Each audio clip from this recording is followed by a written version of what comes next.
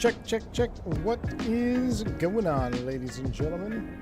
Welcome back to the channel. One medical later, one first class medical, and we're ready to rock and roll. We fooled them for another year, chat. We fooled them for another year. Carrot juice and fasting got us through another medical. No, I'm just kidding. But yeah, I do have my new medical. Feeling good. I celebrated with a little In-N-Out burger on the way home.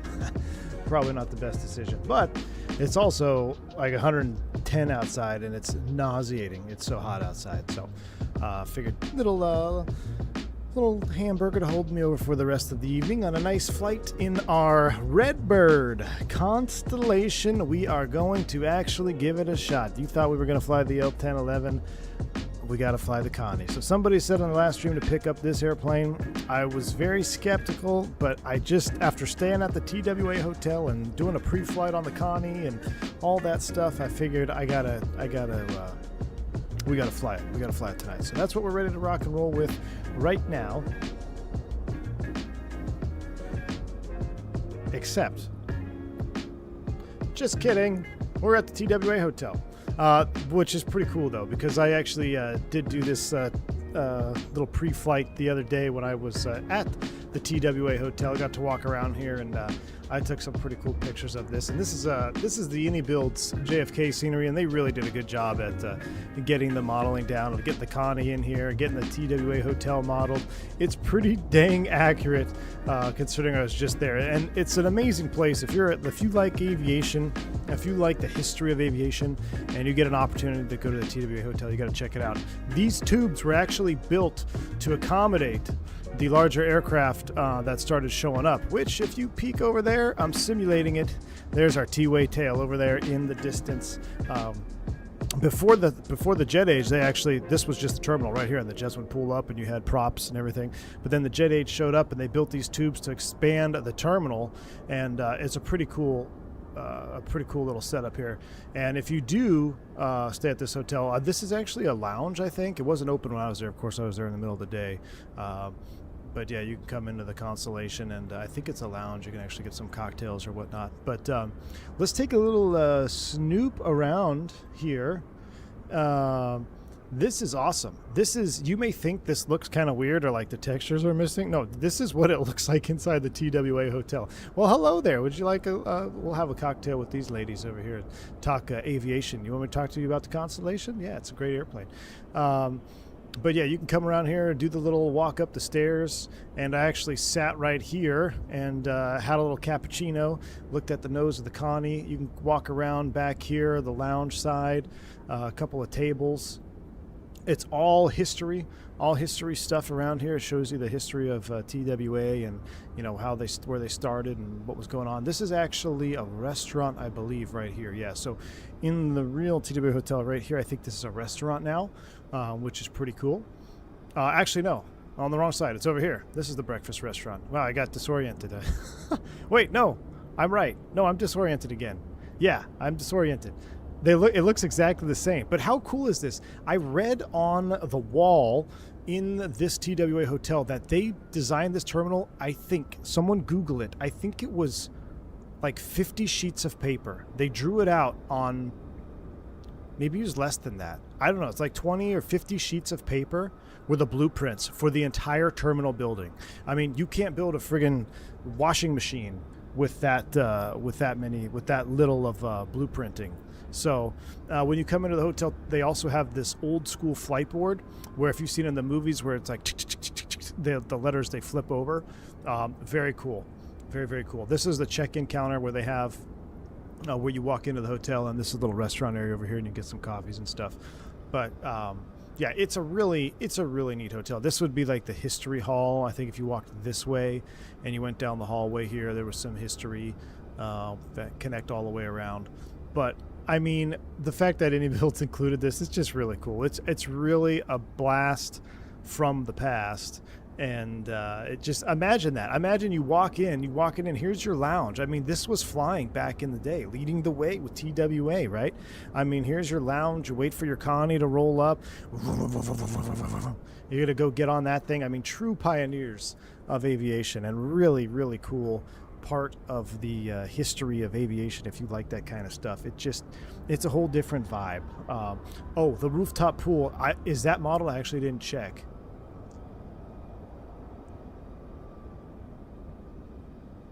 It is. Okay, this is so cool. So this is the wing that I stayed in on my last visit. And you can come up here. This is the hotel, or these are the two hotel wings. So you got this one and that one over there. And I was in this wing right here. And this, guys, I mean, I should have started the stream from right here. Here's the pool. This is exactly what it looks like. It is absolutely epic. So they got the TWA lettering in the pool. They even have a beach ball in here. That's so cool, man.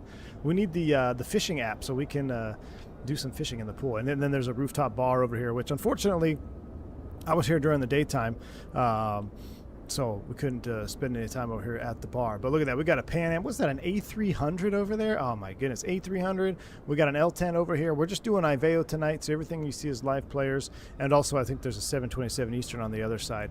This couple, that kind of looks like my brother-in-law, actually. Oh, you know what? No, it actually looks like Turkaren, but taller. Turkaren's not here. We can't troll him, but kind of looks like Turkaren. Anyway, really cool modeling. This is just, it's, I don't know, man. It just sets a vibe, you know? It just sets an absolute vibe, and it's really cool to experience it if you have any interest in that sort of thing with old school aviation. So it is Turkish vodka. Oh, did I just crash my sim? Yeah. Didn't it look like Turk on the roof, man? All right, so I got to reset my drone cam here. I tried to walk over there with my character. There's the Eastern guy over there. I tried to walk over there with old Barry, but it was I couldn't get out of the airport perimeter fence. So here's our L1011. We're getting a quick oil service here on number one. Number one and number two, I think they're just doing some inspections. They got the fan cowls open. We'll make sure they close them up before we go. Doing a little water crossing maintenance prior to heading out down to Saint Martin tonight. So it should be a beautiful flight down to Saint Martin. We've got Green Dot. We're going to watch an L1011 episode with Green Dot tonight. So I am super excited, and I'm just ready. I'm ready to relax, you know? It's always good to get the medical done, just sit back, relax, enjoy the flight. I'm very interested on this Green Dot because I have no idea what we're going to watch tonight. I haven't seen it. I know it's an L1011, and I know it's Delta, and I don't know about it. So we're going to learn together. It'll be a fun one. It's not very often we get to see a Green Dot that I'm not really familiar with. So let's skip the shout out. Thank you all for joining up and hanging out with me this evening. I hope you guys are ready for a fun little flight. Let's rock and roll. Flying was fun back in the day. Damn straight. It was, man. I feel like when I stayed at this hotel, I told my wife, and I got TWA soaps, I got notepads, I got all kinds of like swag. That's the other thing in the hotel. Like the hotel is all old school. The lights, the fixtures. It's an awesome vibe. But when I was at that hotel, I told the wife, I was like, I'm pretty sure I was born in the wrong generation. Like I should have been born in like probably the 60s. And then, you know, been able to fly through the late 70s, 80s, 90s. Could you imagine? Or even if you started flying in the 70s and, like, you know, you flew just anywhere in that time period. The transition from seeing, you know, 4-engine props to 3-engine tri-jets, like, it's just absolutely, that transition happened so fast. And the pilots that got to experience it and fly all the variants are just true pioneers of aviation, man. So with that said, we got an airplane to fire up. Let's whoops, that's not how we do it. There we go. Let's get our L1011 fired up. It has been a hot minute since I have flown the L1011, so let's see if we can't take our time and get through this here together. Let me do this real quick here. No, I think this all saves. Yeah, everything's saved, so everything should be good. All right, let's go to the ground. Those are our maintenance guys out there, so we'll leave that for now. Do we have ground power? We do have ground power. Okay, let's go ahead and get the aircraft fired up. I don't even remember where the battery switch is. It's staring at that DC-10 panel. Now, I believe that noise is coming from the air truck or the GPU. I think it might be the GPU. So we're going to have to get rid of him here pretty soon. But the battery switch is on. And then we're going to latch the external power. With external power latching, Then we can kind of go up top and begin the alignment process. So standby, standby, standby. We'll get those going. Let's get the position light on. Let's get emergency lights, standby power lights, panel lights a little bit. No. There's another important switch over here. Master radios, there we go. I know I did that for a reason. Master radios are coming on. With that said, now we're going to go ahead and get our position today. Get the INS aligning, then we'll do a full overhead flow. So we're going to align from JFK. So put you on pause. Let's go ahead and align you, sir. JFK located. Actually, we got to move you into, yeah. So north 30384. 30384. Insert. And we're west 073.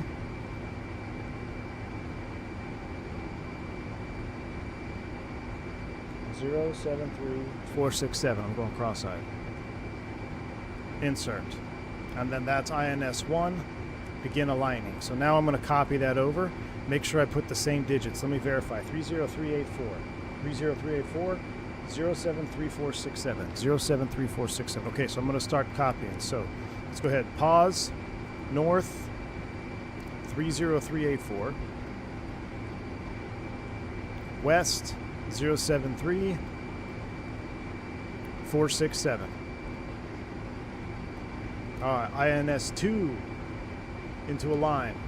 Number 3. Let's put number 3 in by itself so I don't have to, we don't make the mistake just in case. Pause. North 30308. No, we already screwed it up. See, chat, we already screwed it up. My goodness. North 40384. 40384. Insert. You don't like that. What happened? Four 40384.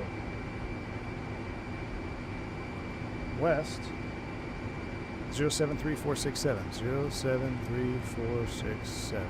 Maybe I hit the hold key. There we go. All right, number 3 into a line. All right, so we've got 1, 2, 3 INS aligned. There we go. We'll check the status of all 3 of those. Excellent, excellent. We'll come back up here. We'll do a magic barrel ref. Head over to the flight engineer panel. And I'll tell you what we're going to do. I want to get rid of that external truck that's out there that's very loud. So let's go ahead and get 1 tank pump on. Let's power the APU. And let's get the APU started first. So let's go ahead and get the APU cooking. And then we're going to get rid of those ground trucks because they are quite loud. Let me see. Maybe that's the air truck. Ah, it's the air conditioning truck. Okay, that's all right. Air conditioning truck. We're starting the APU with the mechanic out there. Hopefully he's aware.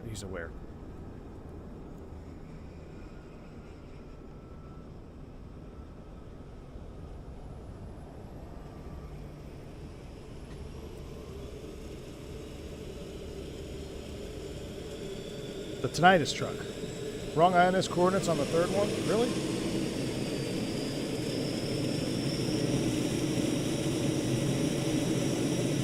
Oh my goodness. Love it, man. I love it. Absolutely love it. So APU is up and running. Someone said I screwed this up. 40384 north. 40384 north. You, sir, are a saboteur. You are a saboteur, sir. We are totally fine. All right, back to the side panel. Since we just got the APU cooking, we'll go ahead and we'll start the chrono. Give it a couple minutes to burn off that fuel. Let's go ahead and run through some checks on the right-hand side. So I'm going to come back to the hydraulic system, but we're going to go ahead and test fire extinguisher, 1, 2, 3, and the APU. Should have tested that prior to. A system, B system should get a bell cutout. Test off. Here we go. Pylon nacelle, A, B across the board. Get no test on the turbine cooling air lights. Interesting. Okay, I thought those used to work. Wheel well fire A and B. Bell extinguishes.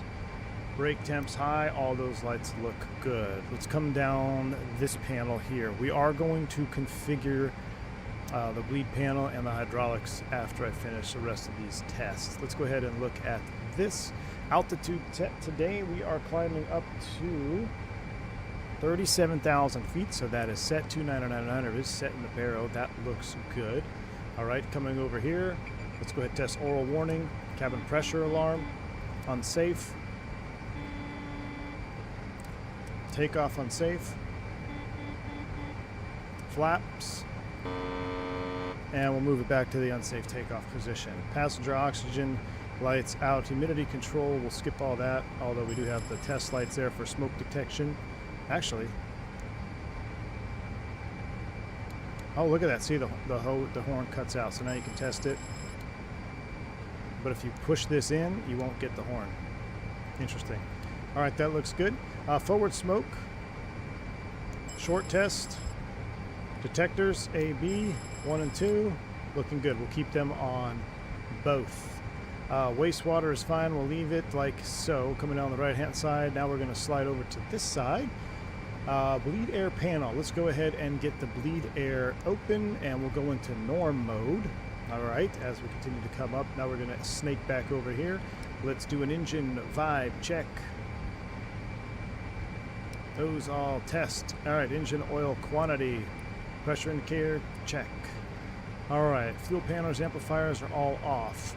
Moving over to the fuel panel, everything is set, pumps off right now. That is normal as can be. We are on galley power. Let's go 1 and 3. We'll power up the 4 and aft galleys. We need to latch the APU generator. And with the APU generator, then we could safely disconnect, but we're not going to disconnect. We'll just stay on. We're going to use the APU for bleed right now. So we got 2 galley powers set. Now we're going to go over to our bleed panel. And we got to configure our bleed panel. So let's go ahead and let's start from isolation open. All right, here we go. Now open these isolation valves. The hot air valves will come on.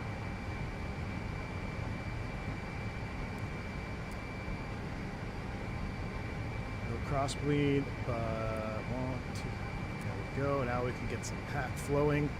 But I believe in normal mode we only get 2 packs, so I think we need to go into high to get all 3 packs, if I'm not mistaken. At least the proper procedure. Where's my EPU? We'll go max bleed pressure. Alright, so we can get everything juiced up. 1, 2, 3 across the board. This is normal, I believe, right here. Alright, over to the hydraulic system. All our fluids look good. We're going to go auto. On the ATM panel, low pressure lights, those are associated. That's normal. Here comes our pressurization on system 2. Oh, no, it's a B&D. B&D's pressurization is coming up. Looking good. Okay, so that panel looks good. Let's come back over here. Magnetic is set. Anti-skid. We'll leave that off for right now. I believe we do that after we taxi out, right? Put the anti-skid after we get out. Position lights are on. Anti-collision is off. Wheel well is off. We'll get the logo light on. We've already done all of these lights. Let's turn these. Where's my other panel lights? There we go. There's what I'm looking for. Get those juiced up as we prepare to go into the evening. We go ahead and get the air data probes on, and we'll get the windshield heats on as well. Okay. We will test the CVR. There it goes. Make sure the needle goes all the way into the green. Excellent. All right, now back down here. We are almost aligned on both of those. Excellent. While we wait for the alignment process, I move you back to the waypoint mode.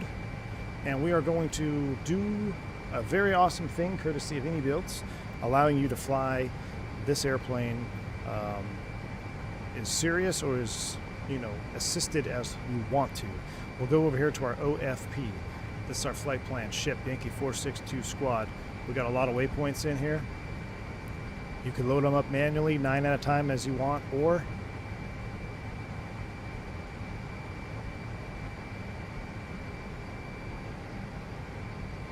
bam, let me reload. Send INS. They're not aligned yet. Maybe that's why. Nope, they're in there. Boom. Imported waypoints. 1 through 9. Now we got to find ourselves on the map here. I think it's because we're not fully aligned yet. It's still finding itself. But here we go. We can see our waypoints. Ship, Spidey, Dodgers, Blue, Dumper, Isle, Squad, all the way out to No Sit. And these are the additional waypoints that are going to be coming in here very soon. The auto batch is already set up. So that looks good. Let's, I'll tell you what, let's go ahead and get this thing loading. Load sheet. I've already imported from SimBrief. So load settings. We're going to do a timed loading. Let's give it 7 minutes, shall we? 7 minutes to load the aircraft. That timer has started. All right, so timer's cooking. We are loading there. Moving over to the takeoff perf, we're going to wait for all that stuff to finish at the very end. So what we can do now is work on our TMS. I'm going to crack my spoiler out of the way here just a little bit. And let's go ahead and start with this setup here. So GMT 2245. What was the time? 2254. 2254. Insert. Pressure, altitude, gross weight. You know what? We gotta wait. Actually, we have to wait for our final weight and balance. So that's gonna stand by. We're almost aligned on there. We're at 6, 8, and 43 there. So we are slowly but surely aligning. I guess we can put our ATC squawk in of 2,000. We're on IVAO. We're on 122.8. Radio check 22.8.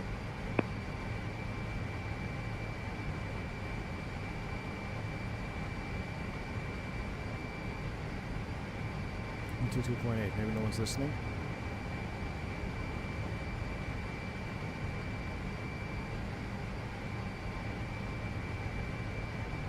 All right, and now let's go ahead and I tell you what we should have done too. Ground sheet.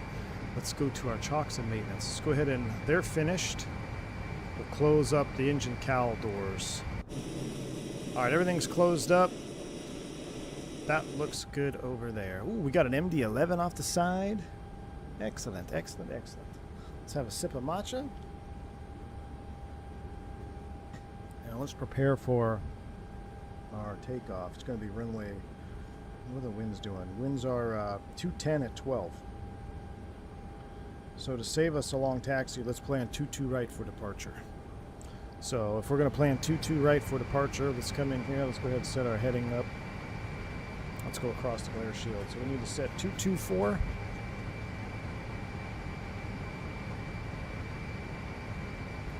All right, 224. We'll bug 250 for now. We must simulate maximum realism. Exactly. Yeah, 30-minute loading time. No, thank you.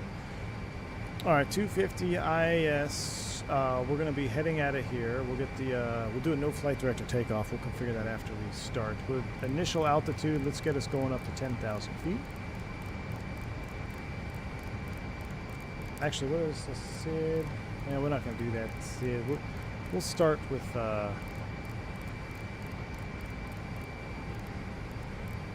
10,000 is always a good intermediate starting altitude. That way we can reconfigure and everything at 10,000 to speed up. All right, we'll set 224 in the course as well.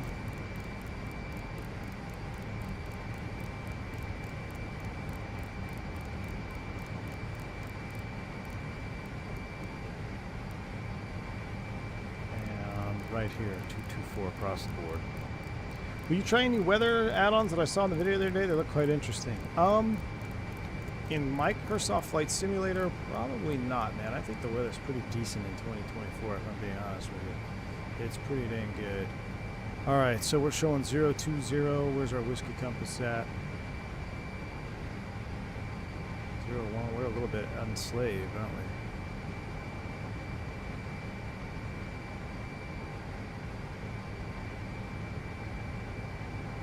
Is there a way to slave that? We're showing 020 there. What's a compass correction card show for north? It's only about 030, 031. We're showing 030. Interesting. I feel like I need to slave that, but are we in? No. Maybe when we get fully aligned, it'll change. We'll see. Right now, we're almost fully aligned. So we're almost fully aligned. Aircraft is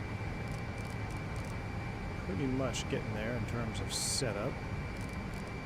Instrument lights, we'll get those on. So, brightness, engine instruments.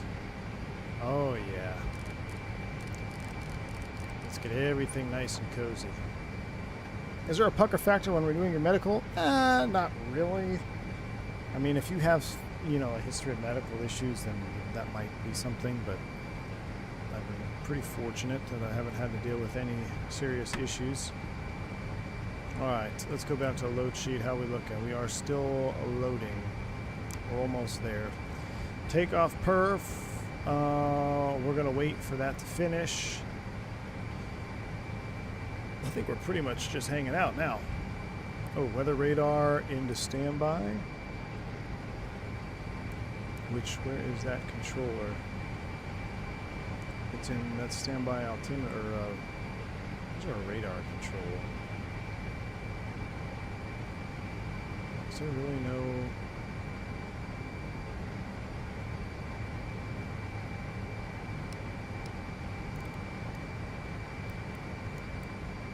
Set it at 50 and leave it there. I'm not sure where the radar control switch is. Alright. Okay, so we're radio here. We'll wait for the INS. We're almost fully aligned. We actually, yeah, we're getting close to fully aligned. Overhead panel has been set. We're getting there. We are getting there. I need to change my not Mobi flight, excuse me. Brunner profile. Alright, that feels good. Alright. Let's go over here and let's go ahead and completely set ourselves up. We gotta leave the tank pumps off. We're still fueling. But the APU is fully on the buses. But I'm not gonna do any bus transfers until we fully align, just for safety. Whose any builds plane is freaking out, moving back and forth? I don't know, but I see a 7.2 over there. Where'd that A300 go? Oh man, I thought the A300 was going to go with us.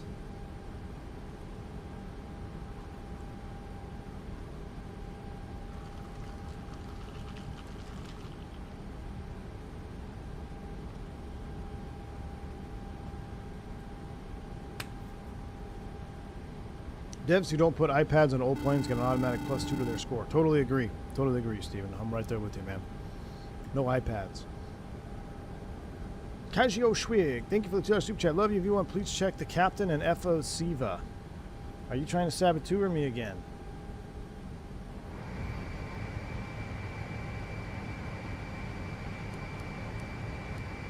.303. Oh, shit.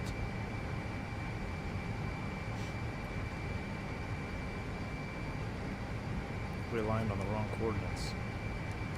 Chat. How do you let us align on the wrong coordinates?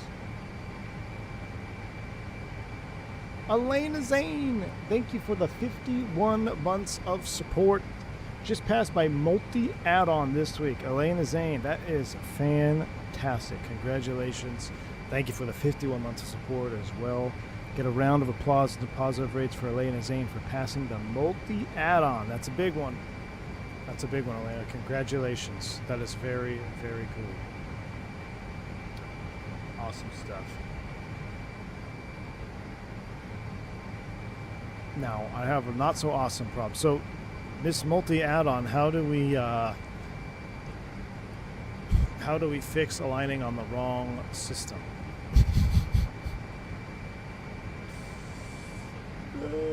What if I reset pause to north 40384?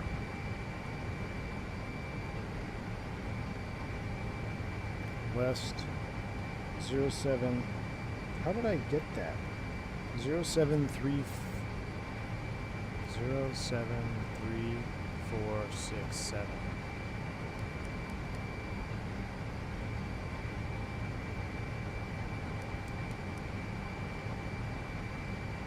4384.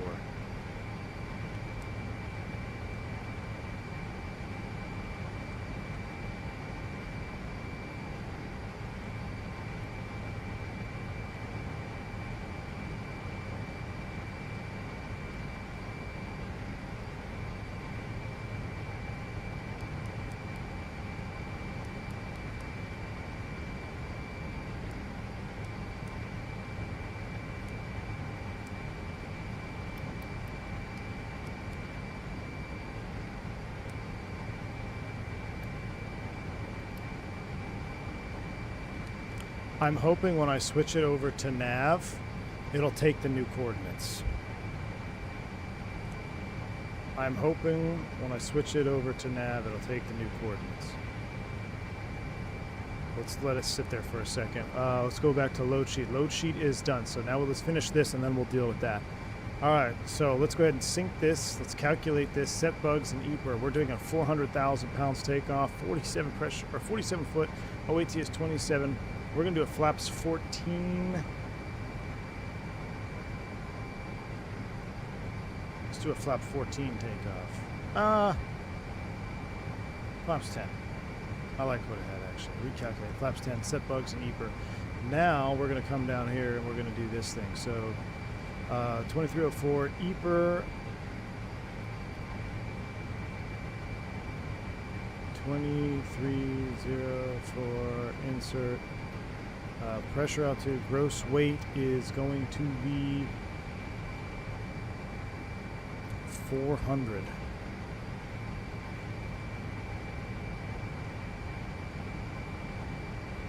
I need to make that 400. Yeah, 400. Insert fuel.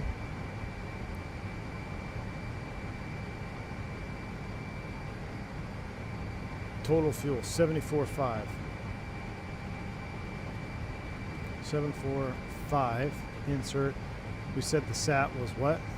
24. All right. Forward. 3-engine cruise. Bottom speed, I want to be at 250 knots. Bottom altitude, I want to be at 10,000. And total route distance, I think it's going to be too far. Yeah, it's 1519. So at 1490, but I don't think it'll take. I think it only goes up to 3 digits. Oh yeah, it won't take it. So we'll have to we'll leave that because we can't set that yet because we're too far out. Cruise optimum, there's all set. Top of climb manual set, that all looks good. 3-engine cruise, no step climb. En route descent is fine. We're gonna have to come back to this because it only goes 999. If we're outside of 1,000 miles, we can't set up our descent. Landing data, we got a long time to worry about that. So that's all set up. Now, let's see what happens. Align nav, align nav, align nav. It's cooked. It's cooked.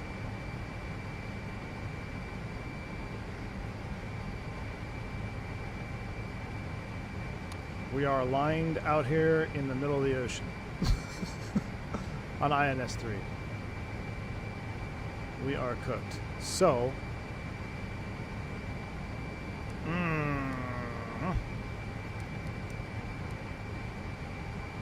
what we're gonna do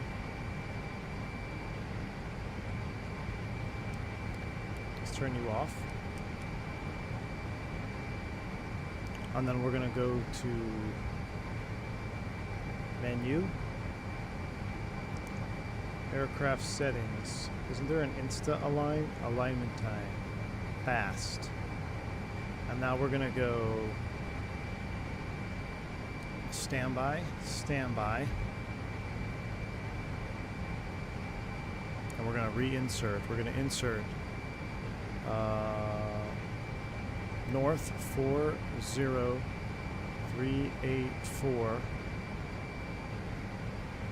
west 0734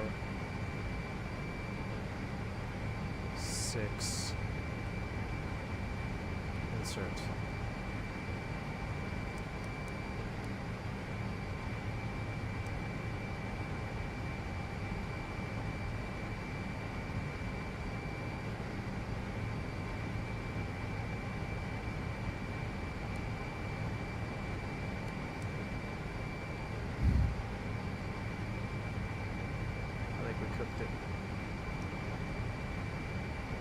Are those even the right coordinates? What am I reading from? 40384 north, 07. Hold on. Let me go to Trusty Sky there.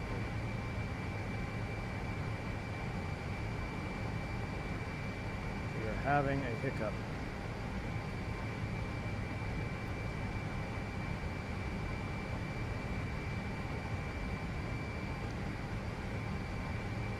Four 038.4 07346.7.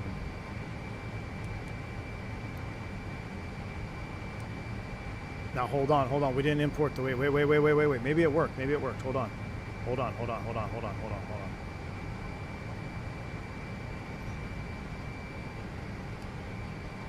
Come on, give me a right distance and time. Waypoint change 01, insert. Yes, it worked. It worked. Our map is, yes, it's working. Chat, we fixed it. All right. We're good.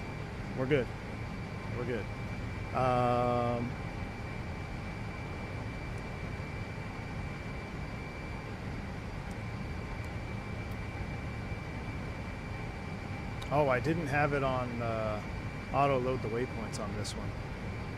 Dang it, I should have put it in remote mode. Let's try it one more time. Remote.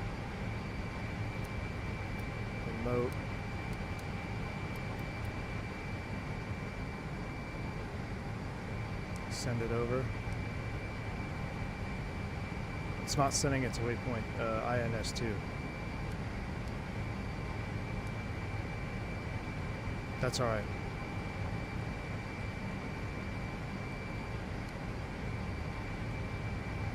That's all right. Screw it.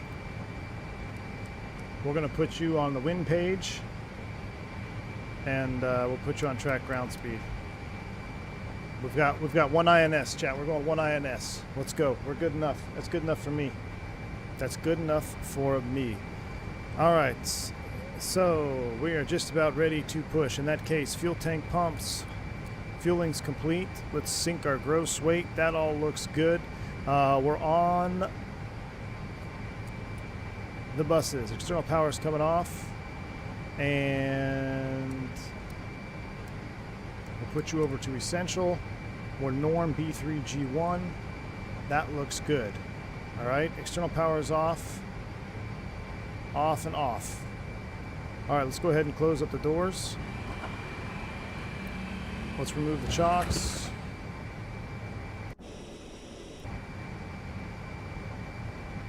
Remove the GPU. Remove the jetway. Kennedy traffic, TWA 357 Gonna be pushing off gate 3, correction Delta 2. Alright, let's go ahead and configure for engine start. We're gonna go crossbleed off on those two. Isolations closed. And we're gonna start number 2 first. Left Alt P, let's go. Let's go also real quick here, let's go INS nav. That looks good. We're going waypoint 01. Desired track is going to be 127. That checks out. All right, that checks out. We're looking good. Grave danger time. Q8 would be a cruise altitude by now. You're killing me, man. You're killing me. Can I get a radio check on 122.8? Is nobody on 122.8? What's going on with that? Why am I not hearing anybody?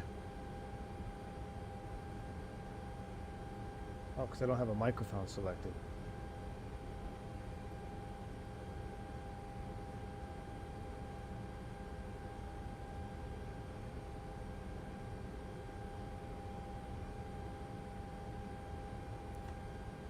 Radio check 22.8 again.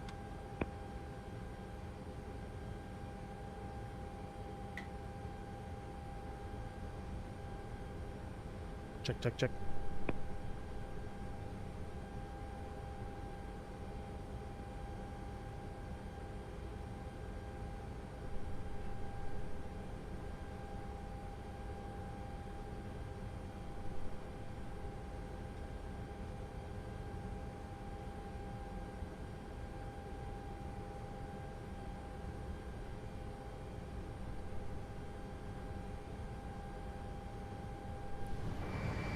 Check, check.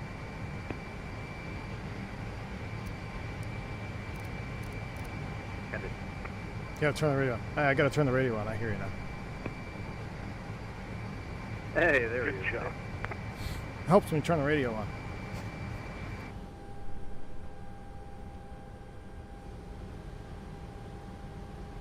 All right, let's go ahead and not waste any time. Let's start engine 2. All right, engine 2.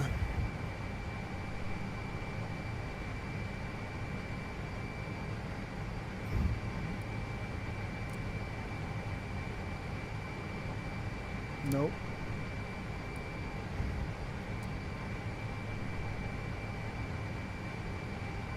Nope. I forget how to start the engines. Oh my gosh. Let's set the brake here. All is done. What am I missing? We're doing starter A.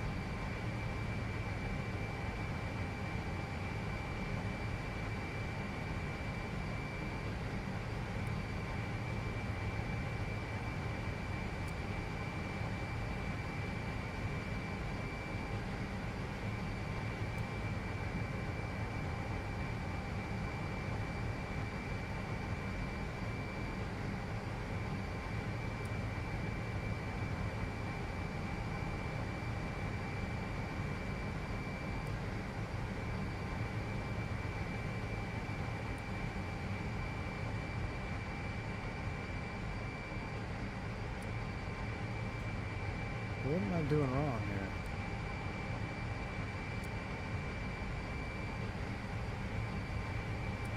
Helps. Nope, that's not right. Is it? No. Not enough bleed pressures. Hold on. Gosh, I don't know. I forget how to fly this stupid airplane. Nope.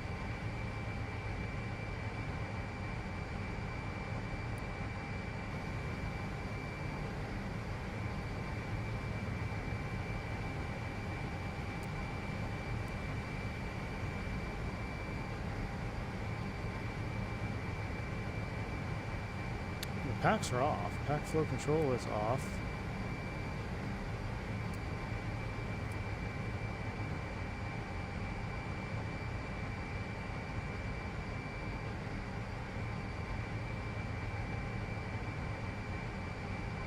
Bleed air is open.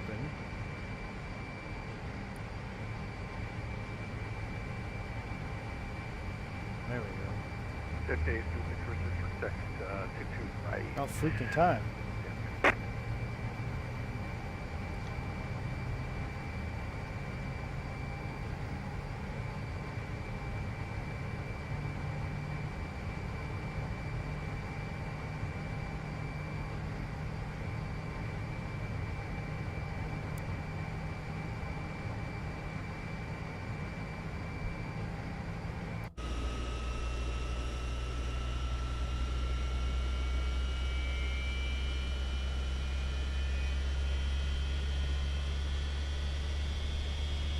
Don't worry, we'll get out, push and pop the clutch.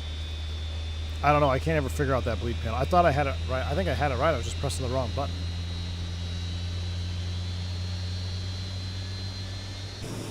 Don't mind the fact that, yeah, we might end up in California.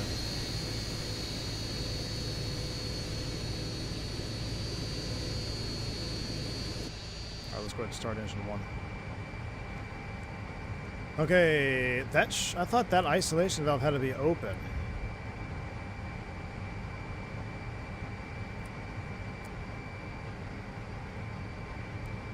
It says isolation valve's closed for start.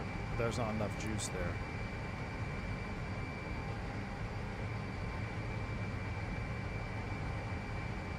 That's going the wrong way. We need to go this way.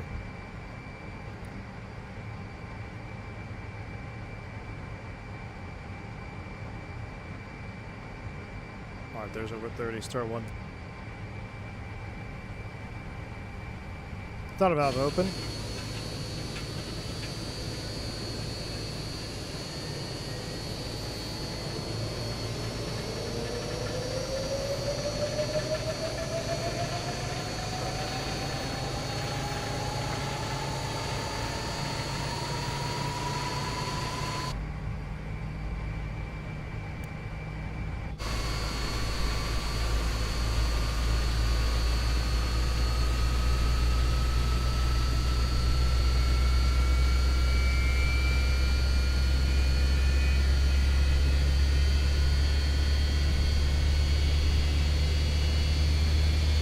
Fresh oil change. Nice and smoky.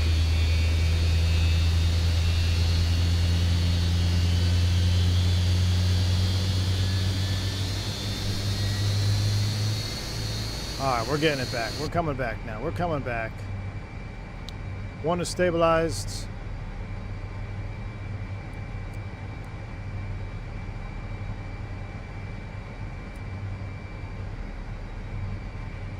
Starting 3. Starter valve open.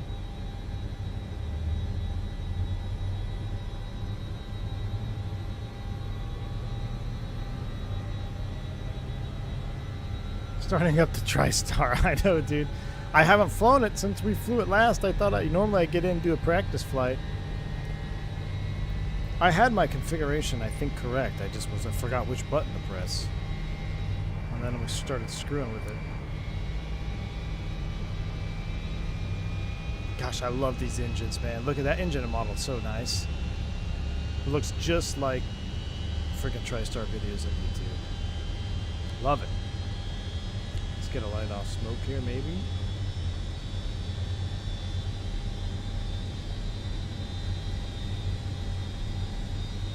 We already missed it. Just got done flying the Delta Widget MD-11 from Tokyo to Atlanta. Heck yeah, man. That's a great one. That's a great livery on this bird. Okay, so boom, boom, boom. 1, 2, 3 across the board. Let's go ahead and get the generators. I can't go. 1, 2, and 3 latched. G3 is 1. We all look good there. Okay, all our fuel tank pumps are on. Let's go ahead and turn the APU bleed off.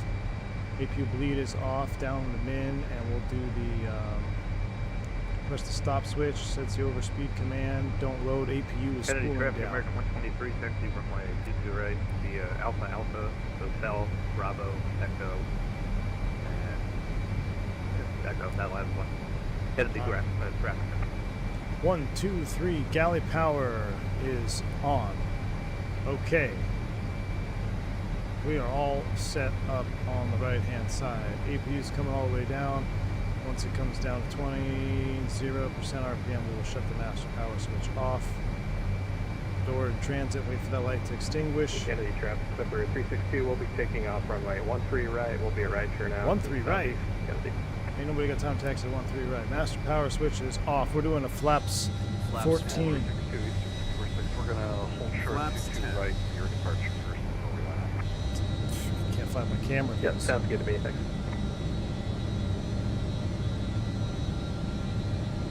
What are you guys showing for winds?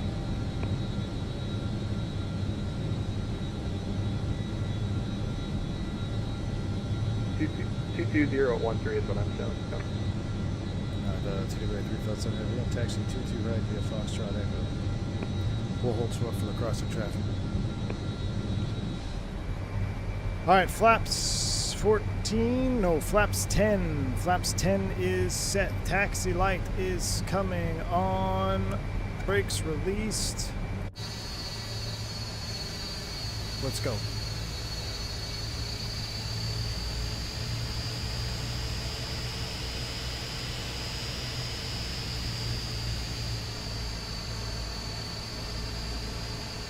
Why are we going backwards?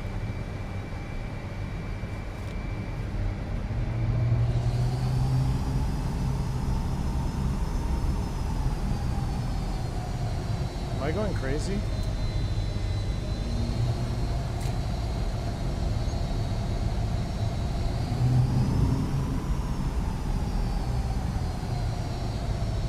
Why are we going backwards?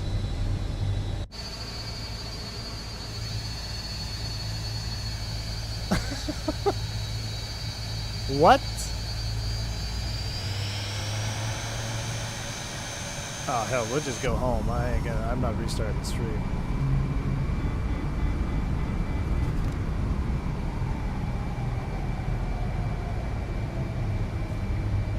We have forward thrust.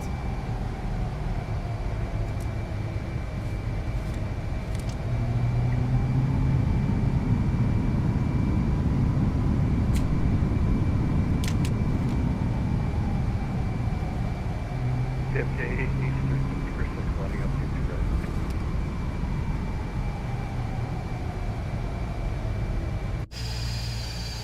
No, it's not a pushback thing.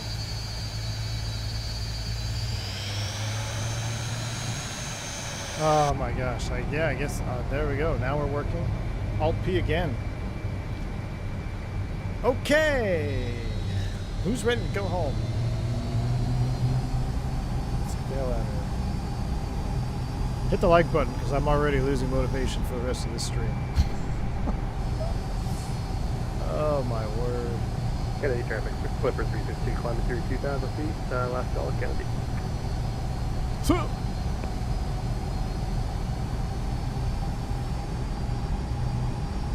Kennedy, Eastern 6 spreading 22 right to the southeast. Hey, driving American 902 heavy pushing back, Charlie E5.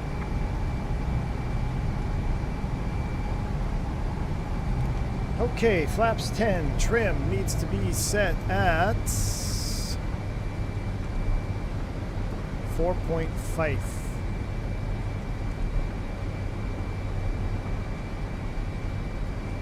4.5 is set. Where's this Eastern 72 at?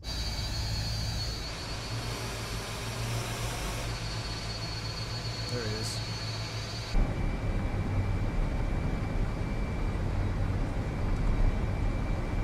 I know I said Fox. We're gonna go Golf. Bravo. So we can see this. We can scare him.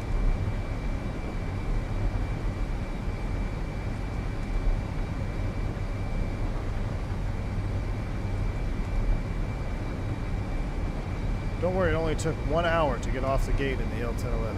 Unacceptable. My goodness. 1 hour to get off the friggin' gate, man.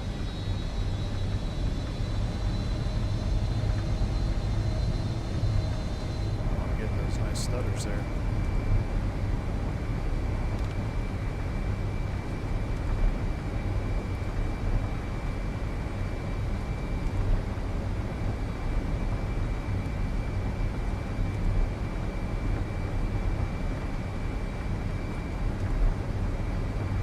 Taxiway, turn off park brakes. That's all set. After start. Good.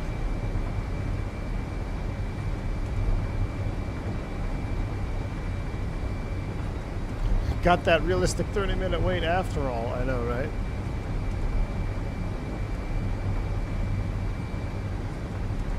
Hit the like button for more TriStar action, Kennedy AJ. traffic, Eastern 6 Force It's a 6, sim. left turn 120. Sim update 6 sucks, dude. Sim update 6 is the worst update. It's terrible. I never had stutters in 5. 5 was beautiful. I think X-Plane 12 is a good DC-10 mod. Nah, dude, I'm tired of looking at ants and washed out. X-Plane 12 is good. At sunset and sunrise. Midday X-Plane 12 still is terrible. It's antiquated. You can see the assets are really outdated at daytime. But at night, sunset, it looks amazing. I mean, we are going over the water. We could fly X-Plane 12 for this particular flight.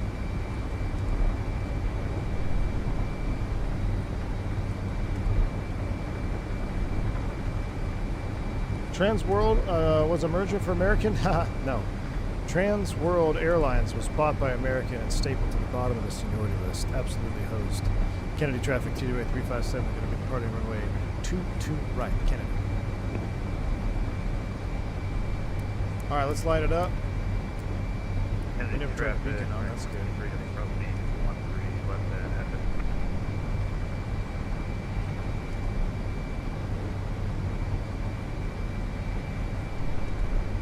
Alright, heading 224 off the ground. We'll INS it up and proceed to our first fix of ship for 1,000 feet. Are you ready?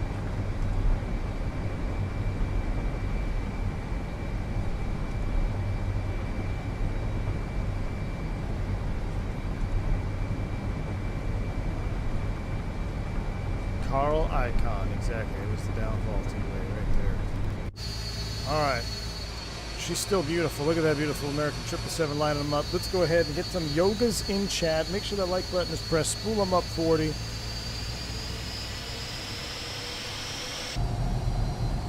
Here we go. Yoga.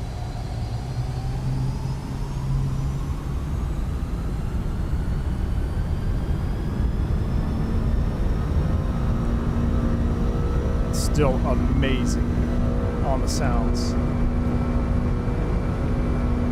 1.64 set takeoff thrust forward.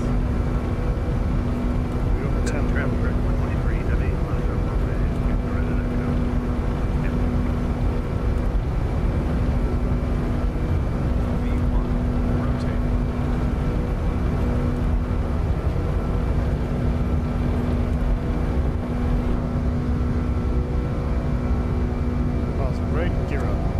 fly with. I don't like them at computers doing weird things to me.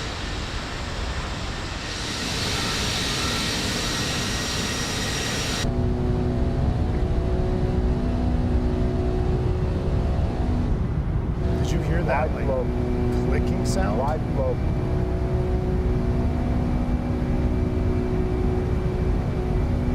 There's acceleration.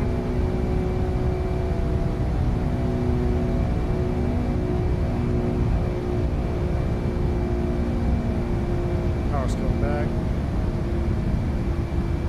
1.49.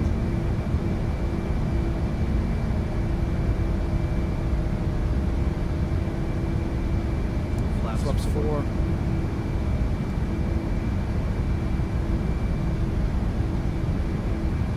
Kenny Curving, American in 902, heavy taxi, runway 22. We need to turn it left. 120. Kennedy traffic. Nope, 123 heavy, rolling, runway, right, left, correct direction.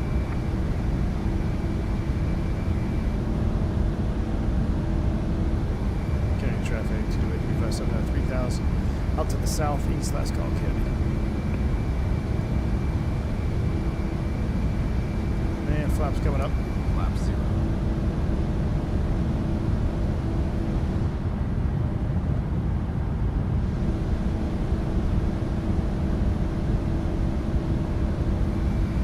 Make the turn out to the south. Hopefully there's no Navy cruise ships out here.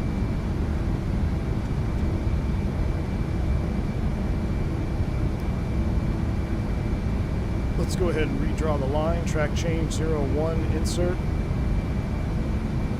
114. There comes 250 knots.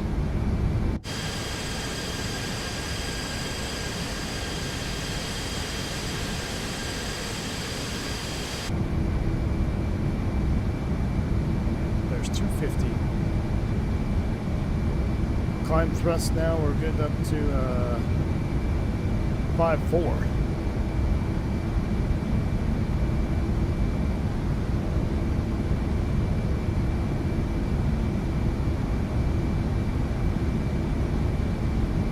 Climb thrust is set.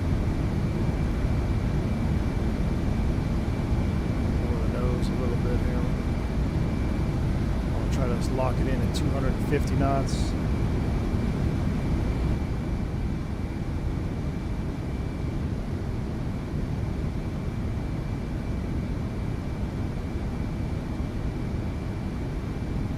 All right, up and after. So gear is up, flaps are up. I keep hitting the wrong button. I'm going to find the 707 and have the wrong bindings.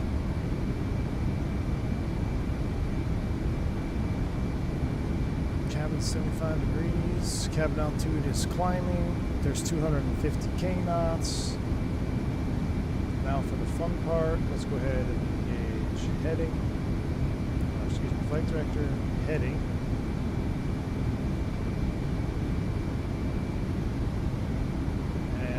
Target a vertical speed of 1800 and throw you on.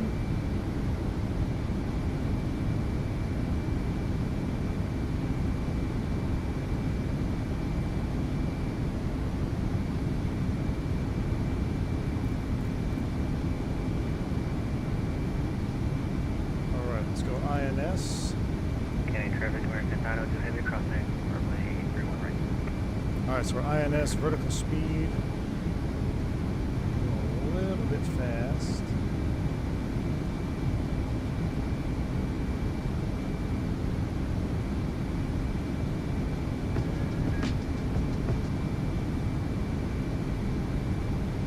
Approaching 10,000, we're going to zip right through that. Let's go ahead and climb 350.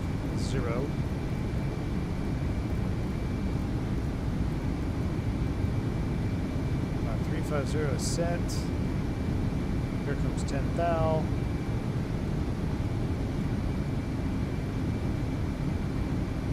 Let's lower the nose. 1,500 feet a minute. We're looking for max EPR now 5.7.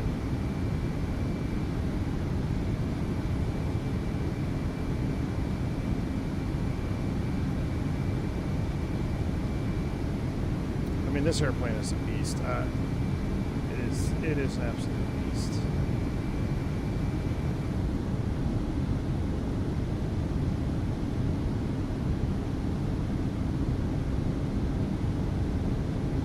Look at that view of upstate New York off the wing. My goodness. Okay, traffic, American 902 heavy, lining up and departing runway 22 right to the Sounds like we got ourselves a little bit of a conga line going on.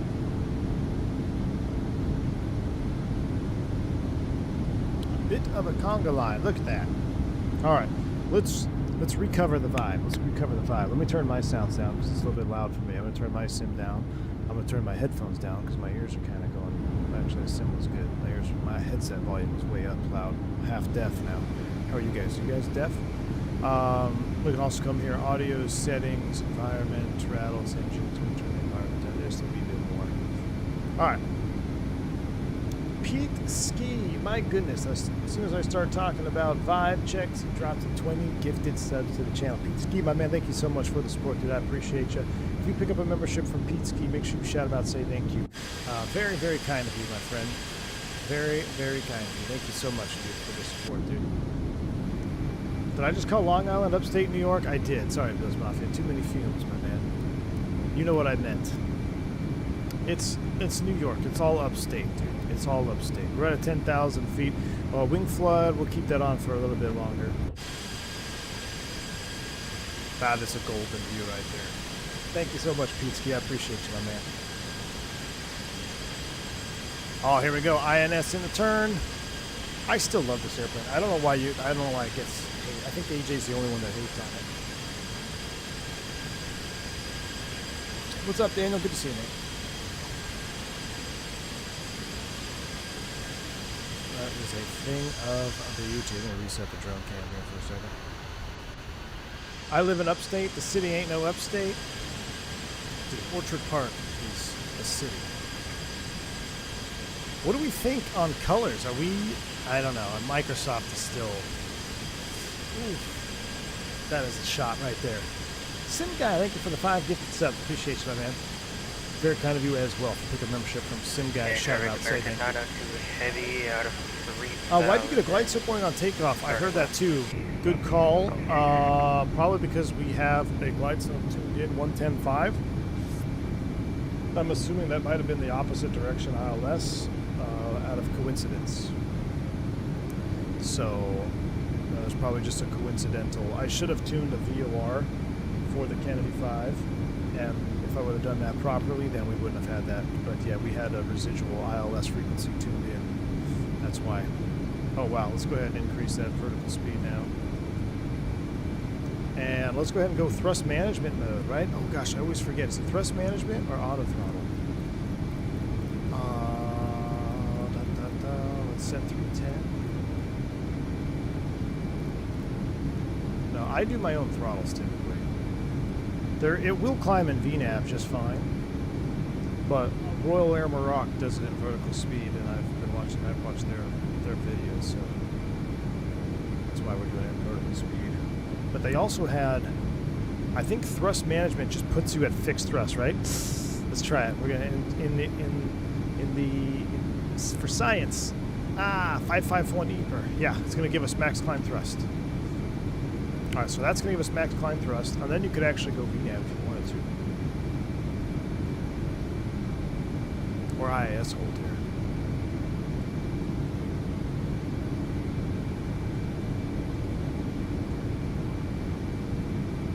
We'll just lock it in at 2,000, just like Royal Air Maroc. Getting ready to go through transition standards. 2992 set across the board. Wing lights are off. And we are out of here. Man, I really hope, I know I&I is working on some upcoming expansion for this, right? I really want them to do the long version, the 100, but I think it depends on how the next upcoming situation is. What is coming up, like a tanker version? What do airline pilots do about head colds? I read an ex-post, airline pilots tend to get a lot of head colds, and it's past 8 pounds cold. Yeah, it sucks, man. Try not to fly with the cold if you can. We all do it. I use Afrin if I need to. But it can be serious, man. I ruptured an eardrum flying with a cold when I was flying freight. Basically, back in the slave driving days when I was flying cargo, calling out sick wasn't really a thing. It was non-punitive, but it was non-punitive-ish. So I flew with a cold, and I got stuck. I was descending into Pampa, Texas. I was stuck at like 8,000 feet. Anytime I tried to get below, anytime I started to descent, I couldn't. I actually was up at 11, and then I got down to 8 or 9,000. I can't remember, and I just couldn't do it anymore. The pressure was just so bad. So I held for a little while, trying to clear my ear with the Valsalva maneuver and everything, and I just couldn't do it. And it got to a point where, I mean, I needed to friggin' just get over it, get over the pain and descend. Because I didn't have the fuel to just be sitting around up there circling. Plus, I'm wasting engine time and all that. So I descended on down, ruptured my right eardrum. It was never the same after that. Why don't I climb in IAS mode? Because with my Brunner, this airplane doesn't play nice. It doesn't play nice with the Brunner. It's the only airplane of all the Builds airplanes that I wanted them to get the autopilot right. It's the only one that for some reason it doesn't work with my Brunner very well. I have to like disconnect my Brunner, and if I put it in IAS mode, it starts chasing itself.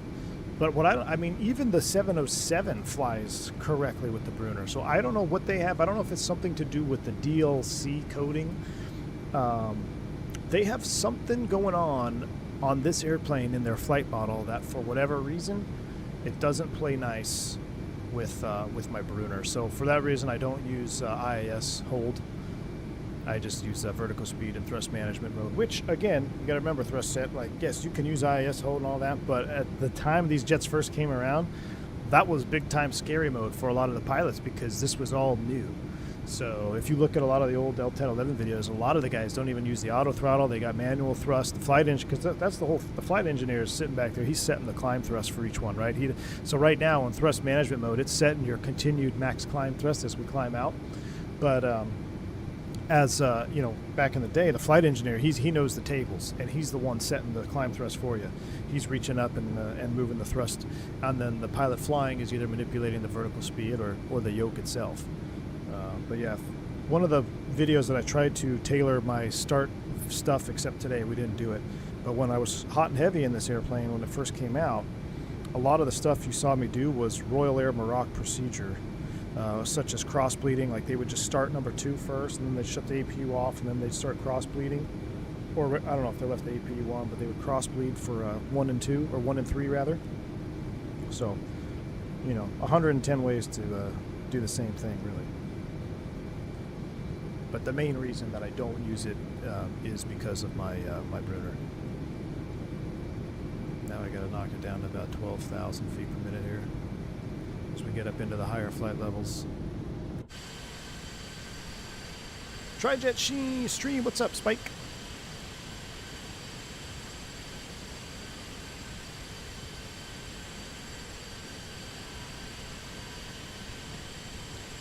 Sorry, chewing my ice.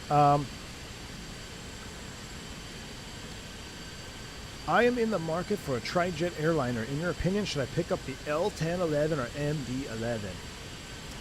Ah, man. That is a great question.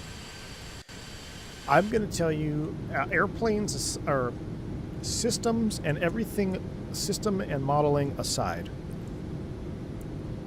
It's 2 different types of flying. What type of flying do you want to do? Do you want to fly a modern tube liner with glass and an FMS, or do you want to fly something old school that allows you to also fly the new school stuff? Having the waypoint import onto the INS it's almost as easy as having an FMS. You can get as manual or as automatic as you want with this system. With 2 clicks, you can load up an entire SimBrief flight plan and have it auto sequence for you. If you don't want that, you can load up all 9 waypoints on your own and then continue to load waypoints 9 at a time. You can use the center map display or not. It's up to you. You can pull this out. This is an option. So you can fly this like an MD-11 on MD-11 routes. The MD-11, you're basically getting new school and you're flying new school. That's really all you're going to do out of it. Now, with that said, oh, look at this. That is cool. Who's that up there? Is that 777? That 777 smoked us. How'd the 777 smoke us? That's because we're messing around in the vertical speed mode. He's in an optimized climb profile. With that said, when you start getting into the systems, the rotate is going to be more deeply simulated under the hood. But here's the thing. I say that as a caveat. Not as a bad thing, because it's good that there's a lot simulated in the MD-11. The thing is, the MD-11 is also very automatic. So if you don't know what you're looking for, you really, I should say, it's harder to appreciate what is actually simulated, right? Because if you don't know certain logics of the packs and certain logic of the bleeds and hydraulic configuration and flow, that's all modeled. But if you don't know what you're looking for, it's harder to appreciate that. Maybe that's you, maybe it's not. The L1011, all your A to B flying stuff is modeled. Hydraulics, bleeds, fuel burn, all that stuff. Matter of fact, I didn't set my fuel burn properly. We need to open these up. Crossfeed's open, and we need to we got to burn from the centers, right? Oh no, don't do that. Don't flame out. Don't flame out. Don't flame out. We just flamed it out. Come back, come back, come back, come back, come back, come back, come back, come back.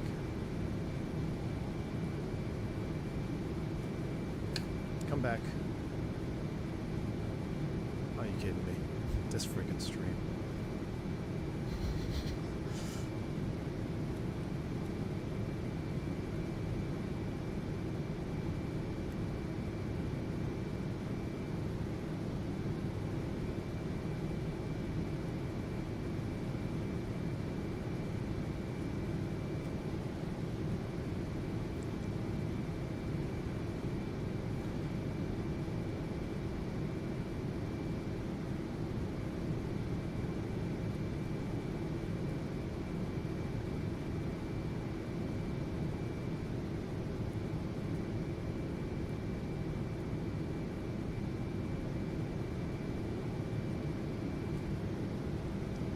trying to remember how they configure the crossfeed for engine 1.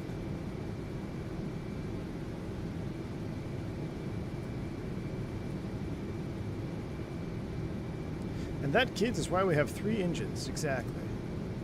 Our cabin is going to go wild now. I should be able to take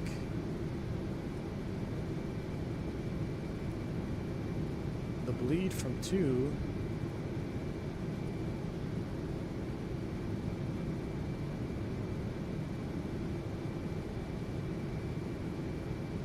I should be able to windmill start it, but I don't think it is going to allow me to. I'm going to shallow this out. We're going to stall it. Come on, man.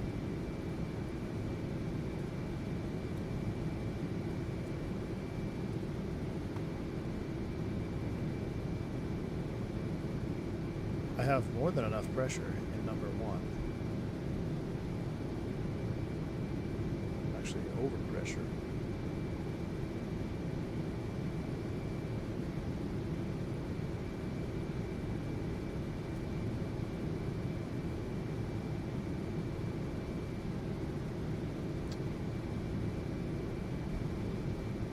I'm done. I hate this stream.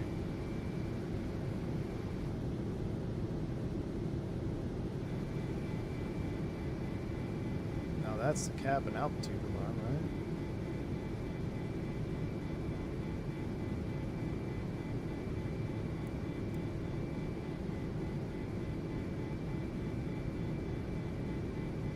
Wait, why are my throttles not working? Oh, because thrust management mode's on, that's why.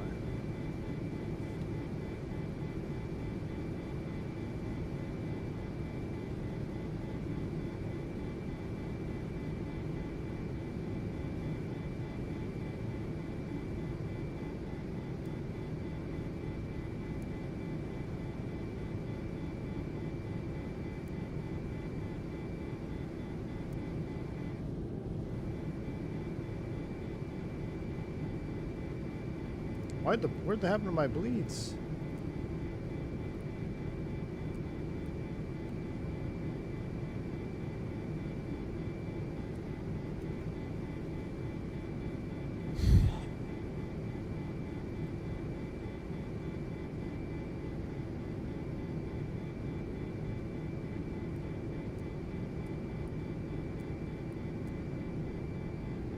Where'd all my bleeds go?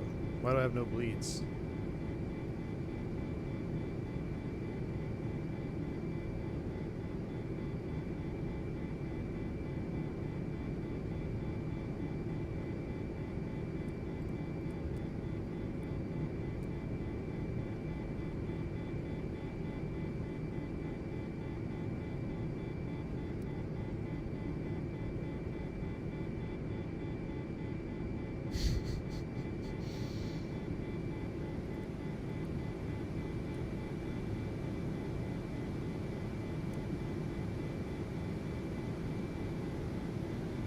No, they didn't WASM. Now they're back. I mean, do I really have to start the APU and do a friggin' APU start on this thing?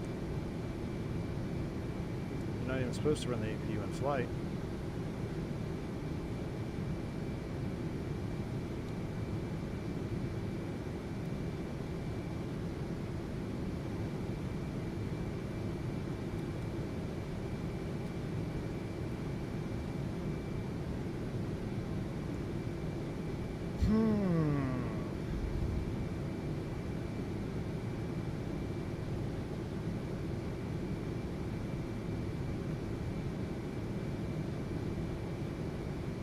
Low fuel pressure.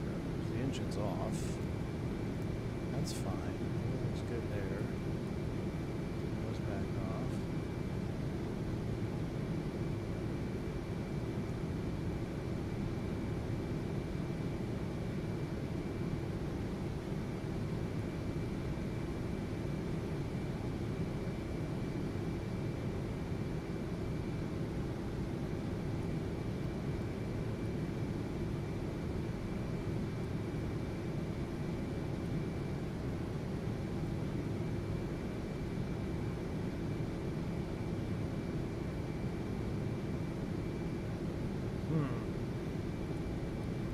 Yeah, I'm done.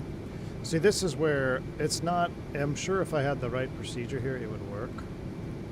But I don't have the right procedure. And I need to actually have the right procedure to get it relit.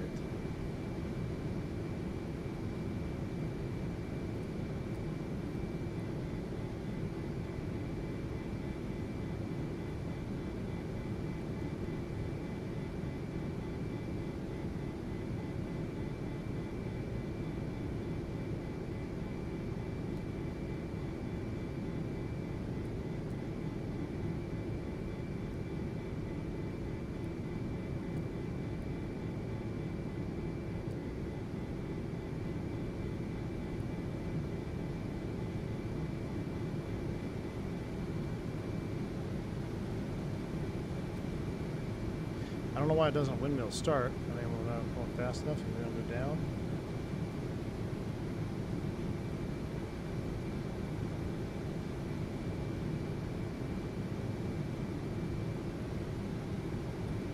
Just give me a regular APU start.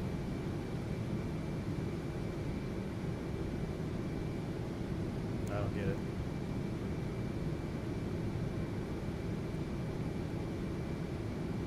I don't get it.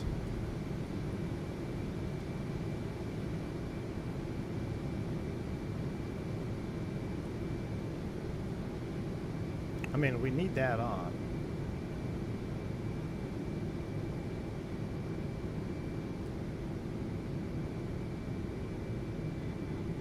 I don't think I've ever been able to relight an engine in the air on this bird. Really? Why would it not relight?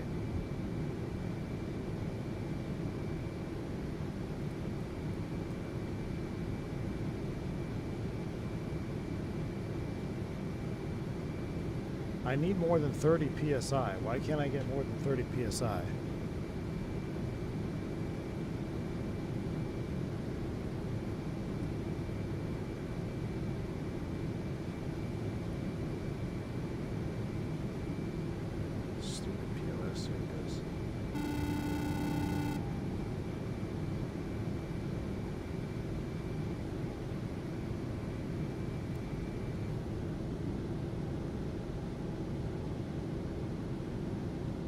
And this is why you don't mess around with your fuel panel, kids.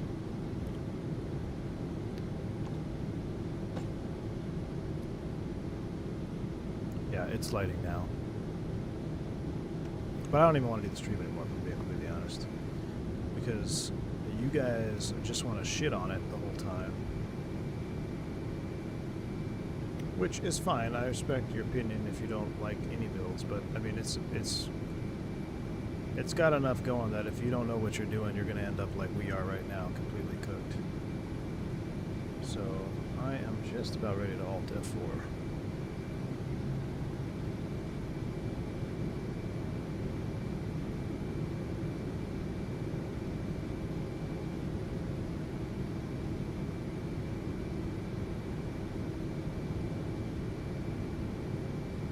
Ah. She's back.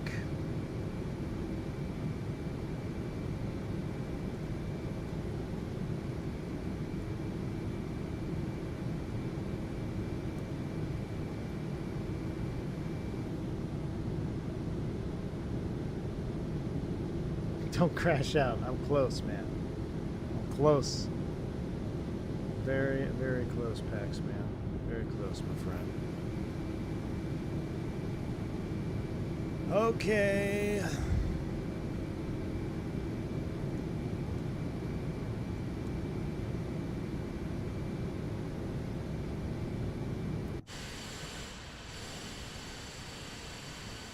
She's a beautiful bird, though.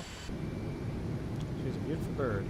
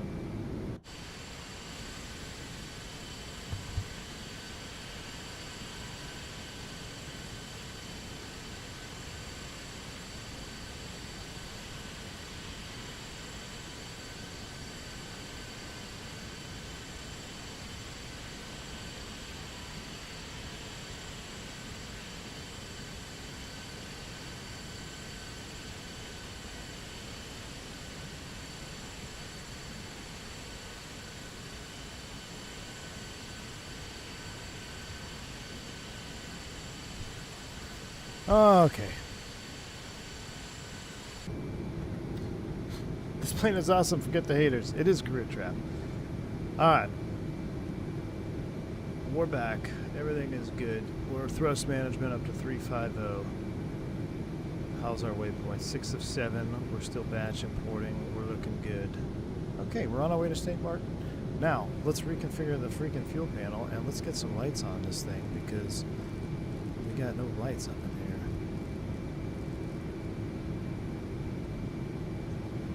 There we go, a cozy little flight engineer station. Alright, so we need to burn from the centers, so we need to turn these on and we need to turn these off so we can start burning down from tank 1A and 3, or 1 and 3. We're going to burn those suckers down. Chose a long flight. Well, it's not that long because we were going to break down green dot on this. Maybe that'll make me feel better. Maybe if we watch our green dot, I'll feel better. Let's just get to 350 and start green dot. I am one comment away from crashing out. Why is it still descending? Please tell me we're not descending. We're not. We're climbing out. We're doing friggin' 8.5 Mach at 31,000 feet here. Let's go ahead and pick it up a little bit. Let's watch green dot, says Jeremy. I know. Well, I'm curious what the L1011 happened on the green dot video. I think it's some type of control issue or something, right? I'm trailing behind on a Globemaster. If any builds release the 350 in a better state, the majority of the haters will not exist. Well, here's the thing, Marcus. I don't disagree with the haters for the A350 because I have seen the damage the 350 has caused with WASMs. I fully, I don't want to say I support the haters because I don't support hate, but I understand the frustrations with the 350 because I believe that airplane was one of the worst releases because it was such a huge it was such a big deal. Everyone wants the 350, right? But I think what caused a lot of problems is they got stuck developing the airplane for 2 sims. They tried to make it work for 2 different simulators. They got caught up in some development issues that caused some instability with WASMs. I've even had WASMs on the 350. Well, actually, I had one. But I've seen it all. I see it all the time at Discord. Now, with that said, the other planes that come out, the A340, A340-600, fantastic airplanes for mini builds. I haven't had a WASM crash or any issues with that plane ever. It flies great. It sounds great. The L1011, I think, is any build's best released. It released in the best state out there. Even the 340, when it first released, it was a little heavier on perf. There were some bugs that were pretty glaring on it, but they fixed them up right away. The L10, people want to hate on it because they don't know what they're talking about. There's actually a decent amount of stuff. Like if you want to fly this properly, you can fly it properly, and you kind of need to know how to fly it properly because if you don't, you're going to end up, finger fiddling the bleed panel there trying to get an engine to relight because you don't know what you're doing. It's because it's not just going to start the engine on you like something that's not simulated as nicely. But so that's where I'm at. I mean, people want to hate on the L1011 because of what they've seen with the 350. But I'm telling you, man, the L1011 is a great airplane. That back reverse thrust thing that we had on the ground, that was a sim issue. I never disconnected the alt P tug, so that's not any build's problem at all. I've never had a WASM crash in this airplane. I've never had any type of issue in this airplane that's any build's fault ever. Never, not once. I also think it's one of their better sound packs that the Echo 19 has put on. Like Echo 19, he's done a lot of different things, and he's got some good stuff, and he's got some stuff that early on, I think with anybody, right? You do early sound packs, and you live and you learn, you get better at what you do. But I think this, by far, is his best sound pack. I think it really captures the roar, the takeoff roar that you get, and for an airplane that is not in existence anymore, not flying anymore, except I think the NASA one, there's one left.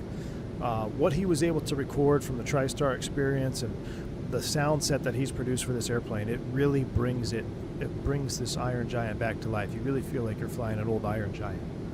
So for that reason alone, I think the AnyBuild L1011 deserves the praise, and when people like me screw up the stream on it, it just fuels it, it's just fuel for more people to throw shade on it because they don't know what they're doing. I'm fully taking responsibility for that engine shutdown. I mean, you shut the fuel off to an engine, and now I'm trying to freaking get the bleed configured. I left the stupid pack switch on.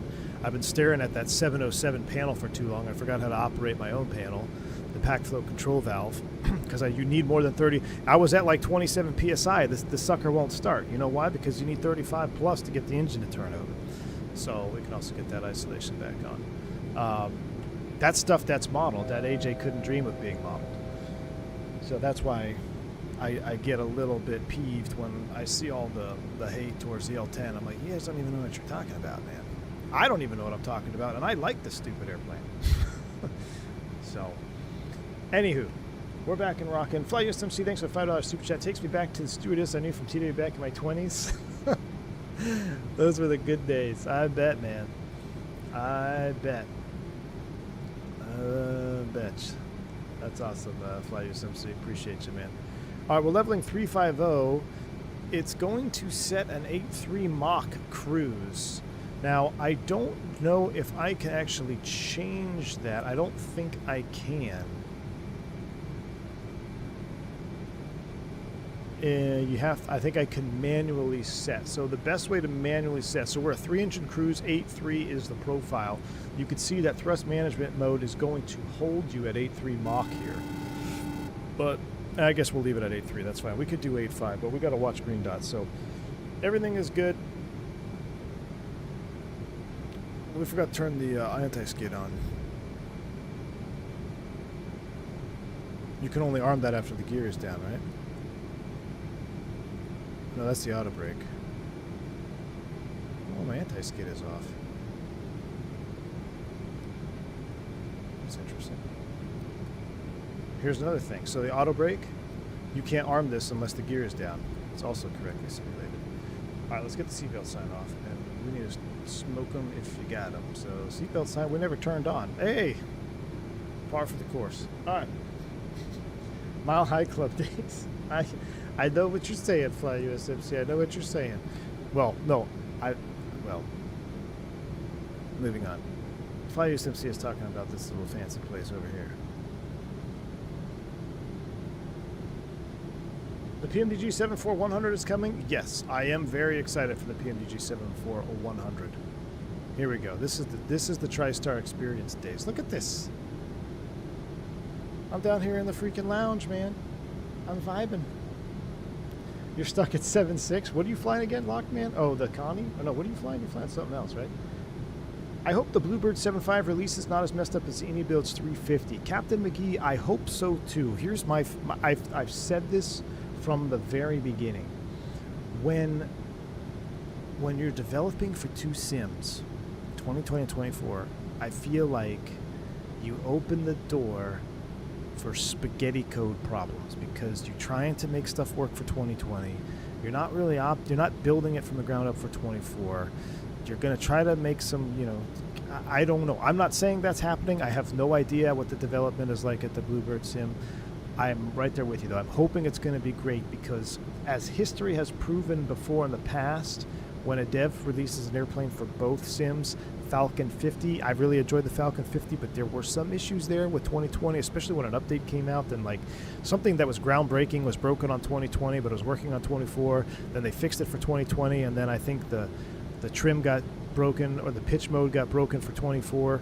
It's tough to juggle both sims, right? So I'm hoping you're right, though. I hope Bluebird, I mean, if anybody can do it, I'm sure Bluebird is going to be able to nail it, and we won't have stability issues with the 7.5. But if I were to have one reservation at all, that's my only reservation about the upcoming Bluebird 7.5, is that I wish, 2 years ago when 2024 got announced, that they just abandoned their 2020 development because, they know it's going to take 3-4 years to get the thing developed, that should just go all in on one sim. But I digress. Checking in to say thanks to the channel membership. John Franco, thanks for stopping by, man. Appreciate you. Jeff L, thank you for the support. There's so many great planes compared to the Microsoft early days. There is, dude. There is. And this year has been an epic year for, look how nice the lighting is in here. Has been an epic year for retro stuff. If you've liked retro aircraft, the L1011. Look at that wing shot. L1011. We got a 707 out of nowhere. PNDG 74 Classic is coming out. We got the Fokker F70 F100. I mean, so if you like the classic aircraft and classic flying, this is our year, man. Yeah, that's the beacon reflecting off of the wing. The dual rotating beacons. The dual beacon up top. That's cool. All right, who's ready to watch some Green Dot? By the way, there was an update for Falcon, so jet card soon. Yes, there was an update for the Falcon 50. I was going to fly that soon, actually. And all the biz jets. There's a ton of biz jets, dude. Not a hater, but I wish any dudes would nail the boogie animation on the 340-300 and the Tristar Puny Gem with the 777. I'm not even sure what the bogey animation is supposed to look like on the Tristar, so remind me when we land. I'll take a look at it. Maybe it's something we can hit them up and they can patch in the future. Who knows? All right. Anyway, there should be an update for the X as well. Dandrini, when that update drops, you're absolutely right. I'm very much looking forward to that update because that's going to bring a whole bunch of new stuff, and that's really going to revise Jet Card. The reason I haven't been on Jet Card, not because the airplanes haven't been updated, is because we got so many pilots. We outgrew the Jet Card platform, and it got bugged out. I can't see the roster. I can't see who's got what jet. So they're working on an update for the next update to clear that, to increase the limits. But we had over 250 pilots. That was causing some issues. But there's Turks. He says, I, for one, want more sterile Boeing iPad 2-liner cockpits with 15 screens all showing the same thing. I sense a little bit of sarcasm in that. But that's the other thing. Like, there is something for everyone. If you want that, you've got the 220, which, listen, I think it's a cool airplane for the sim, for you guys. I'm just not excited about flying screens on screens on screens. To me, when's the last time your 220, well, I shouldn't say the 220. When's the last time your, super modern airplane frustrated you so much because you couldn't figure out how to configure the bleed panel? Not going to happen on an Airbus because guess what? It's automatic. I love gauges and tapes, man. Gauges and tapes. All right. We don't have a whole lot of time. Let's see. Did we get our second batch of waypoints in? We're going, not yet. All right. So we're locked in. I think it's time to set up our Green Dot. Our fuel is 20,000. We need to burn, 10,000 pounds to equal it out. So what are we doing? Let's do a little mathematicas here. We're doing 1,200. What? 12,000? We're doing 12,000 pounds an hour. Okay, just about. So someone set a timer for... Someone set a timer for 30 minutes from right now, so we come back and check it. We're not going to be down 10,000, but just set a timer for 30 minutes to remind me to come back and check it.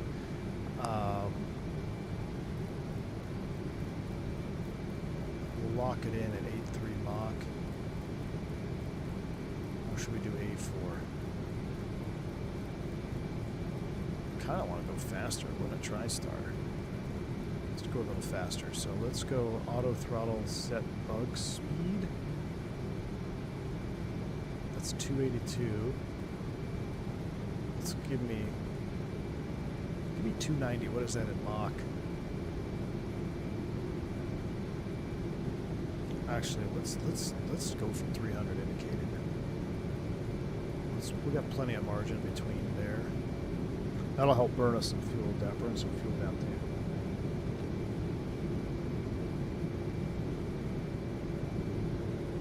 There we go, 8.5 Mach. Look at that, in the 612, 18,000 pounds plus an hour. We're almost burning 20,000 pounds of gas per hour.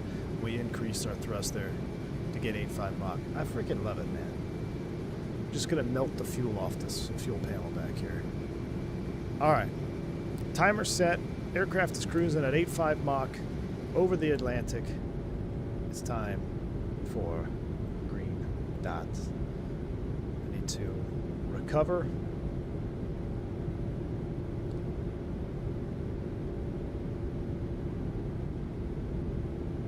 I do apologize for almost crashing out. I was getting very frustrated there. Very frustrated. I normally can keep it contained, but anytime I do an L1011 stream, I deal with enough heat from you guys in the comments. So then when the airplane is doing stuff I don't want it to do, it just becomes overwhelming. So let's relax. Sit back, relax, enjoy the in-flight entertainment. Mr. R88, thank you for the $5 super chat. Please don't abandon this plane for the sake of viewership. I'm not going to, Mr. 88, but I have a feeling more L1011 content will all have to be pre-recorded content. I think it'll have to be pre-recorded. 8.5 is cruising compared to today's slow burst. Oh, at FlightSMC, absolutely, man. All the narrow bodies are doing, 7.9 max, maybe 8.0 in smooth air.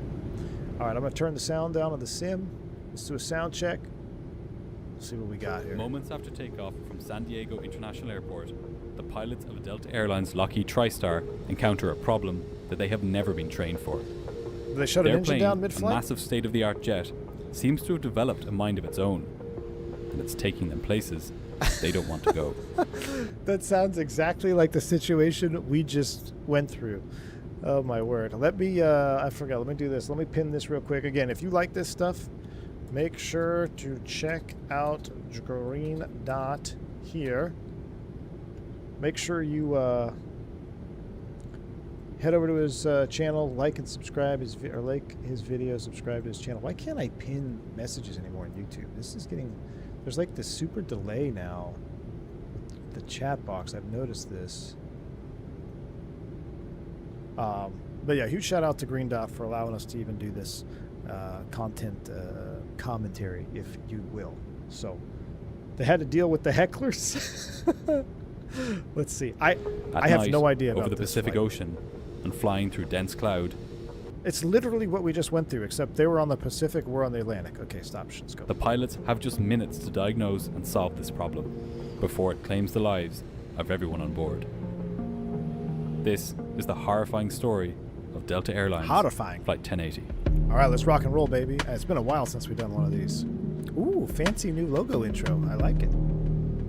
I like it. Audio good? It was just before midnight on April 12th, 1977, at San Diego International Airport. Ooh, A San shiny new Diego. Delta Airlines Lockheed L1011 was being prepared for an overnight journey to Atlanta, Georgia, with stopovers in Los Angeles, Dallas, and New Orleans.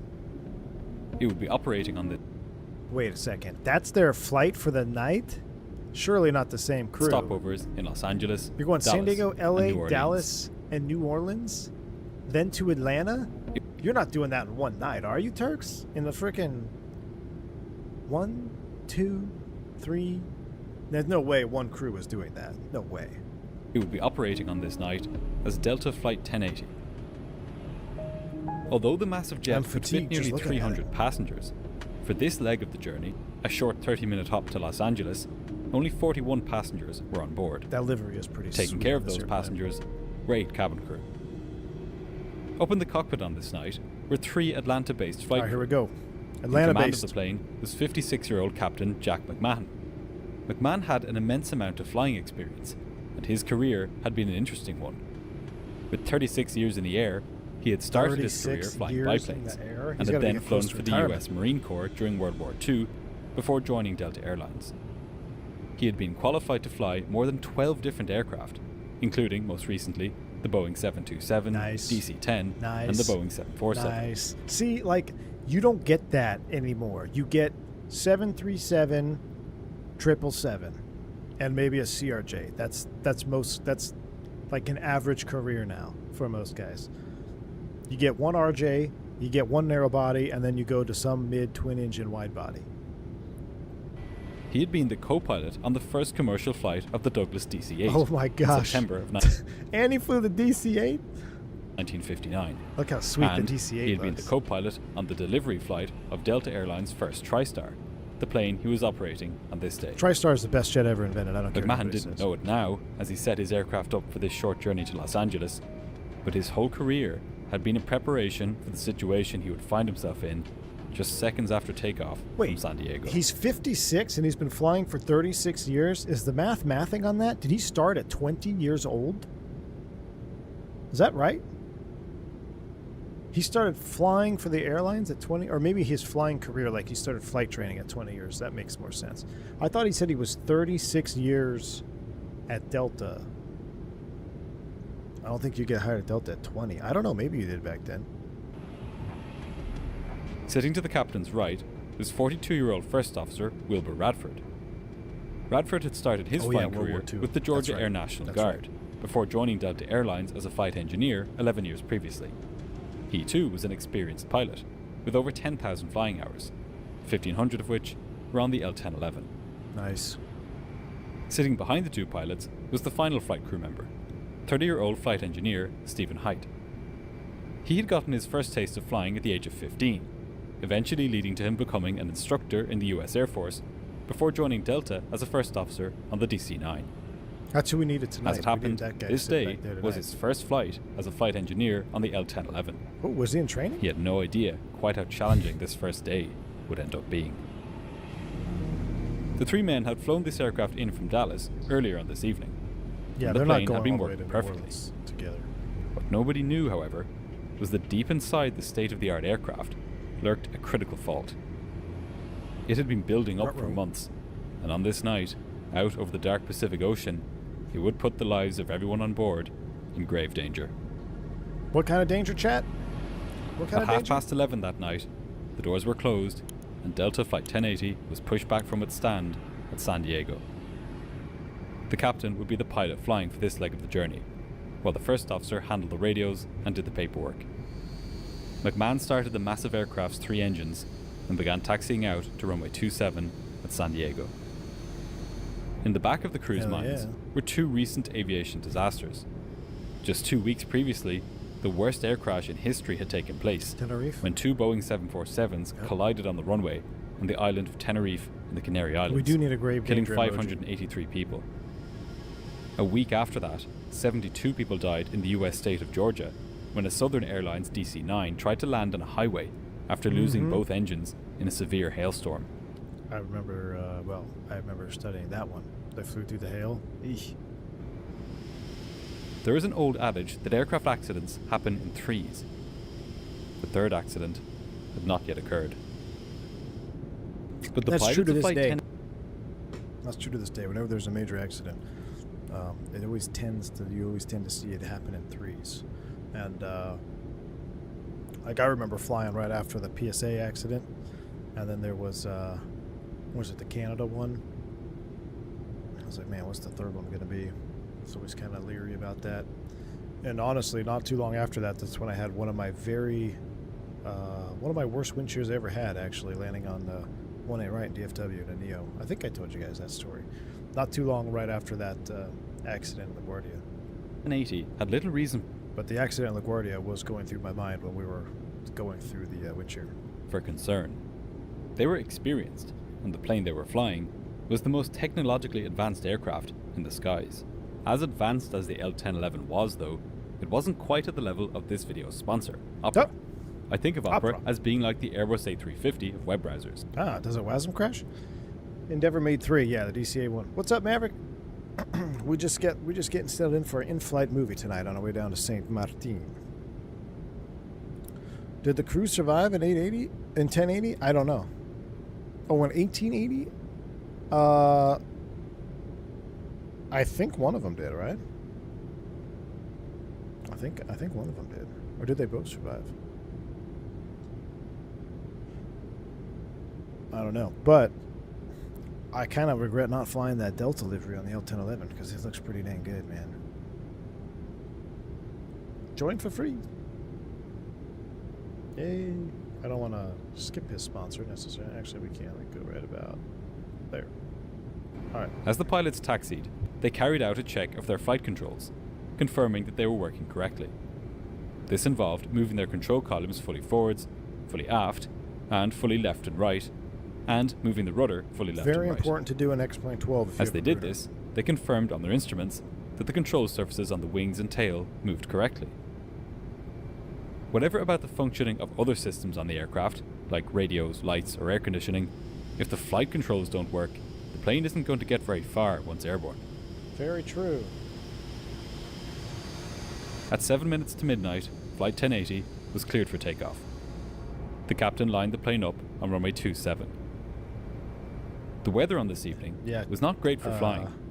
A thick layer of cloud 401. extended from just Flight 800 UCC, feet that above was the a bad ground all the way up to 9,000 feet. Ooh, that's a nice little cloud The layer. visibility was 8 kilometers, and it was set to deteriorate as the night went on. It's a thick marine layer there at San Diego, man. With everything set up for departure, the captain pushed the throttles forwards and began We'd have accelerating compressor down stall the if they runway. did it that fast.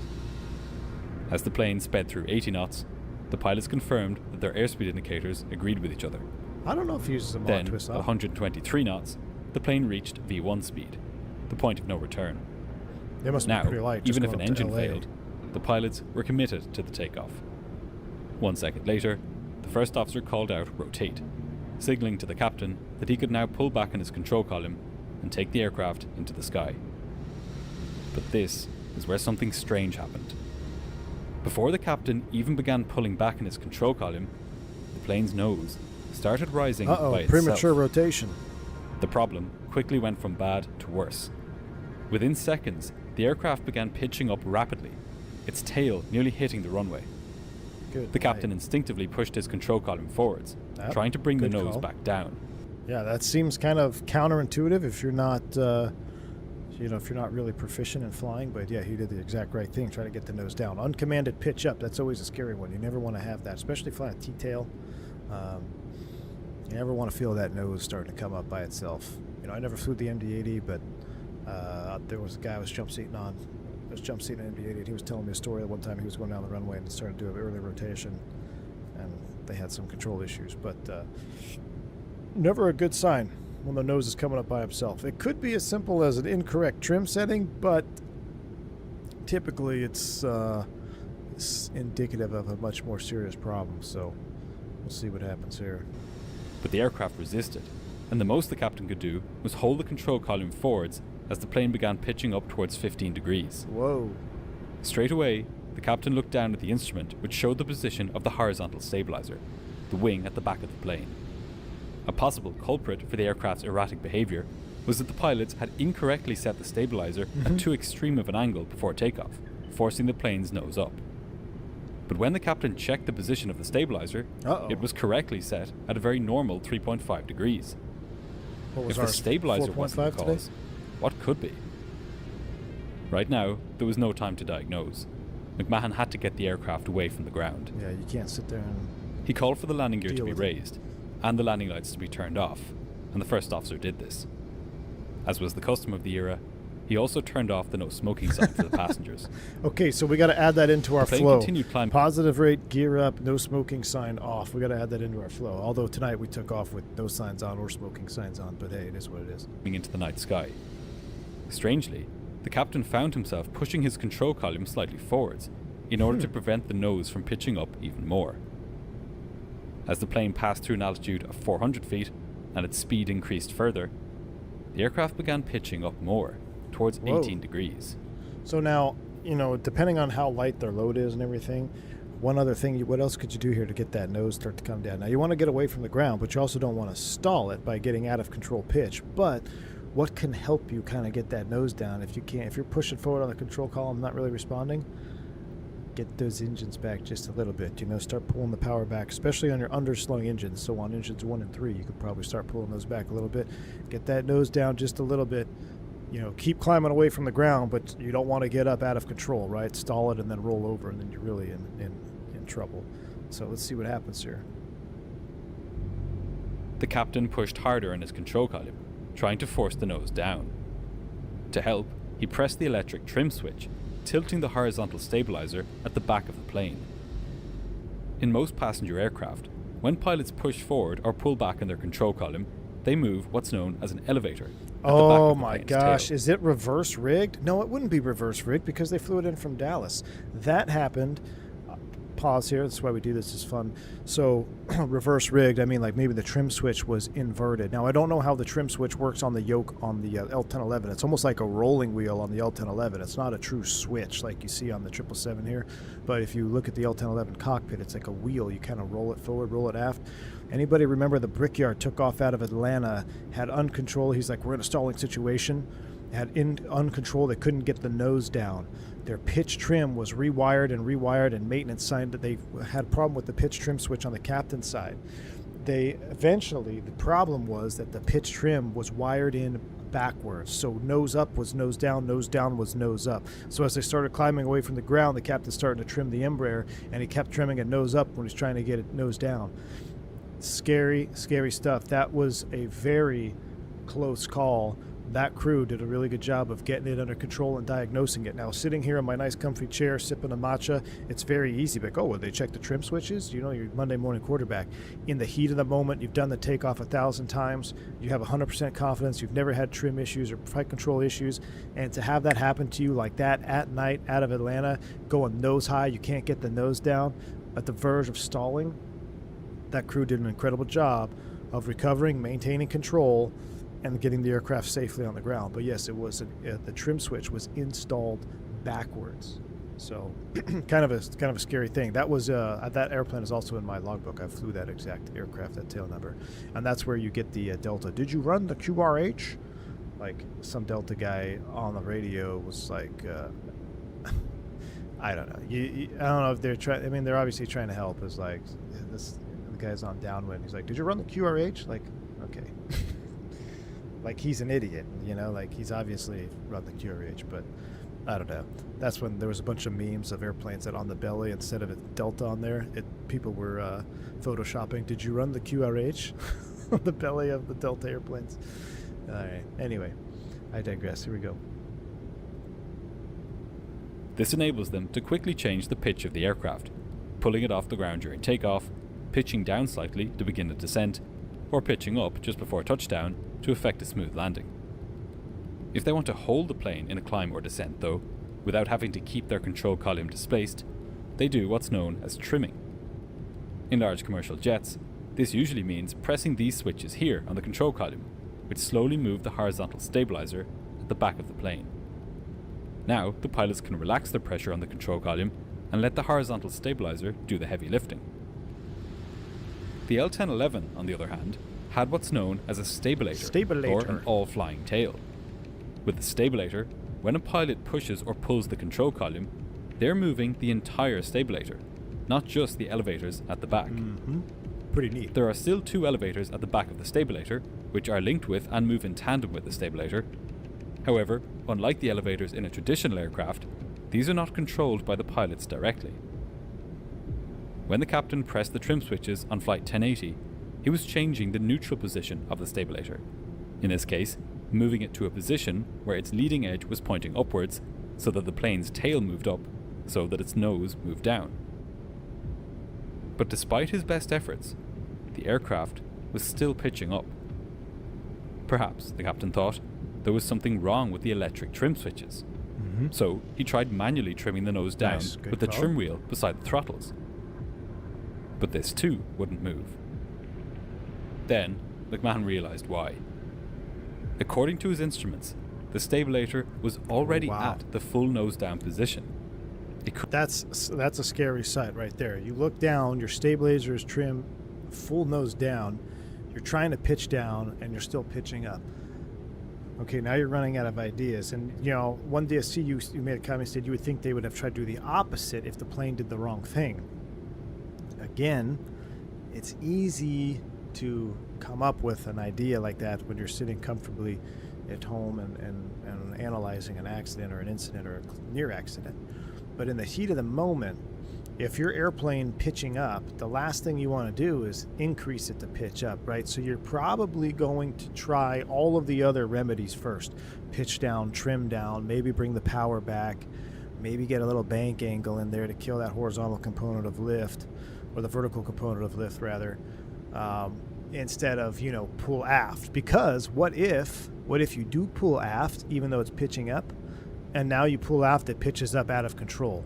going up out of control is almost a death sentence in that case. So that would be kind of a very last resort, I would think. That's just kind of my mental process. I'm going to try everything else first.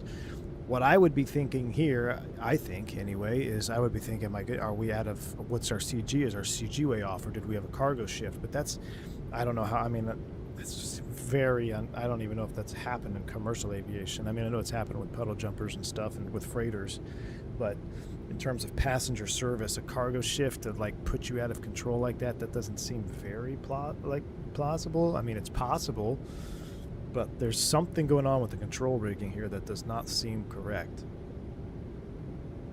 Couldn't go any further. This was not good news. The 2 ways he had available to him of lowering the nose were already used up. As it climbed through 800 feet, the flight entered a dense layer of clouds. It had crossed the coastline and was now heading west, out over the dark waters of the Pacific Ocean. Terrible. From this point, dealing with the control issue at night and then going IMC. That is, that's worst case right there. IMC alone in a control issue like this has brought down other airline aircraft. The 7.5 that had this taped up pitot tube. There was another one that had was like a frozen pitot-static or something. That was another. Like, the fact that they were IMC was a contributing factor to how that airplane actually crashed. If they could see the horizon, they wouldn't have crashed, I don't think. The United 777 out of Honolulu, was it Honolulu? Off of Hawaii, they almost full nose down into the water. The only reason they did not hit the water is because they broke out. If they didn't break out and have enough time to pull up, there might have been a 777 floating in the Pacific Ocean as a couple of years ago. So going into IMC with control problems or a configuration problem is a very, very dangerous situation. Dawn, the pilots would have to rely fully on their instruments. The captain began turning the plane to the right, following the departure routing that air traffic control had given them. In the main cabin, the passengers were completely unaware of the drama unfolding in the cockpit. But this drama was about to get much worse. McMahon told his 2 colleagues that he was having trouble with the plane's trim, and he asked Flight Engineer Height to check the plane's hydraulic systems. On the L1011, there are 4 independent hydraulic systems, each providing 3,000 psi to power the aircraft's flight control surfaces. If there was a problem with any of them, the flight engineer would be able to see it on his instruments. While he checked the aircraft systems, the captain unlatched and reset all of the switches that had to do with the aircraft's trim system. The pitch trim, the Mach trim used for high-speed flight, nice, and the pitch trim monitor.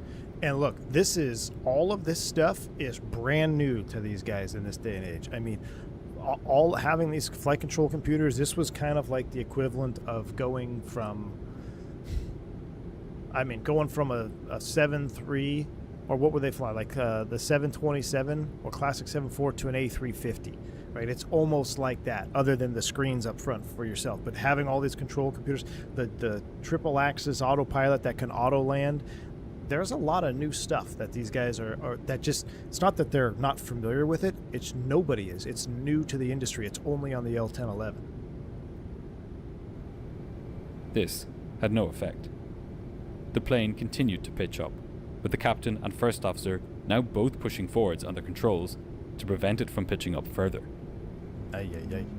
Curiously, despite the aircraft's advanced indication systems, no failure lights had illuminated. It appeared that the aircraft didn't even know that it had a problem.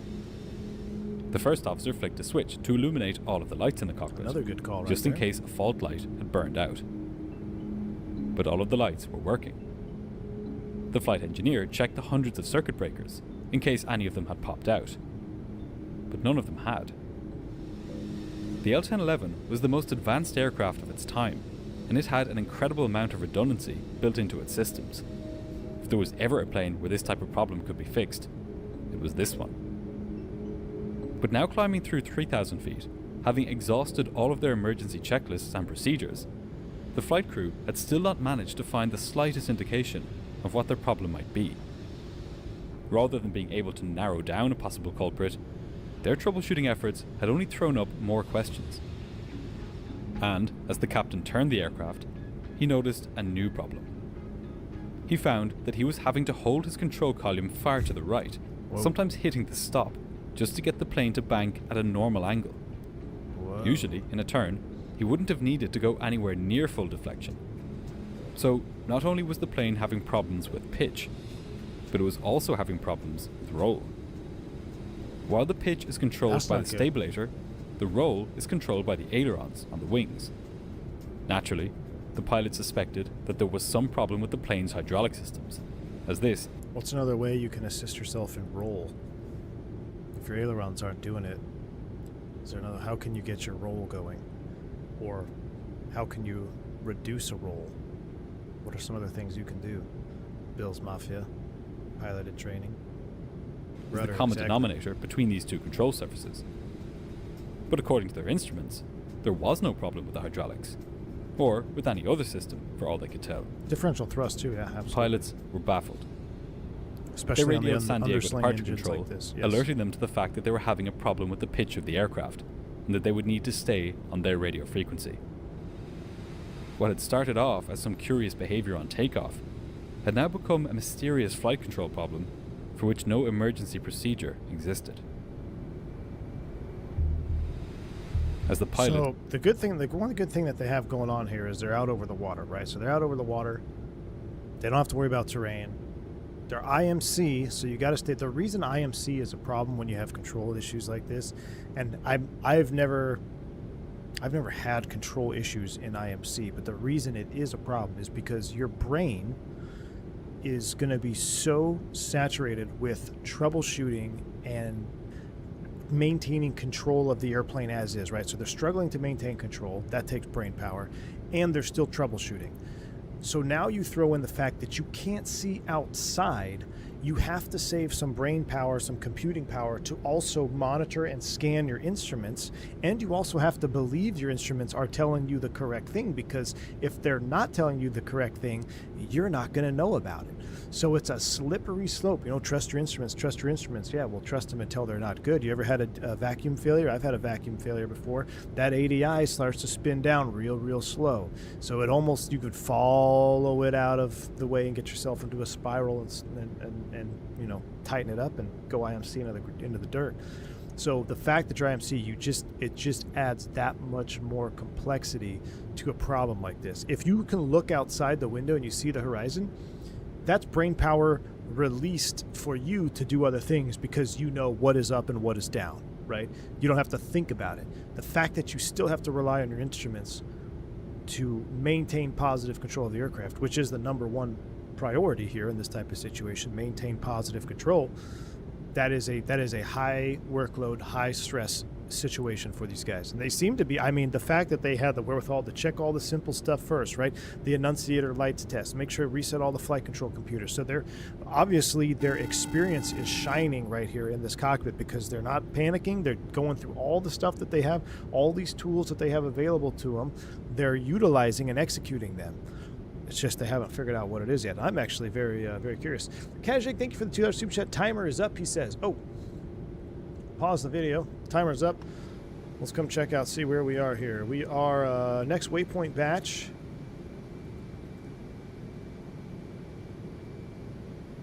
I am afraid that we're not going to end up in the right spot, chat. We are going 9 to 1.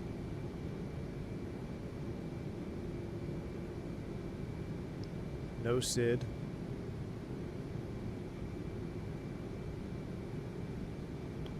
At least we're not turning around. This looks suspicious to me. How's our fuel? Oh, good. Yep, set another 30-minute timer. Another 30-minute timer will be right on it. We're about 5,000 pounds to go. Man, what a beautiful night up here in the flight deck. What? Hold on. Let's turn the instruments down.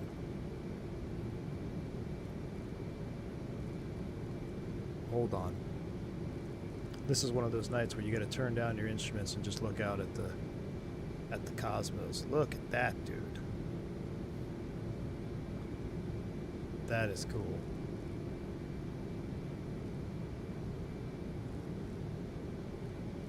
You do get some cool views, man.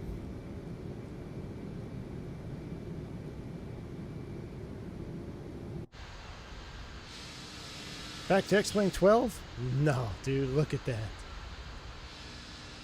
think we can see the sun go like over there. My goodness. All right. 9 to 1, I think we're okay. At least we're going the right direction.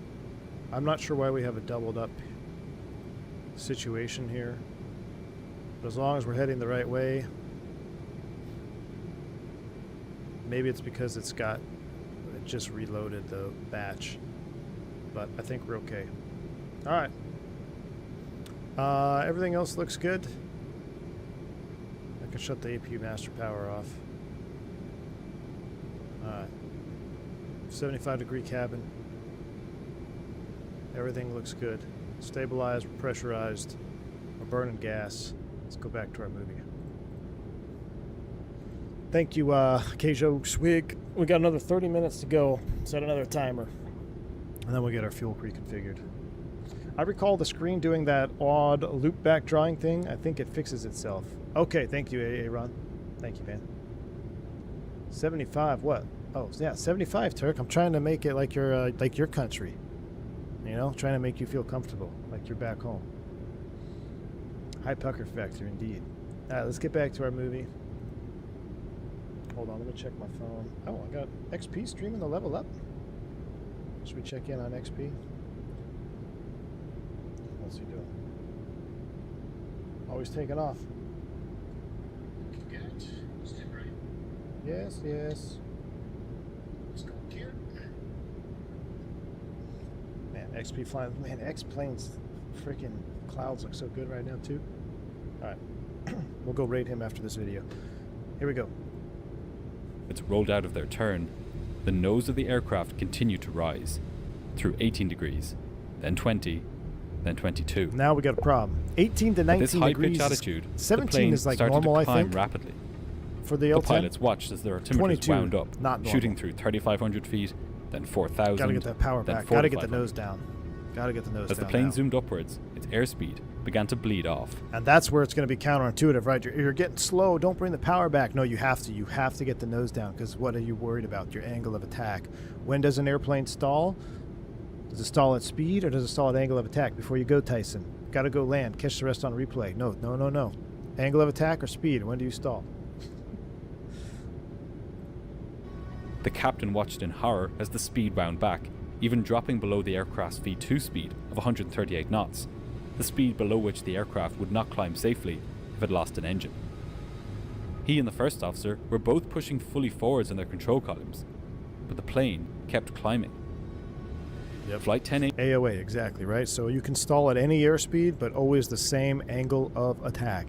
That's why I say if you're going to fly the level up on X-Plane 12, verify your angle of attack is in that 4.5 degree in the green band on final approach, because that box tends to give you a speed a little bit too fast. If you knock 5 knots off of that VREF speed on the level up, it puts you, that AOA, it puts you right in the juice, right in the green zone. 80 was now at a serious risk of entering an aerodynamic stall. This occurs when the angle that the plane's Angle of wing attack makes lesson. with the oncoming air is so steep that the air stops flowing smoothly over the top of the wing. What is that called? Separation of laminar flow. When this happens, the wing and the plane itself just become dead weight, and they fall back down to Earth. What does speed brakes do? They separate the laminar flow, right? That's why it helps you slow down. Pilots are taught from And the it beginning of increases their drag. training that whenever there is a problem on an aircraft, the first priority is always to fly the plane. But the pilots of Flight 1080 were faced with a seemingly impossible problem, one which prevented them from doing even that. An image appeared in the mind's eye of Captain McMahon.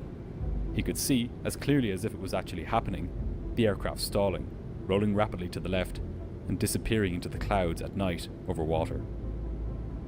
He thought of the 2 recent accidents in Tenerife and Georgia, and he figured that his flight was about to become the 3rd major crash of that year.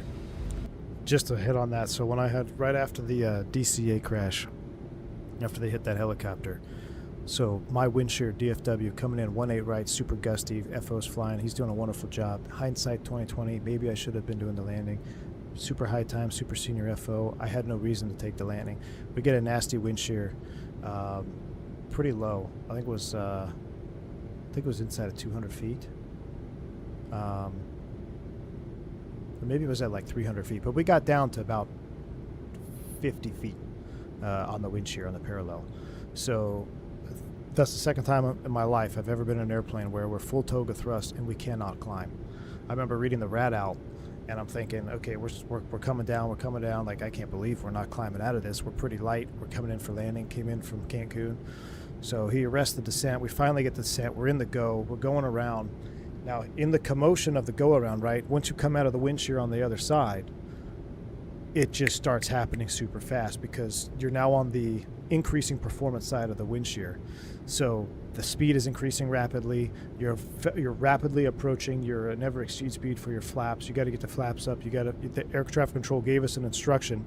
I'm on the radio. It said turn right heading, I don't remember, 19 or 0 or something like that. And I couldn't confirm the heading because I was looking at the speed and he said like set speed 190 or something. So it was like two things at the same. Maybe he said set speed 180 and I got a turn right heading 180.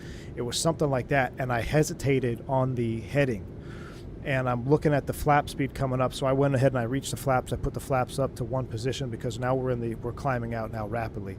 And what do I get in the background? I'm hearing an Envoy flight taking off on 17. So it says Envoy 17, and the controller keys the mic. He's talking to Envoy, who's on the go, and he's telling Envoy, he says turn left now. And I can hear the collision, the tick thing, or this loss of separation going on in the tower. And at the same time, I'm getting traffic on the TCAS. And I remember it's just like time stopped. I look to my left. I'm looking for the airplane because I am imagining we're dealing with it. It was like almost a direct crosswind. So our ground track from 18 right is blowing us towards 18 left. Envoy is taking off of 18 left. So in my mind, I'm thinking we're crossing over the extended center line. Envoy just took off. We're trying to go wing up. He's going to be wing up. We're not going to see each other. We're going to hit. We're going to collide over. And I was thinking in that moment, I had a thought. I was like, is this what it was like for those PSA guys that saw the helicopter at the last second? It was like time was slow. And I looking to my left. I don't see anybody. I key the mic. I say, confirm heading 190 or whatever it was. And the tower's like, yes, right turn, 190. And I can hear him telling envoys, you got the traffic in sight? Turn left immediately. And then, so I'm spinning the heading bug. And he's making the turn. He's like, gear up, bring the power back, climb thrust, because now you're zipping through 4,000 feet a minute, right? So it all happened within seconds. But there was maybe like a 2-second window that felt like 3 minutes to me. It was the weirdest thing I ever experienced, but I had that exact thought. I was like, this is what those PSA guys felt when they were a split second from hitting that helicopter, and we're going to be the third crash now coming off the extended center line. Very scary. People are like, well, were you scared, whatever? And in the moment, no. So long story short, everything works out. We clean up, we come back around, we land. We get to the gate, we shut down, and my hands were just shaking. Like my hands were shaking, my knees were kind of shaking, and it was just a massive adrenaline dump. That's when you realized how close that actually could have been really, really bad. And even though we didn't do anything wrong per se, we were fighting with the wind shear and trying to climb out of it. Like when you're trying to fight a 40-knot crosswind in a wind shear, like you're going to lose some of your ground track. Like we're trying to maintain wings level so we don't smash into the friggin' ground. You don't want to turn, but at the same time, if you can't turn, you're blowing into the other airplane, right? So what do you do? And I live an hour and a half from the airport. I drove that hour and a half home in complete silence. It was just one of those days where I got to my truck, and I got in my truck and I drove home. I didn't listen to the radio. I didn't call my wife. I just was in silence. I just had to think, So I can imagine that maybe this crew went through the same thing because you just had Tenerife. Imagine flying a few days after the Tenerife accident, the worst accident in history. Then you have another crash with that DC-9. So yeah, it's fresh in their minds. They know about it. They're not naive to it. It's definitely fresh in their minds. But it's just a little relatable. He also considered story. that when his plane crashed, investigators would draw the obvious conclusion. one which they had drawn for so many flights over the years. That at night, flying on instruments, the pilots had become disorientated and had lost control of their aircraft. Pilot error. He then thought of the passengers, all of whom were still oblivious to the life-threatening situation they were now in. This snapped him out of his fatalism, and with a burst of adrenaline, he racked his brain for a solution. The normal way to prevent a plane from stalling is to push the nose down with the control column, thereby restoring a smooth flow of air over the wings. Laminar flow. But the captain had already been doing this to no avail. Then, another solution occurred to him. 2 of the engines were under the wing, Nice. below the aircraft's center of gravity. Yep. They were producing lots of thrust, which, naturally, caused a pitch-up tendency. If he reduced the thrust on the engines, this tendency would be reduced too, and the aircraft's nose should drop. Bringing the thrust back on the engines would be risky though. The plane was slow enough as it was. In fact, it was perilously close to stalling. What if he pulled the thrust back and the aircraft's speed decreased to the point of a stall? The captain figured that he didn't have much of a choice though. If he kept doing what he had already been doing, the plane would definitely stall. So he quickly brought the throttles back. He then pushed the throttle for engine number 2 fully forwards. Its position, well above the plane's center of gravity, should mean that increasing thrust on it would have the opposite effect to thrust on the other engines, pushing the nose of the plane down. It worked. Nice. The plane's nose fell through 20 degrees for the first time since the problem began, and it settled around the 18-degree point. All right, at least you're flying now. You're But flying. predictably, this reduction in thrust had caused the plane's speed to decrease. Seeing that he would have to make some compromise, the captain pushed the throttles for engines 1 and 3 forward slightly. Not so much that the plane would pitch up again, but just enough that the airspeed began to slowly creep back up. All through this, he and the first officer were pushing fully forwards in their controls. That's got to be a workout too. But it wasn't just the pitch of the aircraft that was a problem. For some reason, the plane still had a tendency to roll to the left. That is weird. The pilots could now see that the difficulty they had noticed earlier on with turning to the right hadn't been because the plane's roll control itself was compromised, but rather that something was causing the plane to roll to the left. Spoiler? To counteract this, the captain pushed the throttle lever for engine 1 Causing up it to further. roll left. Second by second, the plane's airspeed began to recover. And to the crew's relief, it appeared to be doing so without a substantial increase in pitch attitude. As the speed increased past 150 knots, the first officer retracted the flaps from their takeoff setting of 10 degrees to just 4 degrees. As the flaps retracted, the wing became more streamlined, and the speed began to increase further. For the first time since the emergency began, it seemed as though the pilots were regaining some control over their deranged aircraft. They still had can't to see push anything. fully forwards on the controls to keep the nose down, but at least they now had some breathing room. While the passengers wouldn't have known that something was amiss, for the cabin crew, it was obvious. One of the flight attendants knocked on the cockpit door, but the flight engineer told her to sit down. Right now, the pilot's only priority was keeping their plane under control. First Officer Radford made contact with approach control and told the controller of their predicament. The controller instructed the flight to head towards the Seal Beach radio beacon, located near Los Angeles, and to climb and maintain 10,000 feet. The captain tuned in the beacon's frequency into his navigation equipment. All this and still and having began to turning use towards old it. school nav radios at the same time. Finally, That's as it where climbed through I 9,000 don't miss feet, the flight PFD burst out and the top ND. of the cloud layer into a starry Hey, night there sky. You go. Now you can see. After minutes in darkness, the clear skies and moonlit cloud tops were a welcome sight for the crew. That had to be a relief, for sure. The plane now accelerated past 190 knots, and the first officer retracted the flaps fully. The aircraft was now, in aviation parlance, clean. But with the plane still very much in a climb, it soon became clear to the pilots that they weren't going to be able to stop at 10,000 feet, as instructed by air traffic control. So, the first officer Still got a asked for a problem. block altitude, and the controller cleared the flight to remain anywhere And the between fact that it's 10,000 and IMC, 12,000 in order to feet. get back down, you're going to have to shoot an approach. This gave the flight crew some possibly. leeway to find a way to more precisely control their aircraft. Unless it's, not cloudy at But LA. as they passed 11,500 feet, it was clear that they weren't going to be able to stay below 12,000 feet either. It's also going to be clear you're probably not going back to San Diego if you're going anywhere, so you got to also have that in the back of your mind. But yeah, priority number 1, control the airplane here. The pilots let the controller know, and he told them that he had the aircraft on radar and that all altitudes were clear. The crew of Flight 1080 were free to take up any altitude they needed to. This was all well and good, but the fact that it was even necessary betrayed how dire the pilot situation really was. They had quite simply lost their ability to control their altitude. Both captain and first officer had their controls pressed fully forwards, nearly touching the instrument panel. Jeez. They had dealt with a near stall situation earlier and managed to get the plane speed up. But now, the question was how they could stop this climb while still maintaining control of the aircraft. Could you do speed brakes out, maybe? I don't Time know. was not on their side. Soon, they would climb through 20,000 feet, then 25,000, then 30,000. At some point in this journey skywards, as the air got thinner, the plane would run out of speed, it would stall, and then corkscrew down to Earth. Something had to be done.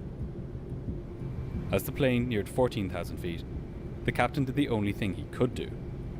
He brought back the thrust on engines 1 and 3, the 2 wing-mounted engines. Or you could start a porpoising thing. You could Slowly, descend. the plane's pitch came down, and its climb slowed. So you can descend. The pilots watched climb back intently up. as the vertical speed indicator gradually transitioned from a climb into a shallow descent. Their altitude now began to wind back. As the plane neared 10,000 feet, McMahon eased the throttles forwards, trying to shallow its descent so he could level off. So real world He knew troubleshooting. that if he could somehow find the live. right combination of pitch Trying and to power, find that power setting, he would be right? able So to you get the could plane flying airplane straight and level. to level off, pitch and power. Once he did, that is why he and his colleagues would as an instructor back in the day, people are like, why do we got to do pitch and power? Why do we have to learn pitch and power? Pitch and power. Why can't I just do, right here? Because you may not have flight control, so you may have some scenario coming where you need to know your pitch and power. We have pitch and power tables for the 7.3. We had them for the Airbus. 10 in climb, 5 in climb. 10 in Toga, 15 Toga in the Airbus.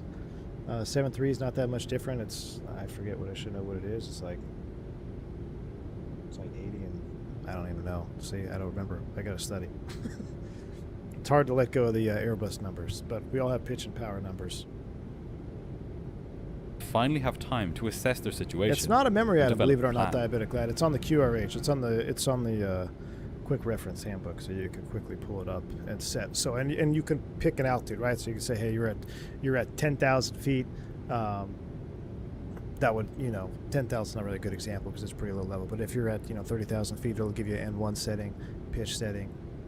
You can do that too for loss of auto flight, of throttle too. The captain Turbulent managed to stop penetration the plane's speed, it just descent gives you an at N1 to set. 9,400 feet. Then, by increasing the thrust, he brought the plane back up to It's going to 10,400 bother me feet now. What is the? before finally arranging the throttles in such a way I think it's that like the 10 aircraft and settled at 10,000 feet. Flight 1080 was finally flying straight and level. This was a 10 and fantastic 90 or demonstration something? of I don't flying know. skill, It's going to bother me now. but I have even to look so, it up. the pilot's situation was tenuous. I know Airbus. Normally, 10 in and level climb, flight, 5 and climb, an aircraft Toga like 15. the L1011 maintains a pitch altitude of about 3 degrees. But because the crew were flying so slowly, in order to prevent an uncontrolled climb, their aircraft was maintaining a pitch of between 12 and 14 degrees. They were essentially mushing through the air with the engines on high power just to maintain their altitude. And, just so they could stay straight without turning, the throttles were severely staggered. Number 2 was well in Jeez, advance that of is number 1, bizarre. which itself was in It's advance almost like of he's number got 3. a lifting device out or a drag The pilots device out had on just the a left tiny side. window of speed to fly in to keep the aircraft in this state. Can I buy one Anytime of the the Spirit speed Sonic increased pads above anywhere? 200 knots, Yeah, JJ. the plane would start Hit up climbing, Zippy. He's not a and anytime it got below 190 knots, it would start descending. Getting the aircraft to fly like this was an achievement. I mean, that is a huge achievement to get control like that, to get it fine-tuned. I don't know. I mean, the only thing I don't know what's happening. I haven't seen this video. The only thing that I'm thinking of right now is there's got to be, maybe there's something on the left wing that's sticking out or not in the right spot. That would explain the roll. That would explain the adverse power, but that doesn't explain the pitch problem. So I am just as confused as they are at this one right now. The fact that they were able to stabilize it and get it all situated the way they have, I mean, they're good on them. That's awesome. But they couldn't do it forever. Very much like the DC-10. They only had you're so right, much Bill fuel on Mafia. board, Yeah. and they were now burning through it quickly in this high drag configuration. No, I wouldn't say And icing that because that wasn't even taking it into started account before the they fact even got into that the biggest visible challenge moisture. of all lay ahead of them. Desperate to avoid a situation where they would have to try to land the plane in its current state, the pilots went through all of their emergency procedures for a second time. I mean, the only other They thing I checked think every of is circuit what if you breaker, trim. they reset every well, applicable system, and they double-checked. I'd say, what if you trim the other way just to see? But if you trim the other way and it pops that nose up, whew, buddy, you're done, right? So it's, what are you going to do? You talk about being in between a rock and a hard place. The only other thing I can think of is try trimming up just a little bit to see what happens. But you run the risk of you trim it up more, now you can't control it, and now you take a controllable situation, semi-controllable, into uncontrolled. Their instruments. But again, they came up empty-handed. The passengers still were blissfully unaware of the danger they were in. Nothing about the plane's movement had felt particularly unusual, save for some oddly erratic changes to engine thrust. Yep. But the cabin crew I would imagine were well you get a aware that reverser something was unlock amiss. light. For a second time, a flight attendant And a knocked high on the cockpit vibration. door, You definitely get a and this vibration. time the flight engineer let her in. She could see in Height's eyes that something was badly wrong, but the pilots convinced her that the control problem they had was a relatively minor one, and that they had it under control. Good on them. Still trying to find any way to ease their control difficulties, the captain hit upon an idea. He told the flight attendant to move off. Diabetic lad, you just hit the nail on the head. I wasn't sure if I was going to go there or not. But he says, after reading about Alaska 261, I'd be certainly disinclined to mess around with the trim problem. If we can fly, that's good enough. And that's exactly what I would be thinking, too. But when I was saying, you trim up, if you go back to the Alaska 261, that was a DC-9, right? That flew inverted. They were able to roll it.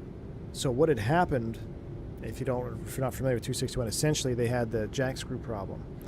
And they got it under control. And then they went and tried it. They tried the trim one more time, and when they did that, it completely came loose. Jack screw went all the way up, or came all the way free.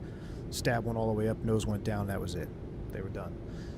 So that's where you have to be very, is it worth the risk? You risk taking a semi-stable problem and making it absolutely uncontrollable. But if you don't do anything else, you're still out of control. What are you gonna do? You're gonna fly around like this till you run out of fuel and then stall? So what do you do? Do you take the sure stall, or do you take the maybe it'll fix it, maybe it'll stall us? These are decisions that have to be made in real time. All of the passengers to the front of the aircraft. This would shift the center of gravity slightly forwards, Wow, and this may is help crazy. get the nose down Really? just a bit more. He also told her to move them as close as possible to the emergency exits. Now that is something I've never heard of. As the flight attendant went back to move the passengers, the pilots took stock of their situation. They were now halfway That's between crazy. San Diego and Los Angeles, and they faced a tough decision. Where should they try to land their stricken plane? Yeah, you're gonna bring a control problem On over the this city night, of LA. the crew were in the tough position whereby none of their options were appealing. Blanketing the west coast were Yeah, twist off. Telling her it's under control with the yoke peg full forward, straight face, steely-eyed. Yeah, it's fine. FO sweating. He's got his knees up on the control column, pushing it forward. The flight engineer's got every book open. All the papers are strewn across the cockpit. Let me do a quick check on how's our fuel. Oh, brother. We are almost within 1,000. Almost within 1,000 pounds there. We're looking good. How's our... Oh, yep, this straightened itself out. Look at that. We're doing great. It was just because it was on that import load. We are doing real good. I wish I could do a flyby. Yep. Someone just do me a favor. Let's see. Well, 10, 11.7, 11.6. Literally just need to come back here and check this in about 5 minutes. We'll get them all balanced out here. When you have limited control, be very careful with the configuration changes. Indeed, Jeremy, indeed. If you had chase plane, I'd have more issues with my sim. No. No, no, no. Proceed with the beverage service. No, thank you.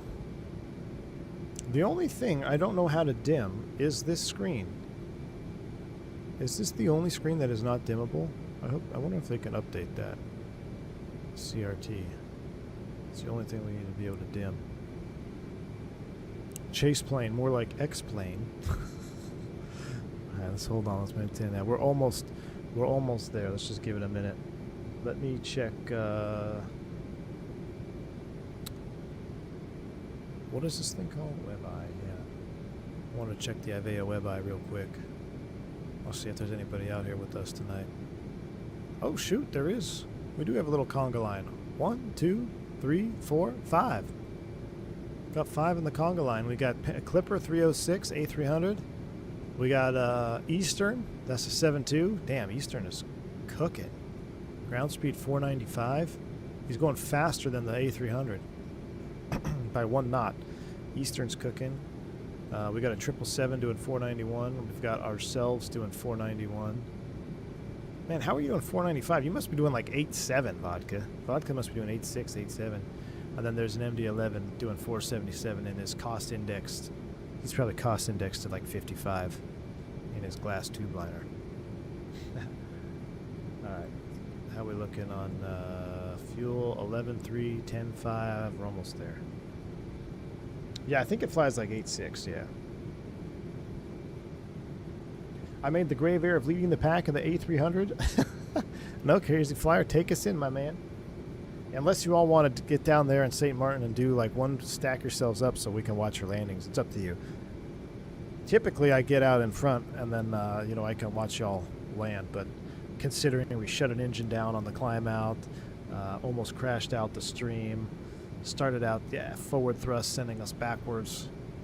It was not the cleanest. Forgetting how to start the engines. But how is that A300? I heard it had a nice update. I bet it's not as nice as this. I mean, I love this though. Look at the, I love the modeling in this cockpit, man.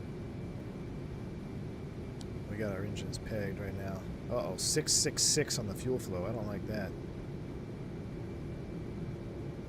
11.2, 10.5. We're only about 500 pounds out of balance. That's close enough.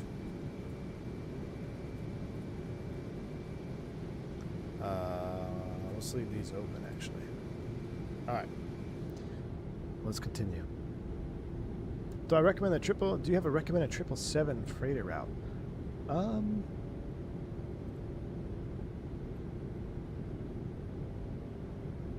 Yeah, Philly?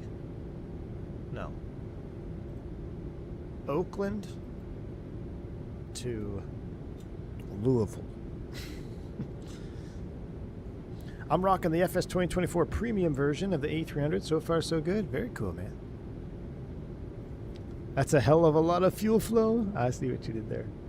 All right, here we go. Let's get back in it here. So, yeah, so he's got 3 different airports to land at up here. El Toro, Long Beach, and LA. And there's weather on all of them. Great. Below cloud ceiling. Was that you requesting a new squawk code after getting 6666? No, it wasn't me, Rusty, but I promise you if I did get that squawk code, I would request another one as well. I would as well. F that. Heavy overcast and poor visibility.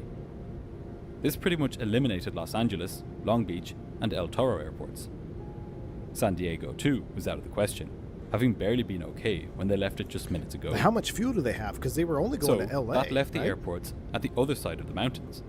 In particular, Palmdale Air Force Plant, where the aircraft was actually assembled, and Edwards Air Force Base, which had a runway so long that it would go on to be a landing site for the space shuttle. Edwards, but you have the fuel However, to get there. it was well after midnight now, and the captain knew that both of these airports normally closed at 10 p.m, and that their control towers would not be staffed. If the pilots did... Glufu says there's reports of a midair in Pennsylvania with a helicopter and another aircraft. Oh no. One of the aircraft was a state police. So a state police helo, probably. Not sure what the other aircraft is or was. It's not good at Glufu. Small airplane? Not an airliner, right? No, prayers for all those involved. That's not good. Decided to go there, they would You were have to wait stationed for at the Edwards, tower Drew Smith? personnel to be alerted, for the runway lights Nice, to be man. turned Thank you on, for your service. and for the emergency equipment to be readied for their arrival. With their dwindling fuel reserves, this was time that the pilots might not have. What they needed was an airport with full emergency services available now. Simblitz, my man. What's There up, was dude? no guarantee that when they got their plane down, that it would stay in one piece.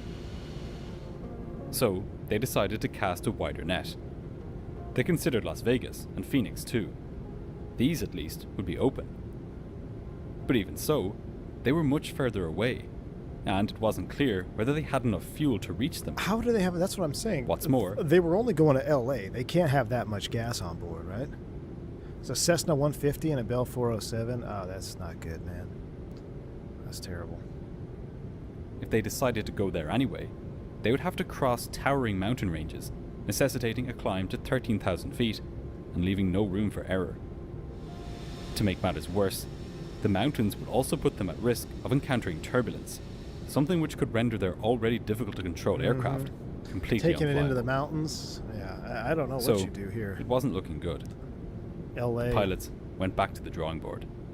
longest runway, come in They over had the originally water. ruled out Los Angeles because of the awful That's weather what I would conditions do. there. But now giving it a second look, they saw that in comparison to their other options, it had some unique strengths. It was near the sea, for one Yep. thing, Yep. giving them lots of altitude to experiment with the controls as they set the plane up for landing. You could get out on a long What's- final, depending what the winds are. And actually, it wouldn't even matter, to be honest with you, in this case, because you're not. I don't know what they're going to do. I'd be hard pressed to come in over the city, right? But if you can get out on an extended center line over the water, and just be on a 20-mile final, 30-mile final, and configure just enough so you can really dial it in by the time you get to the airport, and you got a long runway, you've got plenty of emergency services there. That would probably be my choice. Let's see what happens. What's more, it had runways which ran east-west, meaning that if they did make an approach there, Yep. they could do so from out over the sea. Perfect. And importantly, it was an airport that the pilots were intimately familiar with. The captain, in particular, had been flying in and out of Los Angeles for decades. He would know exactly what to expect as he neared the airport. Even still, LAX was far from perfect. The winds on this night actually favoured an approach from the other side, over the city. The cloud base What were the was just winds? 700 feet, Ooh, my meaning that the gosh. crew would only catch sight of the 700 runway less foot. than 60 seconds before touchdown, Oh my and gosh. the visibility was hovering around 6,000 meters. That's terrible. It wasn't great, but the pilots didn't have much of a choice. Los Angeles was the best of a bad bunch. When everything's working, that's no problem. But with this type of control issue, jeez. They radioed Los Angeles Air Traffic Control, declared an emergency, told them of their control difficulties, and requested a long, straight-in approach to runway 06 right. The controller gave them a vector to the north in order to set them up for an approach. The captain called the flight attendant back into the cockpit and told her to prepare the cabin for an emergency evacuation. Given the dire state of the aircraft, both a landing on water and on land were possible, so the passengers and crew needed to be prepared for both. The passengers were then given a somewhat understated PA, saying that the crew would be following company procedures to ensure their safety and that they would be landing in Los Angeles in a few minutes. They still had no idea quite how much danger they were in. Now that the pilots had told both the air traffic controllers and the passengers their intentions, the only question left was how they were going to carry these intentions out. That is, how would they actually manage to land their crippled plane? Yeah, how is it going to respond to the Often configuration in an changes, the emergency, drag changes, the safest right? thing to do is to keep things as standard as possible. The workload is already high, I mean, how is it and going to throwing handle when in you throw the unfamiliar gear down? procedures can cause its own problems. The captain Would you gear considered up what it? it might be Almost like to consider land the gear upping plane it. as if almost nothing was wrong with it, with its flaps at a standard setting of 33 degrees and just a slight buffer of 10 knots on top of the normal landing speed. But although this might But how are you going to maintain that configuration? If you're already he's in level flight, and he's clean, and he's got the power all the way up on number 1 and 2 almost, right? So I don't know how it's going to configure. I would almost think, let's leave the wing as is. Let's try to get the gear down and just land it as is at, 200 knots. Or maybe try 1 notch of flaps. I don't know. This is where it's going to get real scary, because if you start throwing out leading edge devices and flaps and all that stuff with a control problem, you could induce something that is unrecoverable. But the other option is what? Land at 210 knots? That's almost just as, it's almost a death sentence there too. So what, you got to pick one. Again, the decisions that had to be made, this is why these guys all have gray hair. It'd be familiar. It presented a number of problems.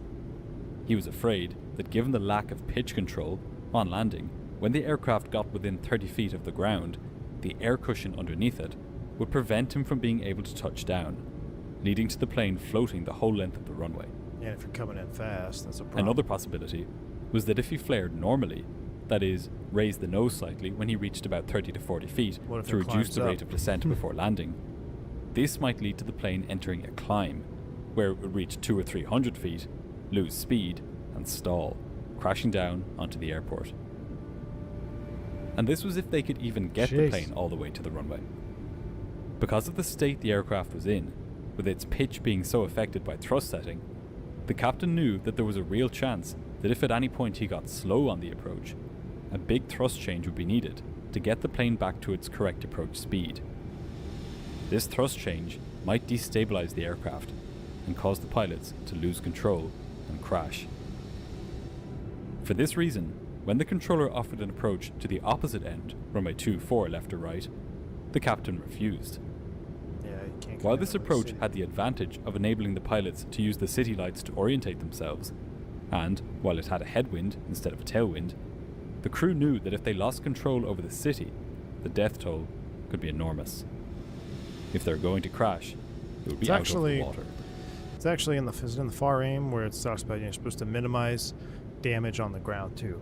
So it's actually part of your duty as an aviator is to minimize the damages on the ground. So, runway 06 right, it was. McMahon figured that if he was going to be successful in getting his plane down in one piece, he would have to set it up for landing slowly. He would need to use small, incremental changes to configuration and thrust. Anything sudden risked sending the plane out of control. But at the same time, if he took too long, he would risk running out of fuel. No, you're really cooked. So, in my opinion, if I was in that situation, Monday morning quarterbacking right now, honestly, I would maybe go flaps 4 in the current configuration that they're in right now. If they can control it, try flaps, or it's not 4, I'm thinking of the friggin', is it the DC 710? Go to the first notch of flaps. Yeah, 4, and then flaps 10. And leave it at 10. See what your power is. Can you get the gear down with flaps 10 and gear down? Because that was probably their takeoff configuration or close to it, right? You might even just go flaps 4, gear down. That might even be a better. I have the luxury of changing my mind here as we watch this video. Probably go flaps 4, get the slats out, gear down, see if you can control the aircraft, and then take it in like that. I don't know if I would even go to flaps 10. But let's see what happens. His aim was to gradually, but efficiently, get the plane set up for landing with 22 degrees of flaps and a much faster airspeed than normal of 165 knots. This would give him the controllability he needed on final approach. Once they started down this road, there would be no going back. A go-round would almost certainly be fatal. Yep, no go-rounds. And so, the pilots began. At first, they extended the flaps to 4 degrees. This led to the aircraft pitching down slightly, enabling the captain to move his control column back by about half an inch from its forward stop. Get the leading edge out, get the lift devices out. But it was progress of a kind. Alright, try flaps 11. Encouraged by this, 10. He extended the flaps further to 10 degrees. This gave the aircraft even more of a pitch down moment, alright, lock it in. The captain I think I'd be too recover chicken another to go half more inch than of freedom flaps 10. from the control's forward I stop. think I'd be like, alright, we're good there at 10. Again, it wasn't much, but it was the biggest margin of control they'd had since the nightmare began. Flight 1080 was now stabilized at 10,000 feet, 180 knots, 12 degrees of pitch, and 10 degrees of flaps. I'll try the gear. What if, the captain asked, he could use the autopilot now? Perhaps it would be able to gain back some more pitch authority. He tried engaging it, but as soon as he did, the aircraft pitched up immediately. Oh, really? That's scary. Was the end of that. The autopilot would kill them. All right, so if you do something and you get an undesirable result, what do? Undo what you just did, right? So, disengage the autopilot. That's pretty scary. I don't know if I would. I mean, I know what he's thinking there, but man, flight control issues. That's some scary stuff, man. I don't know if I would hand it to the autopilot, because the autopilot can also mask flight control issues too. That's why it's kind of common practice for us on the 7.3 that if you're assuming that, you actually disengage the autopilot, because it can mask some problems happening. So that's pretty ballsy to engage the autopilot there. So they had the aircraft set up for an approach. Now their challenge would be to descend. What about the gear? That's the captain pulled the throttles back slightly, putting the plane in a shallow descent. If they could make it down to 5,000 feet, they would be able to follow the radio beams from the instrument landing system of runway 06 right. I think at I would have LAX. tried the gear at 10,000 first. As they descended through 9,000 feet, they entered the clouds again. From this point, they would not see the ground until they broke out at the bottom of these clouds, Gosh, just a few hundred feet from the to ground. shoot an approach in this situation. As is they descended, the unfathomable. controller gave them vectors, directing them towards the extended runway centerline so that they would be able to pick up the radio beams from the runway. The pilots found that in their current configuration, they were able to turn the aircraft quite easily All right. through a combination of control inputs and differential thrust. Okay, now we're, What had previously now we're seemed going. like Here an we go. impossible task, maneuvering the aircraft with the precision required to set it up for an approach, now appeared to Would be you dump within the reach. flaps on touchdown? No, I would not touch them. Not at all. As busy as things had been, they were about to get a lot busier as the plane neared the airport. The captain delegated tasks to the crew. First Officer Radford would help him control the aircraft, while Flight Engineer Height would update the cabin crew and passengers as they got closer. The cabin crew knew that this would likely be a crash landing, while the passengers were under the impression that they were experiencing nothing more than a minor inconvenience. Ay. As they neared 5,000 feet, the localizer needle came alive. The plane was now 15 nautical miles away from the airport, or 28 kilometers. She's on a nice long extended Captain final out McMahon over turned the water. aircraft to line up with the runway. Golly, they're going to be hauling when they come in over the ground. Shortly after this, the glide slope came alive on the instruments, and the captain began following it down. By keeping this localizer symbol centered here, and this glide slope symbol centered here, the crew should be able to get the plane all the way down to the point Must where they be would the see best the approach runway you ever flew. and be able to continue the approach visually. Got to get down to 700 For the moment, feet. as he descended, the captain kept the plane's configuration the same, as it had been working quite well up to this point. His speed was 180 knots, That's doable. his flaps were at 10 degrees, Doable. and his pitch attitude was between 10 and 12 degrees. This gave him a rate of descent of between 800 and 900 feet per minute. I just Exactly don't what know. he needed to I just don't know what he's going to do when the gear comes down, unless they just know they have that much excess power. Maybe they have more power available than we're being led on to believe just from the animations from the green dot video. But my concern would be if you put the gear down and you can't you're descending too fast, you add more power, now you lose pitch control, right? So I almost would have rather tried to get it in control first at even 7,000 or 8,000 feet with flaps 10 gear down, and then nurse it down on the slope. Throwing the gear down, I don't know when they're going to put the gear down, but if they put it down low level, I mean, the lower you get to the ground, the less time you're going to have to troubleshoot the problem or correct the problem with the gear coming down. We'll see. stay on the glide I'm very path interested. down to the runway. This is a very interesting. I've The never 1 inch of play seen he this had with the as control an column, incident. in addition to some minor changes to the throttle levers, was enough to keep the plane on the correct approach trajectory. But unfortunately, it wouldn't be a matter of simply keeping this setup all the way down to the runway. For one thing, this pitch attitude of 10 to 12 degrees could easily lead to a tail strike on landing. Yeah, that's a problem. To prevent this, McMahon disarmed the ground spoilers, as these usually create a pitch-up tendency when they extend Smart. automatically on Man, touchdown. what a smart dude, man. Instead, he would wait until the aircraft was firmly on the ground before deploying these himself. But it wasn't just the spoilers that he had to consider. At some point, he would have to slow down further, and of course, lower the gear. This would present its own challenge, both because the extra drag the landing gear produced would necessitate a thrust change, and because of how the gear's extension would change the aircraft's centre of gravity. In a few moments, the pilots would know for sure what doing this would entail. But before doing anything more, they went through the approach checklist. I'm nervous This was just an unusual watching. intrusion of normality into what had been a flight which had proved to be anything Prime but E3. normal. Yeah, we would definitely do 232. We would. I hope he Then, does that video. as Flight 1080 approached 2,500 feet, still out Jeez. over the water, He hasn't lowered the gear came yet. time to lower the gear. My goodness. The first officer dropped the gear lever, and the crew waited. Almost immediately, the plane pitched up. Both pilots shoved their control columns fully forwards, but this didn't stop the nose from rising. The extension of the man, gear had shift to shifted the CG. plane's centre of gravity rearwards, and the pilots were powerless to stop the pitch up that resulted. As the plane pitched up, it began to drift above the glide slope, and its speed began to bleed off. The captain's first thought was that this clearly wasn't going to work. The only thing they could do was to retract the gear, regain control of the aircraft, and then turn it around to ditch in the ocean. Oh my gosh. A nighttime ditching of a barely controllable aircraft in the Pacific Ocean would spell almost certain death for everyone on board. But at least this way, nobody on the ground would be hurt. This was an almost unthinkable thing to do, but it was sensible, even prudent.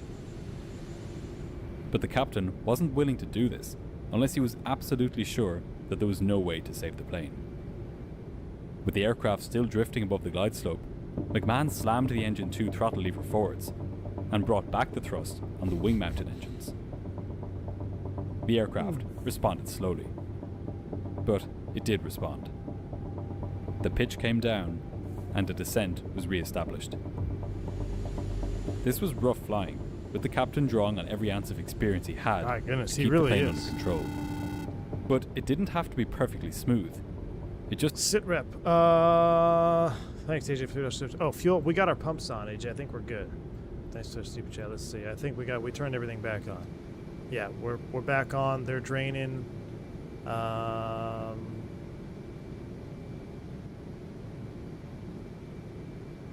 That's interesting. We're burning. Our APU's off, right? Yeah. We burn more out of 1 than 3.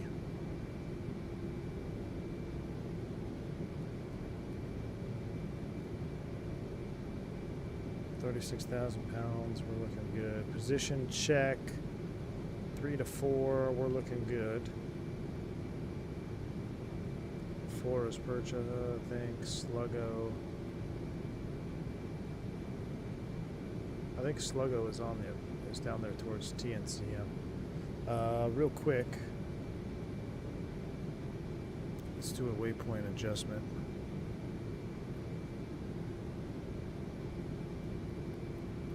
Waypoint 5, 6, 7. Okay, waypoint 8 and 9 are free. Let's put in.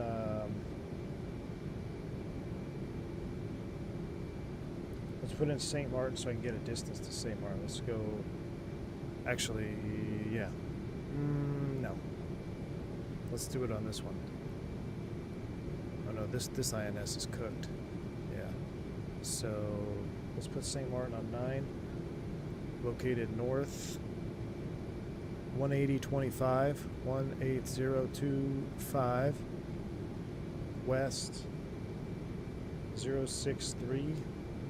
063 065. That's waypoint 9 linked up there. So right now we've got 23 minutes until waypoint 4. We're still looking good. We've got plenty of time. A little over I don't know why we're burning so much gas. Maybe we should step it up. Burning a whole lot of gas, aren't we? 35,000 pounds left. Yeah, we're good. All right. That's our sit rep check. Thanks, AJ. Appreciate you. Oh, we're not cooked yet. We almost were. We almost were. We're just finishing up our green dot though, but I also wanted to check our position on Iveo WebEye again. Let's make sure it jives up. Yeah, we're looking good.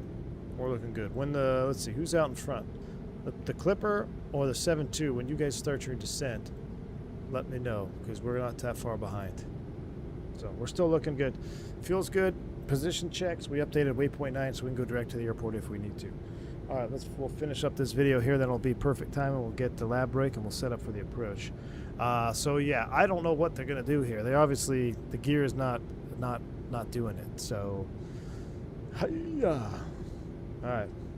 Did you hear that Google is buying all of Spirit Airlines' data to use for its AI? No, I've not heard that. What are they going to use the data for? Just had to be enough to keep the plane on the glide slope and aligned with the runway. For now, disaster had been averted. So it was actually enough to run the pilots nose were down? still in the clouds at this point, relying on nothing but their instruments to guide the plane in. Through the cloud, waiting beside the runway, were fire crews and ambulances, preparing for the crash landing of a massive jet. The plane was closer now, and it was time for the pilots to extend the flaps further to 18 degrees. They did this, and the speed stabilized at 170 knots. As he regained the glide path, the captain was now very close to the 165 knots and 22 degrees of flaps that he had planned. Once again, it began to look as though he might have a real shot at a successful landing. He kept the plane coming down, with minor adjustments to the control column and throttles. Then, finally, at 700 feet, Flight 1080 broke out of the overcast. Jeez. They were right where they needed to be.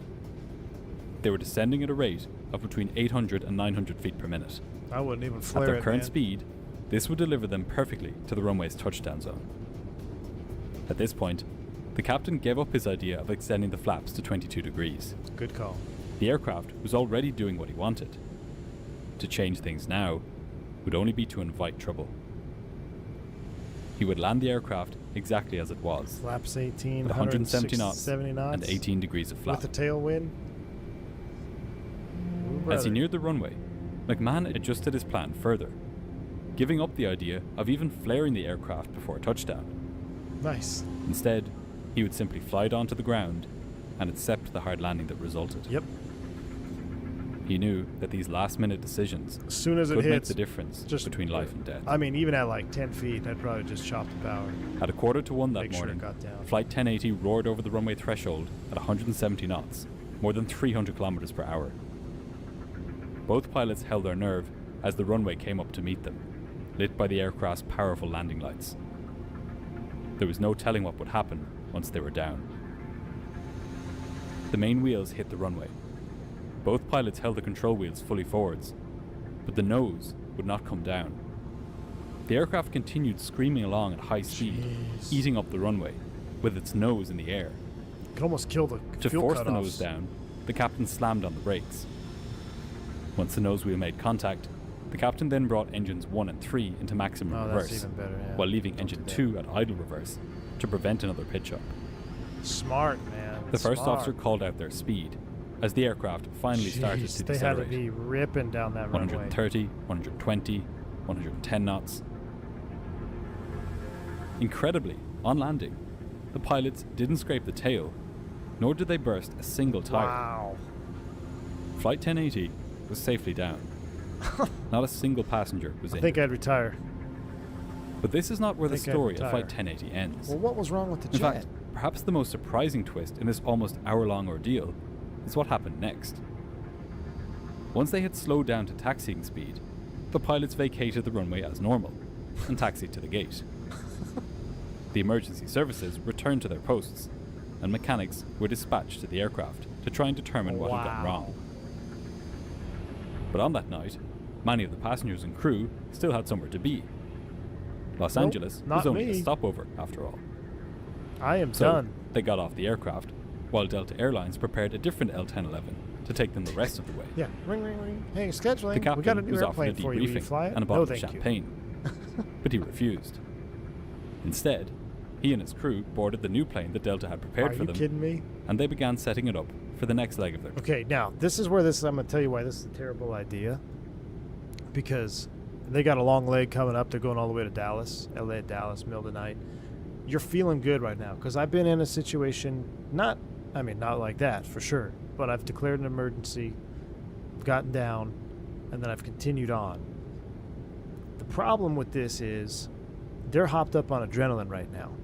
That adrenaline dump is going to come, an hour or so later when you're climbing out of LA in your good jet, and you are going to be exhausted. Your mental clarity is going to go plummeting down. You're going to get exhausted. You're going to become fatigued. And we know about this now in human factors. But, back in the day, they're just like, oh, we're, men of iron. Exactly, Fred. But, World War II pilots, they don't even care. But I'm telling you, do they even take off on the next flight? I would want to know what was wrong with the first jet, me personally. I would just be like, what is wrong? Like, what, do you understand what we just went through? Like, what, someone give me an answer, like, why is this airplane this way? But yeah, that adrenaline dump will happen after. Trip. As the passengers filed on board the replacement jet, many were disgruntled about the disruption the evening's events had caused to their travel plans. Has anybody seen the meme of the, I can't remember what it was, a 777 that had an engine fire, and it's like an RTO somewhere in Asia, and the wing is just completely on fire, and then the meme is like the passengers are asking, like, are we going to make our connecting flights? It's like, that's all that came out. Still completely unaware of how close they came to disaster. One passenger even slipped Captain McMahon a note on his way in, which read, "All that screwing around in LA is going to make me late for my connection. What are you going to do about it?" Wow. "The best I could," replied the captain. The flight crew would go on to receive an award for their achievement on that night. But in the meantime, the question remained as to what had even caused their brush with death to setting it up for the next leg of their trip. As the flight crew would go on. So Captain McMahon receiving Distinguished Service Award along with F.O. Wilbur Radford and Second Officer Steve Height. Wow. What legends, man. What an absolute legend. On to receive an award for their achievement on that night. But in the meantime, the question remained as to what had even caused their brush with death to begin with. Upon arriving at the plane, mechanics found that the elevator on the left-hand side of the aircraft had been jammed in the fully up position. What? This had happened just before takeoff in San Diego, when the pilots carried out their flight control checks. This had been responsible both for the plane's pitch-up tendency and for its left-turning tendency. The US National Transportation Safety Board determined that moisture had made its way into the elevator crank through repeated pressurization cycles and corroded it.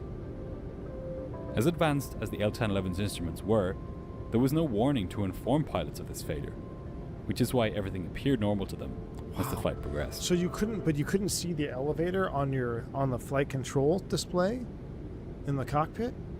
Or would you not be able, or that only shows you the stabilator? It doesn't show you the actual elevator on the tail, like the second half. Maybe that's it. In the wake of the incident, the aircraft's manufacturer, Lockheed, instructed airlines to install a deflector to drain water away from the bearing, as well as a seal to keep water out in the first place. In the decades since Delta Flight 1080, aircraft designs have improved significantly, as has the thoroughness of maintenance inspections. 7-3. There is no longer a single failure point in flight control systems, and, importantly, the position of all flight controls is displayed to pilots so that they can see if any Not on the 737, it's not. surface is jammed. These advancements are only as good as the maintenance that does get carried out, though. To see what happens when things don't go so well, check out my video on Alaska Flight 261 from the year 2000. Yep, that's what we were talking about.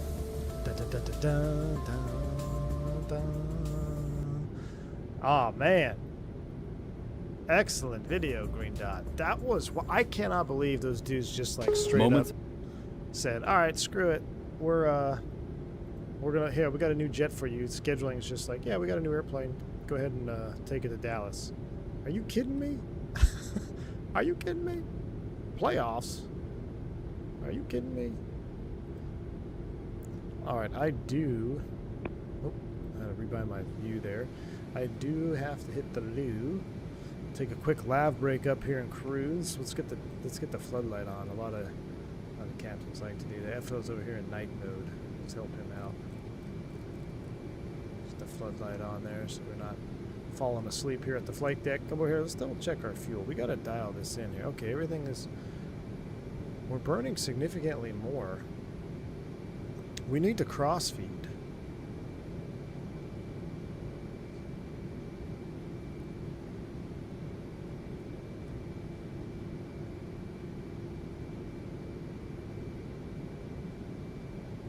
Can we gravity transfer from 3A to 1?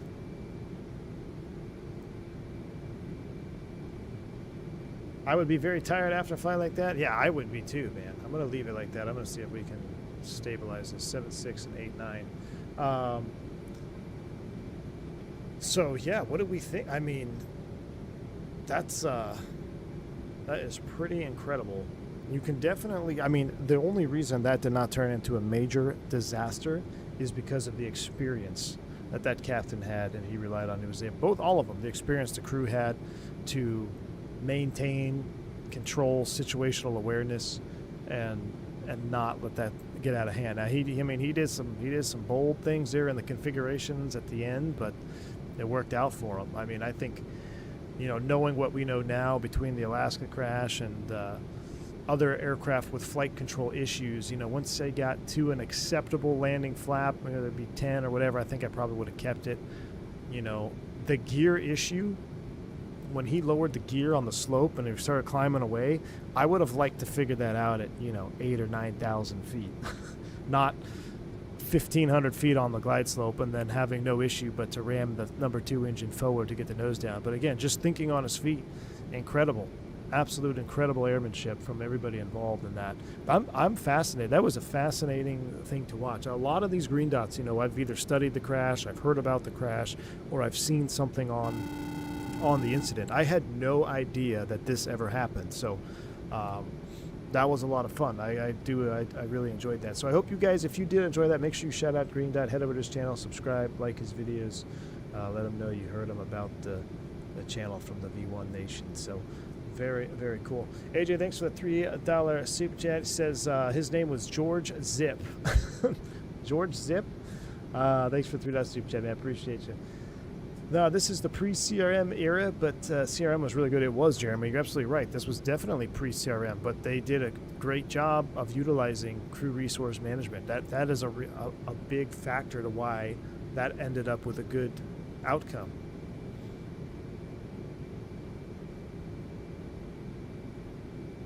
What if I close you and feed you? There we go. Now we can stop the feed. Well, I don't know. It's still going to... Yeah, now we can stop. I'm trying to stop the feed on this one and burn this one down a little bit more. Just get it within 1,000 pounds of balance there. Let's see if it stabilizes. 7.5 and 8.4. All right, somebody write those numbers down. 7.5 and 8.4. I am going to hit the lav myself. So let's step out into the galley area. Where is the loo? Where's the loo? Did we pass the loo? Oh, yes. Can we go into the loo? Thank you. Is there any lights in the loo? There's no lights. Surely we don't have to lock the door. We got no lights in my loo. Hold on.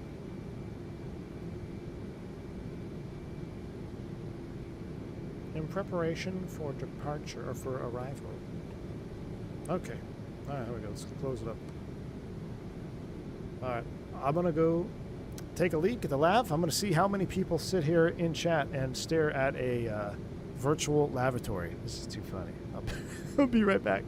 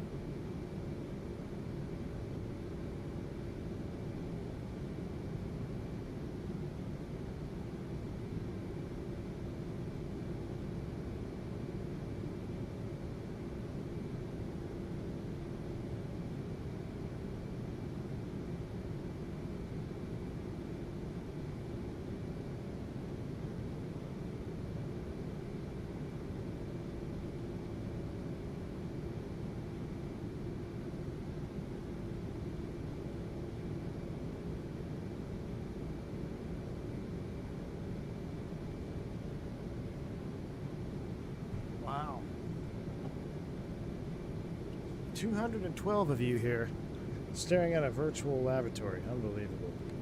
Alright, make sure you wash your hands. Should we head down to the, let's head down, let's get a refreshment before we start our descent prep. So why are we just staring at a toilet? I just got here, Jesse. I had to go use the lab. We just finished our in-flight entertainment. I'm gonna come down here into the galleys, and let's see. Let's grab some snacks from the crew snack section here. We get some Budweiser. No, we can't have that. We'll take a Coca-Cola. Where's Flight Navy at? Mr. Salty, pretzel sticks, and potato chips. Give me a cup of coffee. That's good. Let's head back. Let's sit down for a minute over here. Excuse us. Just coming through. I'm gonna have a seat here. Take a look at this magazine. Look at some cars while we get ready for the lab or the descent. Man, I just heard. I'm so sad. This Texas heat, man. It's been like 106, 110 for the last 4 days. It's not stopping. We just lost a chicken.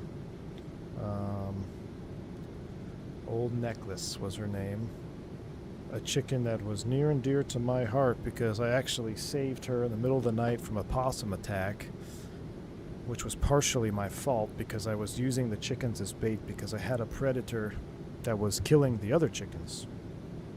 And I said, okay, after I lost 2, I'm like, I'm going to stay up. I'm going to use the chickens as bait. So I didn't lock them up one night. I left them out in, they were still locked up, but not in their coop. They were in an area that was penned in. And I was standing guard. Well, I stood guard and fell asleep at like 2:30 in the morning, and I woke up at 3:15 to a possum attempting to kill Necklace. So that's when I went out there and I dispatched the possum. And Necklace was not in good shape, man. The possum was trying to eat like her butt off. It was weird. Normally they chew the neck off and just leave the bodies, but he was chewing her butt end and like chewed her tail off, and her leg was broken. Did not think she was going to make it. And I felt terrible because I'm the one that put her in that position. So we did everything we could to recover her, and she actually made a full recovery.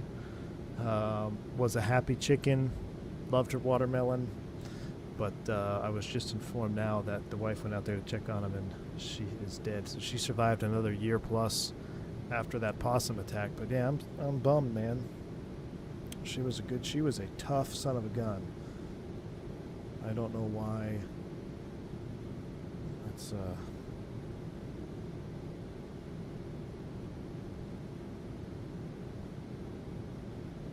but yeah, trying to keep these chickens alive, man. 110-degree heat. It's not easy. So that's a bummer. I'm depressed. I need some cheesecake. I have some cheesecake here that I bought that I didn't eat yet.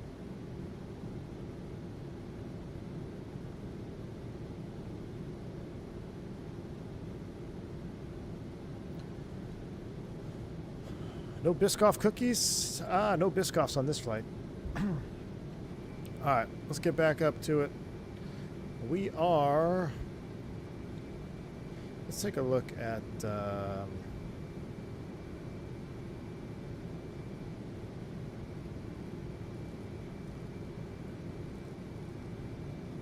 let's go to our charts. TNCM arrival. Approaches. What do we got? VOR, X-ray. Why can't I make this brighter? It'd be nice if I could. Here we go. We're going to do the VOR Zulu 10. Yep, VOR Zulu 10. And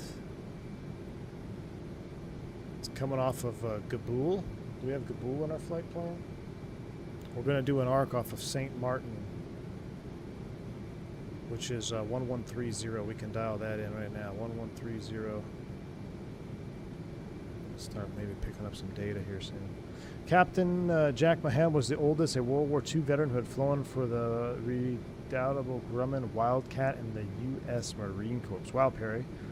That's crazy, man.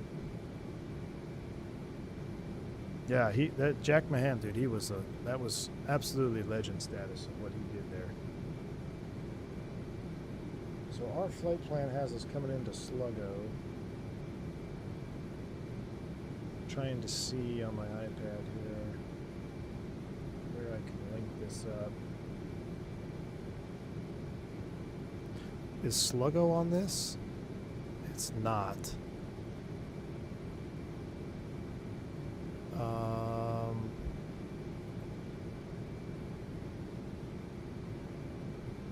There's no arrivals. So, where is Gabool? I got to make... Why can't I get my light on this thing anymore? Is there no light on that? Where's my floodlight? Gosh, I need to fly this airplane more because I feel so lost in it. You know, I was feeling good in it for a while.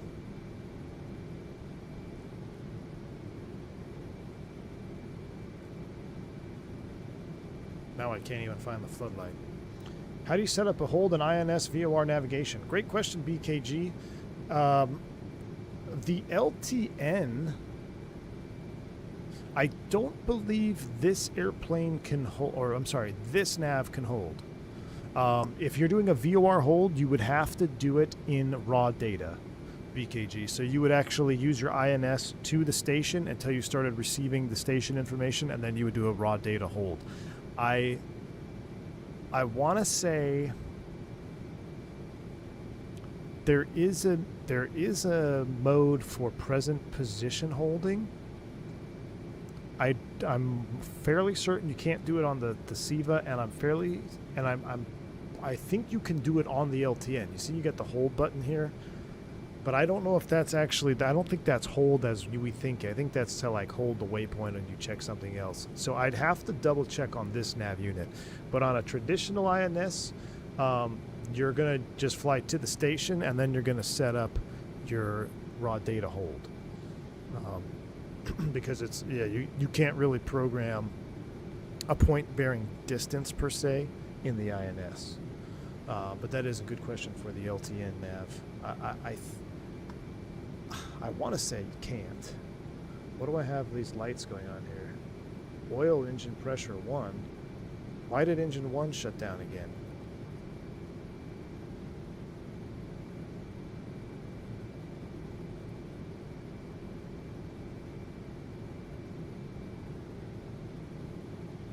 We just lost another engine. Again. Alright, so auto throttle disengage. Number 1 engine idle.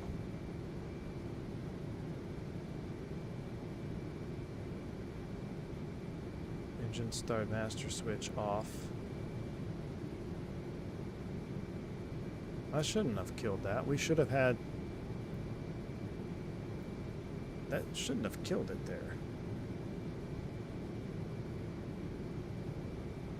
Pack flow off.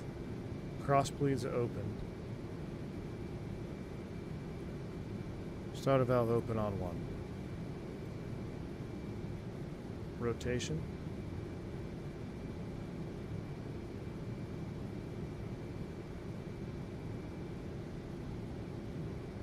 %. Fuel.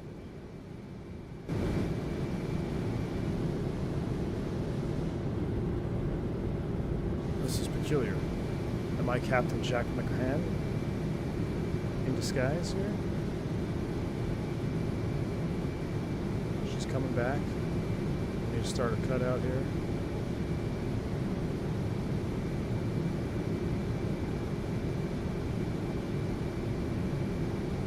Stabilized. Where's our release?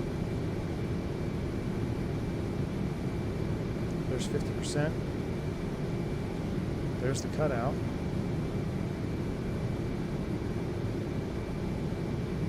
Successful cross bleed. Stabilized. Engine 1's coming up.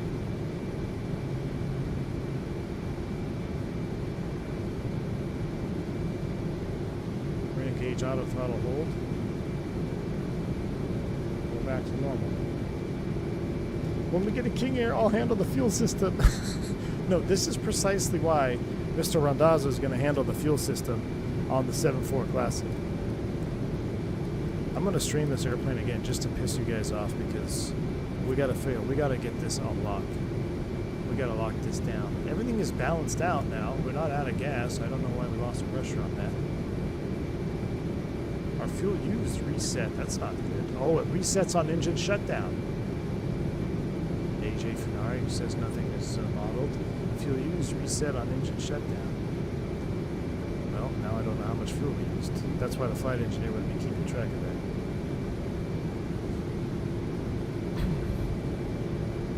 that. All right.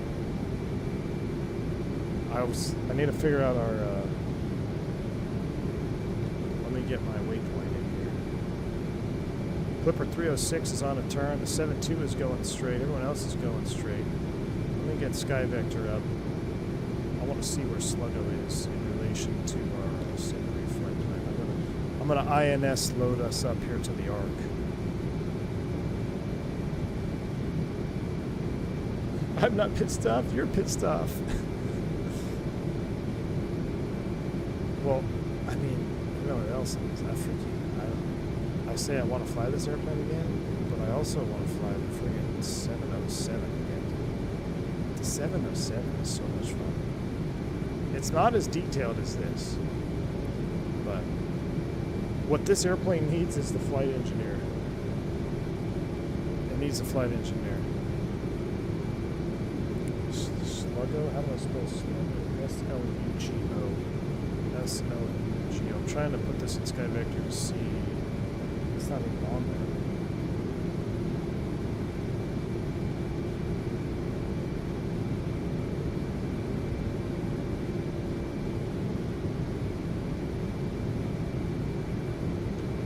So the last one was thank.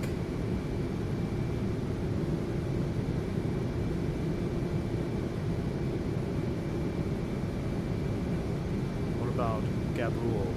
Can I program Gabul?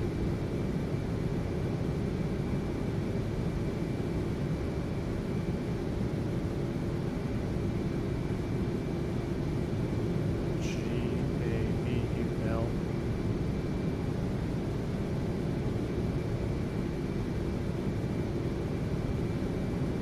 That's not on there either. G-A-B-U-L? Yes, it is. All right. That's what we're going to do. We're going to program Gabul. I got to get the navlog waypoint for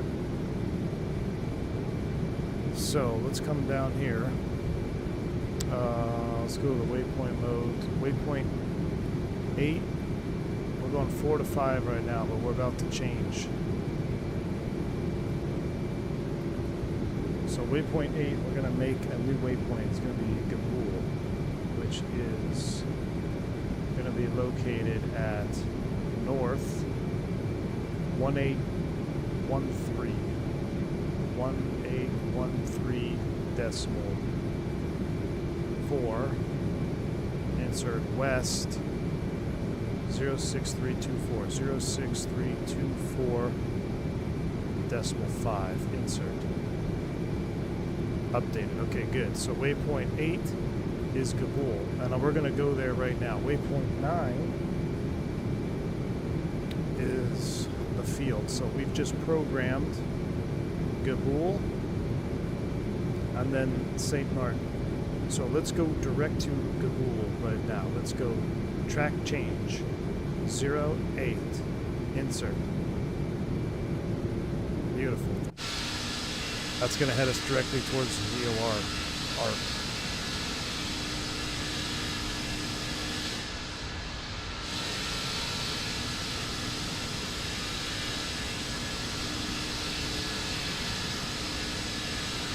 The sky is too black? What are you talking about, man?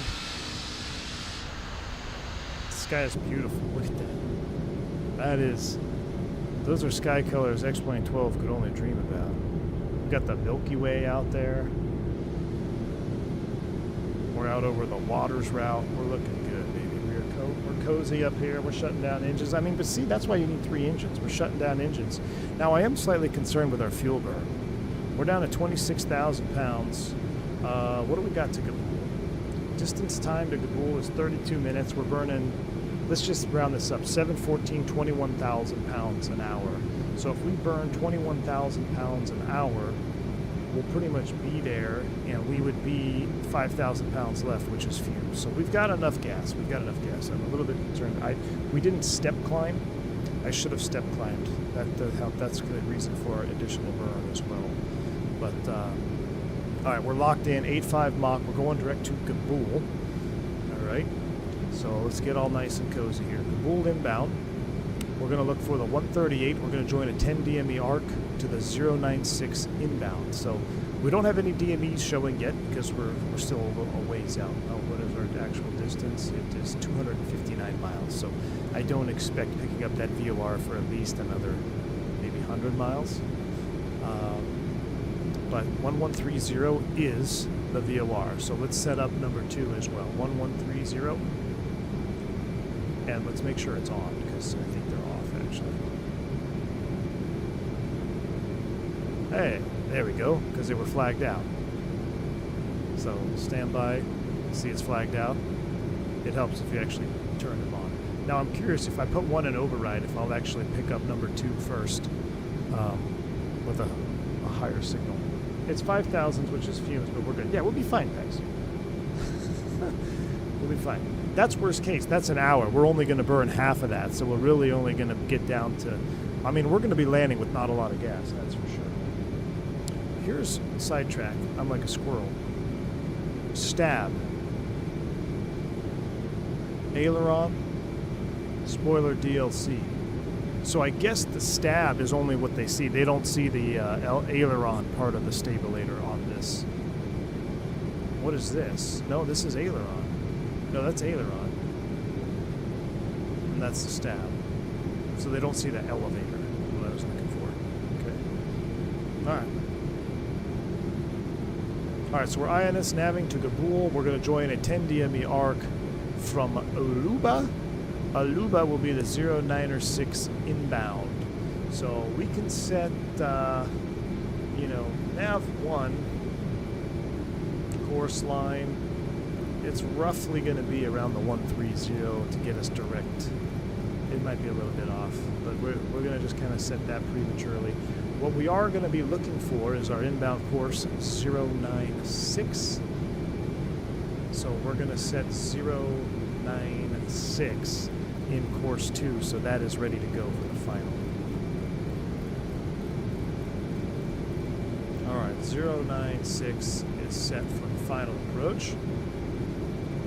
We're going to make that turn as we pass, what is that, the 288 pretty much. We'll start the turn, we'll lead the turn there for a little bit inbound. Kabul inbound, actually look right here, 138 is what we want to track on that one. So we'll set 138, that's what we're going to want to track when we hit Kabul. Once we hit Kabul, we're going to take it out of INS, we'll go to VOR loc mode, and we will configure for the approach. We can look at some landing perf, we'll resync it later. Let's resync, calculate 350.8. I'm not going to set speeds yet, but we're looking at a landing distance of 6674. If we go back to the old St. Martin airport page here,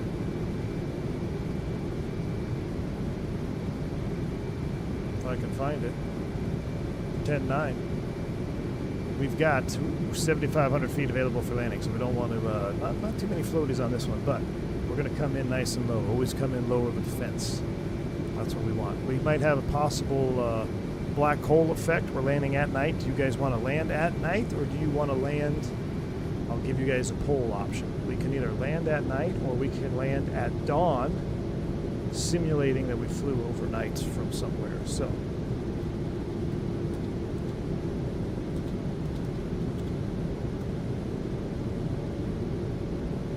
time, night, or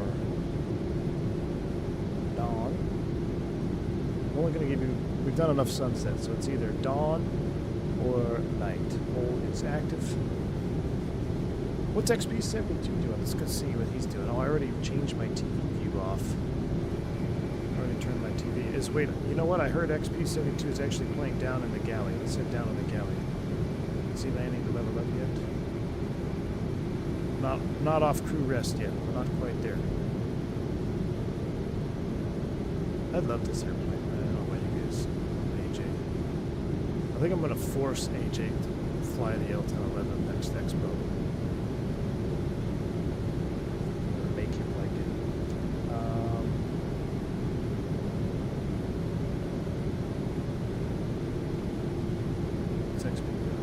It's like what, 2%? I don't know, 5%?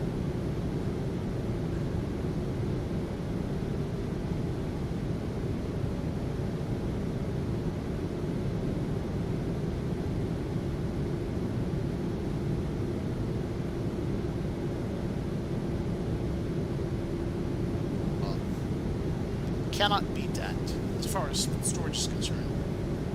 Looks about the same as ortho. Trust said, I agree. I thought my ortho was gonna have a little edge over it. I don't see it yet. And then with my ortho, there's only specific areas for certain zoom levels. This is, I can now fly anywhere in the world and get the same quality as long as it's available on the internet, man. Hello, Bills Mafia in the house.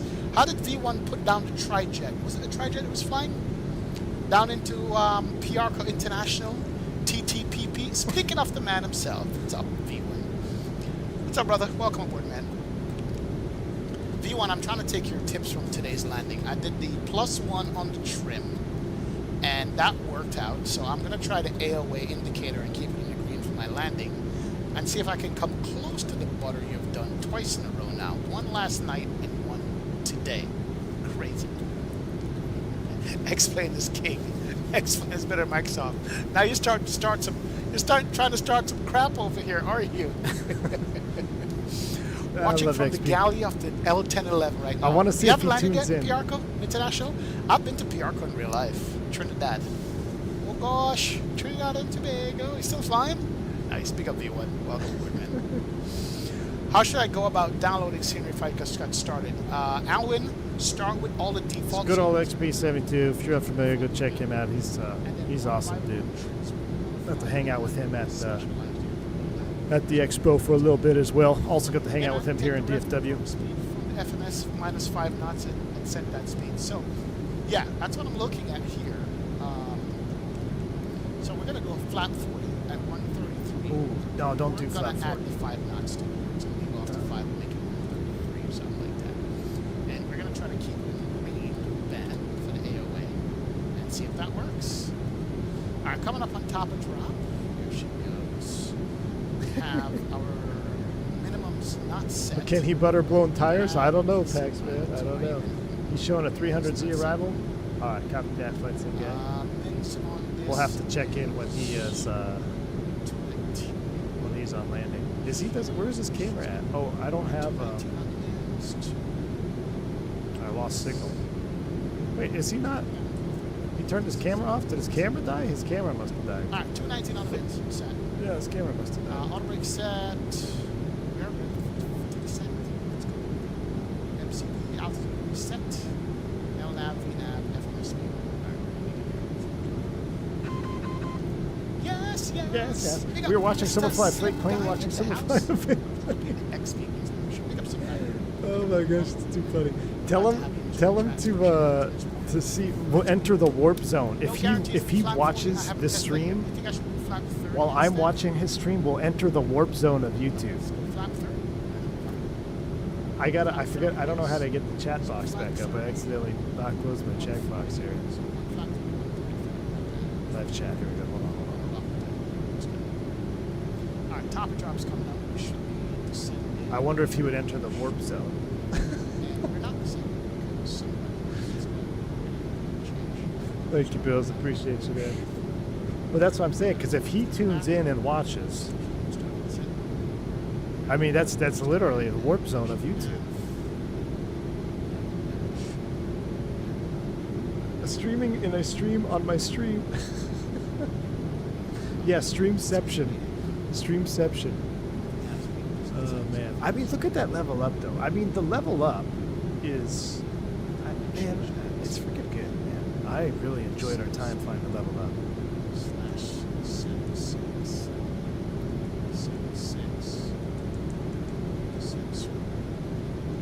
So he's getting ready to land. We'll check in.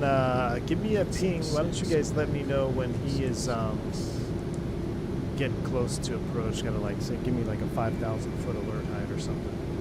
Let me know, and we'll take a look at old XP's landing there. What did you guys vote for? Real-time night, 62 votes. Well, we could still swing it. There's 200 people here, so we need at least 103 votes. So make sure you vote on it. Let's see. We could set up top of descent calculation here. We could go... Let's go to next page. En route descent.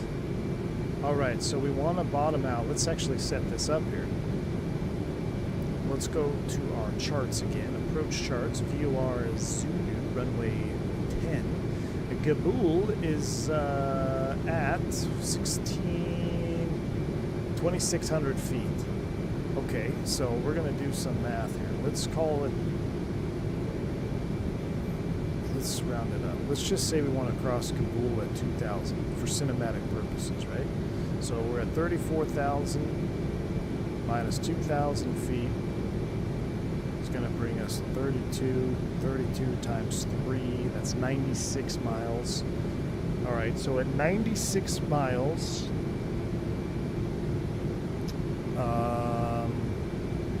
hold on, I got to work backwards here. So we got to work backwards. It's hard thinking about this. So I want to cross Kabul. How far is Kabul from St. Martin? I got to use my sky vector for this. Yeah, I'm going backwards in time here. Hurt my brain from this late at night. Sky vector says it's 20 miles from St. Martin. So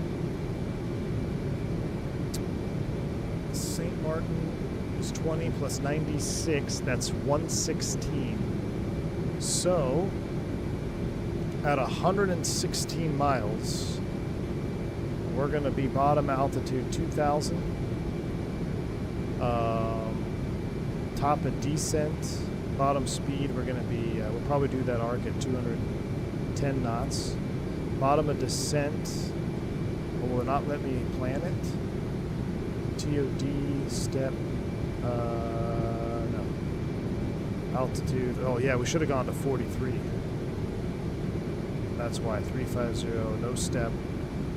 Oh, maybe it won't let me plan descent.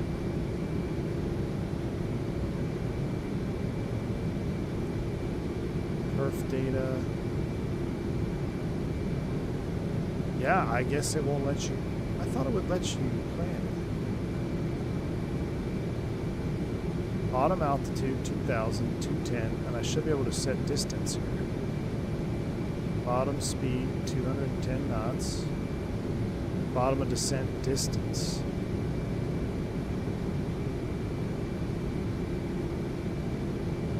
En route descent.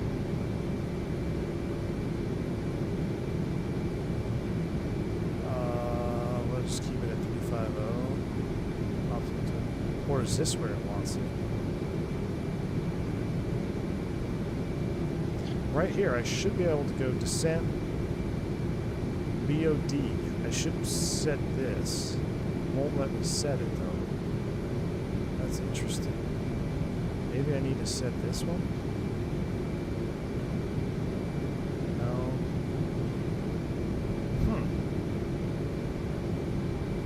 That's peculiar.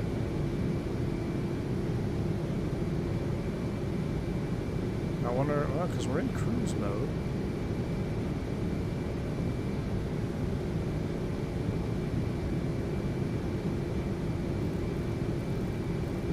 That's interesting that I can't set that up.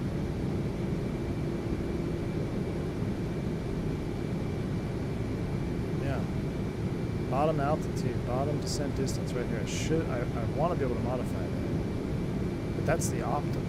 Can I modify it on this one? XP's doing XP things? What is he doing?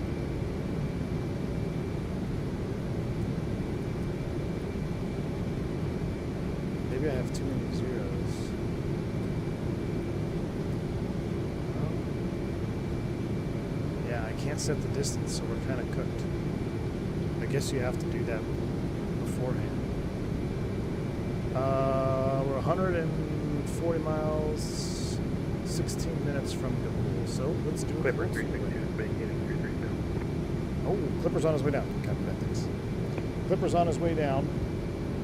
All right, so let's scratch the whole thing. Let's Kabul. We want to cross Kabul at 2,000. We said it was 96 miles.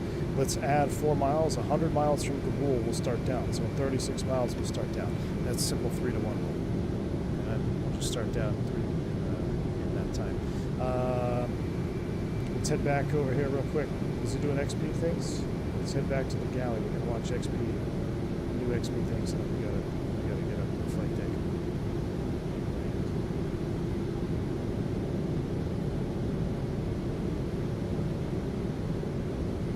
Man, they don't make them like this anymore. What we got here? Oh, there's Fly USMC's friend from the past. Let's sit in this chair. Oh no, I want my coffee. Let's have a cup of coffee and watch XP. And a group of 5 planes that landing at St. Martin. Are you guys on frequency? Hey, firm. Hey guys, this is Delta 8894. I'm currently to the right side of you guys. I'll be landing the last one, so you guys can just do whatever you want without even thinking about me. So you guys are good to go. All right, copy that. Yeah, we'll just we'll make our normal position reports. I'm sure we'll get everybody in. Thank you so much. Where are you flying in from? Atlanta. Very cool. I saw you guys are flying, and then I was like, oh, that might sound fun, so I just randomly hopped in. Nice, man. My dad flies for Win Air. First he started off in the Twin Otter, now he flies the ATR-42. Ah, very cool. Very cool. We're speeding here. Let's go ahead. And We got to slow try it the down. ATR-42. Into We speed. haven't flown that in a We're getting close long to our time. descent. It's got Let's an go. update. At this rate, XP, make sure your rudder pedals What are are you doing, connected in. Jay? Yeah, it's true. Drag required. Our drag is fully out there. We're dragging it, slowing her down. Nice. Trying Alright, to so make it's it coming so back. we can see them more. 15 to be at 240 at 10. If I remember correctly. His face is cut off of my TV screen. We are Maybe if we good. hide the chat box. I'm gonna go ahead and kill the music here. Nope, that doesn't work. Our music is done. We can concentrate on landing this bird. Let me reformat this. 14,000 is transition. There we go. 1016 is the altimeter. Yeah. It was 230. Yeah. Okay. Vodka, did you like the ATR yesterday? 230. 10,000 at scope. All right, good. My goodness, will we bombing down here with the boards out? We shall make that and we'll be okay. Or 15,000 feet. He's doing a little Korea tour out here. it looks like. Matthew, what's up, bud? Copy that. Thank you. Vodka, what approach are you doing? Are you doing the GPS or you got Raspy's coming back. Raspy. DOR? There's transition 1216. Might not have time to watch his landing. Airplane is on control, What's up, Devin? so nothing to fret about. I wanted to see XP's landing here tonight, but see, that's it. X-Plane 12 in the middle of the day that's still the problem. You see how washed out everything looks? That's the only, like, I'd say not only, but like that is one of the more glaring issues that make it seem like it's outdated. The colors are good, but yeah, I'm gonna try the dehaze mod, and I think if you fly sunset, sunrise, nighttime, it's really good. But middle of the day, man, it's tough. Microsoft is one of the few sims.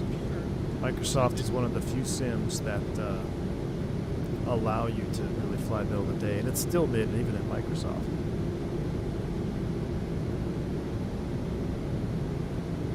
Saturation isn't cranked to 11.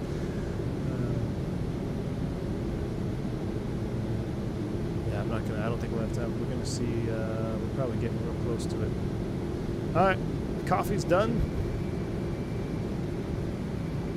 How are we looking? We are 100 miles, top of descent.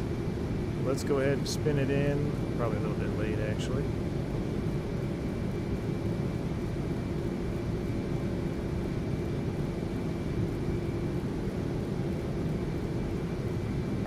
It's up there, 306. Are you straight in RNAV or like that? 2,000. Let's do this. Auto throttle. Quick for 360, yeah, I'm going to do the RNAV once off. you're slug transition. IS hold on. Excellent. I'll shoot the same thing. Power's coming back.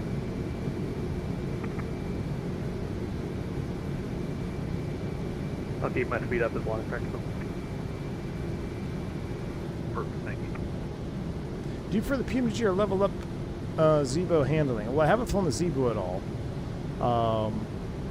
After experiencing and messing around with the level up yesterday, I don't know. If you fly the level up with take 5 knots off the VREF speed, I don't know, man. I haven't really found anything that lands better or lands more accurate to the real 7.3 in terms of flight control inputs. So it's hard to beat, man. All right, overhead light is off. We'll dim this floodlight. We'll get the glare shield lights up a little bit. That's the instrument. Oh yeah, that's the utility light. Well, where's the utility light for? Oh, for our paper charts. And then the floodlight. There we go. All right, we're looking good. 86 miles out. We're a little bit behind the curve. Let's go ahead and bring more power out. Let's go ahead and bring that power down.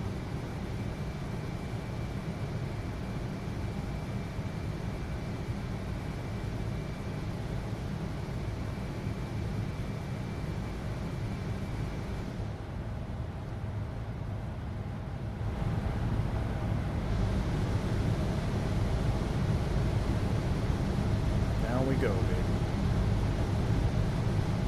Let's turn the wing light on for cinematics, shall we? Oh, yeah. Although the leading edge is, it's like the Innie build's leading edge. They all look like that. The 707, L10, they got that weird look at night. Like.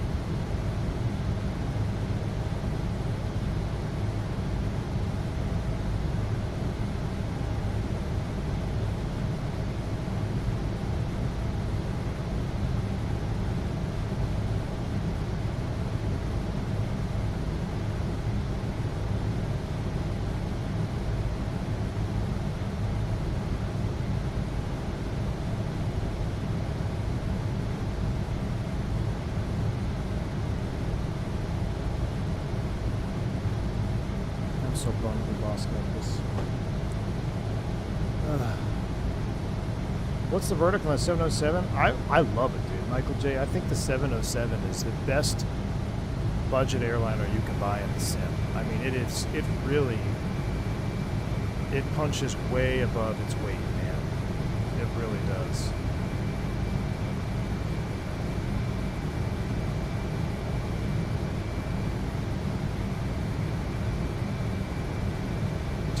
Feet a minute. We are 9 minutes out. That's 18,000 feet to lose. 18,000 feet at 28. That's 10,000. Yeah, we're good. A little bit high, but we got that marked down on too. Finally got the PMDG 777 at 200 LRs, only 44. I think it's heck yeah. If you like, the 777, fantastic add-on from PMDG. But like the triple, it's very automated for me. I love it. I love what PMDG has done with it, but I'm just not very partial to the 777. It's kind of like how I'm to the 220. I'm just kind of like, I actually prefer the triple over the 220. The 220, if I'm being completely honest with you, it's just I have my least amount of interest in that airplane. Of all the airplanes that are available, the 220 I think I would put on the bottom of my personal list. No reason whatsoever other than that's just my personal opinion of the airplane itself. It could be a Fenix 220, and I would probably feel the same way. Like meh. Now, if it was a 190 E2, it'd be a different ballpark.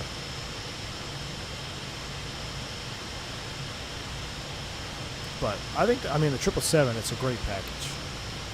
I like the triple package, and you got to fly some 777 ops. Someone brought up 777 cargo ops.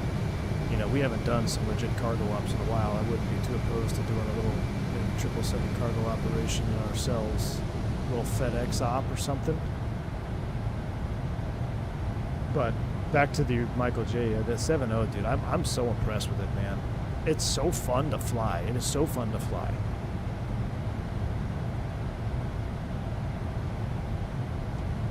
Austin Meyer would probably argue that this is the way daytime light scatters.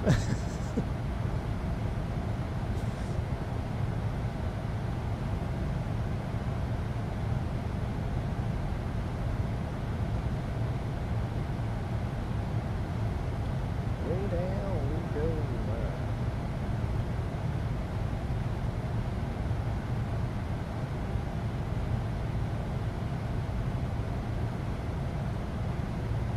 Oh, chat, what time is it?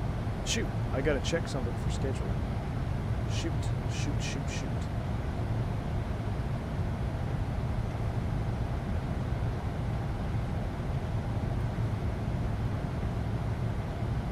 Hold on. You have control. I gotta check something for the scheduling situation. Real life scheduling.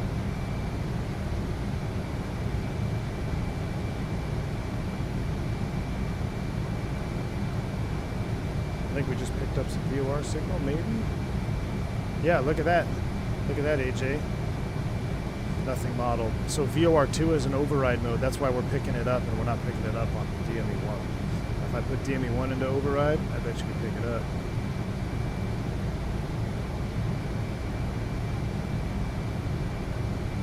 At some point. Oh, it helps if you have the right freak in there. There we go, see? Yep, love it. All right, we're 65 miles from the VOR. Oh yeah, we gotta get down, chat. Hold on. Let me do my what? Oh my gosh, two-factor authentication. Ain't nobody got time for that. I'll try my iPad real quick.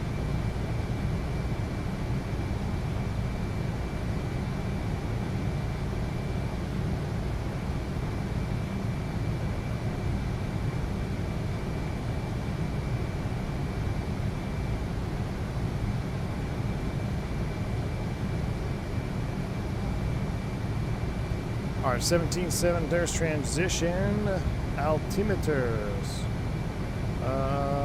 Is it 299 or 2 down there? It might be. All right, wing lights on, wheel well light, then we'll leave that on. Let's go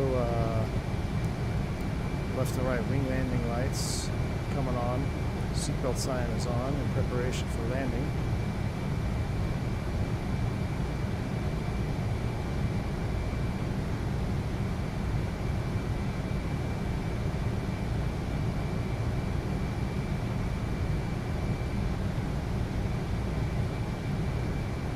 Let's go ahead and knock you into vertical speed. And I'm gonna shallow you out because we gotta slow down here a little bit.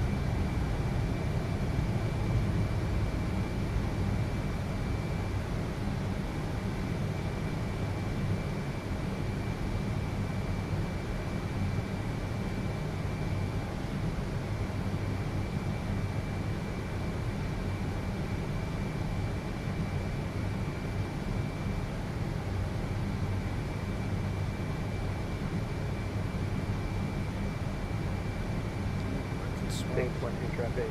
Clipper 262 is 17 miles out from the field, sending out of 5,000 feet. Will be RNAV 10. St. Martin. I'll have to look at that here after. 1019 at the field. Thank you, sir. All right, 1019 is set. Across the board, they're synced 30 miles out.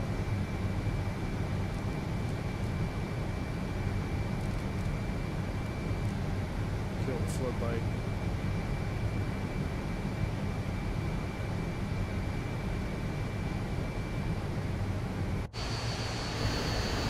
We have traffic, Eastern 646. We're going to be doing the VOR X-ray 10 DMER in for 10. We will clear by Charlie. Oh, you sound so confident. St. Martin traffic, American 123 heavy crossing Sluggo and 10 Ave, and we'll be flying RNAV direct runway 10. All right, we're going to cross Sluggo for the RNAV to join. So we've got our distance to St. Martin, 48 miles. Distance to Sluggo, 27 miles. That checks.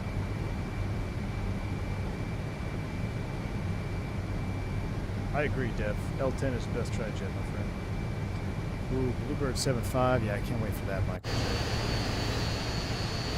wait for that. It is hot and humid down here. Or it's humid at least.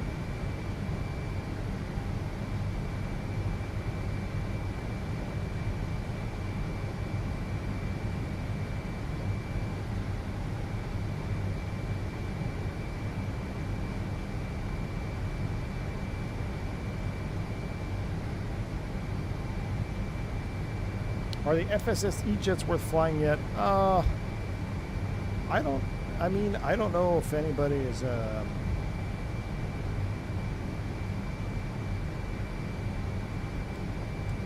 love with the tri-jet or E-jets, man. A little bit of speed rate, just trying to hit 250. There we go. Now let's go ahead and lock it in. IAS hold 258, close enough for Caribbean radar. Okay, on the traffic, clip 362 over evacuate inbound our nav 1-2. Power back in there. Do I have experience with DCS? I do. Used to play it all. It used to be my main sim, man. I used to fly that all the time. I used to be a hardcore F-14 guy. I was a hardcore Sabre guy.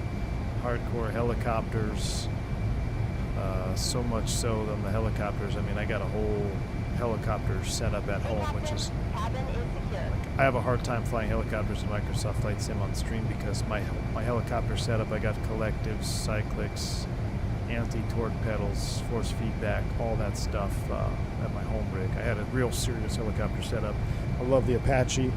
Used to fly tandem Apache with a friend of mine that was extremely smart, way smarter than I. He was the best CPG I ever had. We did a couple streams with it, actually. I did a couple streams with Bert.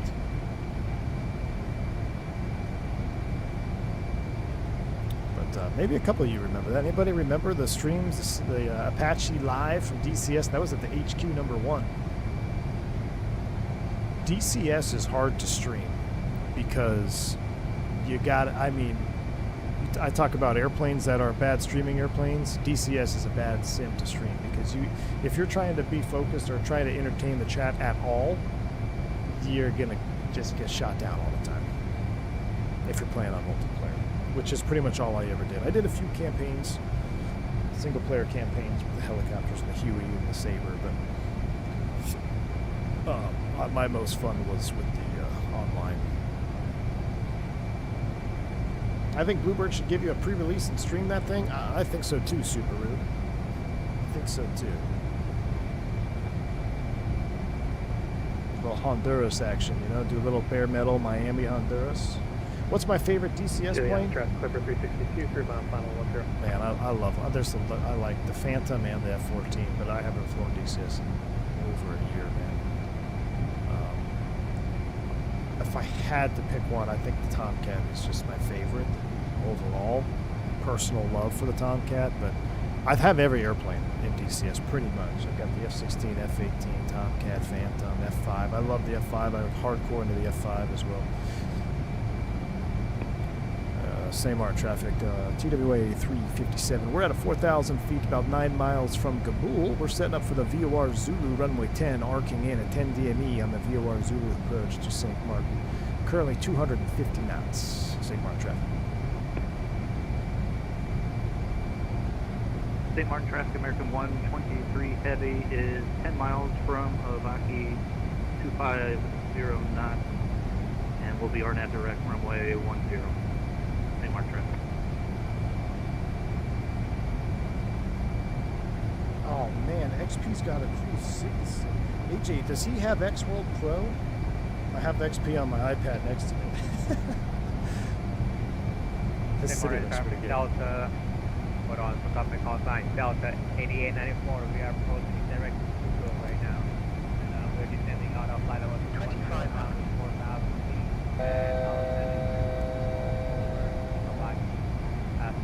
I'm sorry. Alright, landing perf, let's sync, calculate, and set the bugs. approach once everybody is clear. St. Martin traffic, sorry guys. Alright, we're 4.6 miles from Kabul. He grabbed the Pro version, AJ. Man, his approach looked good. Canadian, what's up, my man? 32 months of support. Says, interview went well. Should be getting news early September with ground school on October 5th. If it works out, Canadian, dude. That's awesome, man. Well, I'm excited to hear about it. We're going to have to chat in the Discord, man. I hope all is well, brothers. Hope all is well. Up there in the great white Canadian North. As I try not to stall us out here. I want to go 210 on the speed. Right? Let's go ahead and start pulling it back. All right, we got to do a couple of flip overs. Flipper 360, backtrack in 10. We're going to go INS. So let's go heading, RadNav. Let's join the course line. 138, right?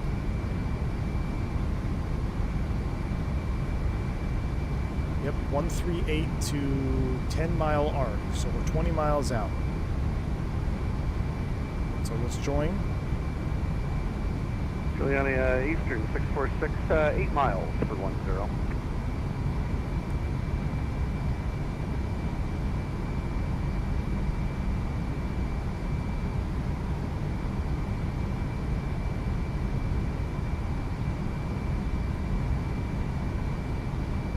This is where it's going to get real serious here. Let's get flight recorder ready. Juliana, track Flipper 362, clear the runway. We got one clipper down. Replay mode is St. Martin ready. traffic, American 123 heavy crossing Avanti at 2600, flowing through 200 knots. We can be straight in, RNAV runway 10. Try to maintain 240-ish. Yeah, traffic American 902 out of 9,000, proceeding direct logo, register the RNF.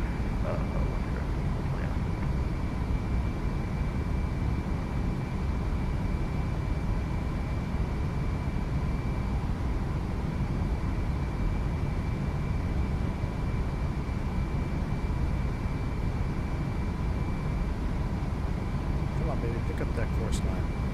It's almost there. We're on. We're just one dot off.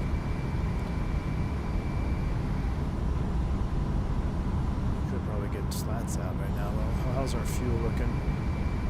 17,000 pounds. We're getting. That's pretty low. That's pretty low on the tanks, Chad. We got 3,000 on the inners. St. Martin traffic, American 123 heavy now 7 miles from the runway. We're slowing down 5 miles. St. Martin traffic.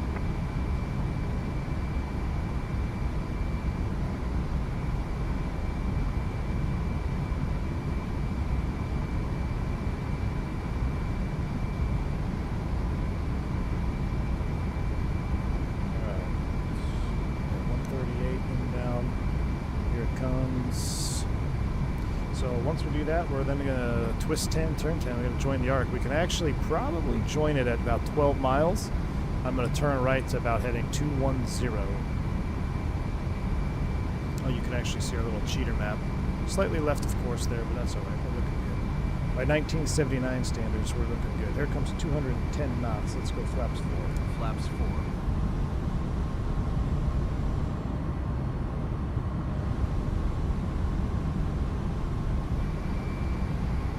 Power in there for flaps 4. Okay, let's go ahead and start the turn. And twist 10. Turn 10. Close enough. St. Martin traffic, TWA 357, 2,000 feet, joining the 10 DME arc over Kabul. Correction, not over Kabul, just the 10 DME arc from St. Martin to Kabul.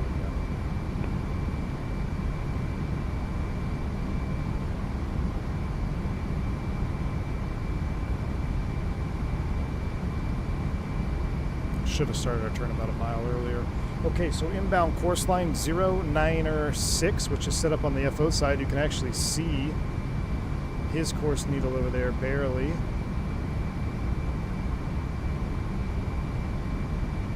But I'm actually going to set mine to 096.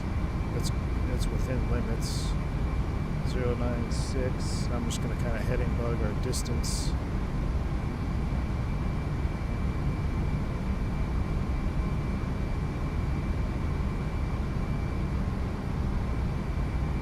About a 9 mile arc. That's right. PTS standards.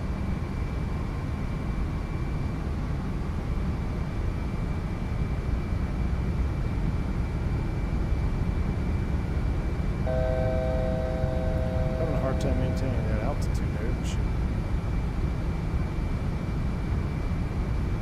Juliana Eastern 646, we're clear at 10 on Charlie. Juliana traffic, the American 123 Heavy is 2 miles final. Runway 10, Juliana. Impressive. It's a 727 doesn't count. Wing.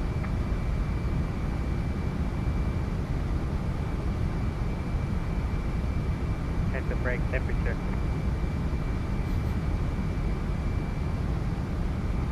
I definitely overcooked mine in the A300s. They're up to almost 500.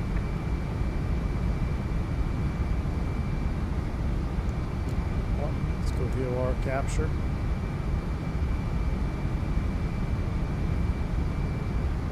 Alright, we're Aluba inbound. Same in traffic, 28357. Aluba inbound, 9 miles, runway 10, same mark. Fields and side off the nose. I want to hand fly it, so let's go ahead and start the recording. Let's go ahead and disconnect the autopilot. I forgot I gotta press and hold.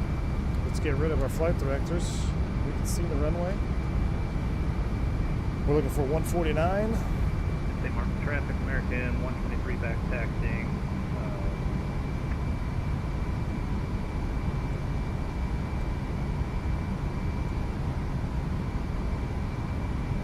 Man, St. Martin at night. I don't remember the last time we did St. Martin at night, actually. Flaps 10. Flaps 10. Yeah, I cannot remember last time this approach.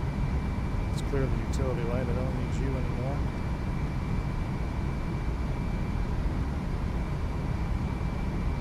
Big balloon there at flaps 10.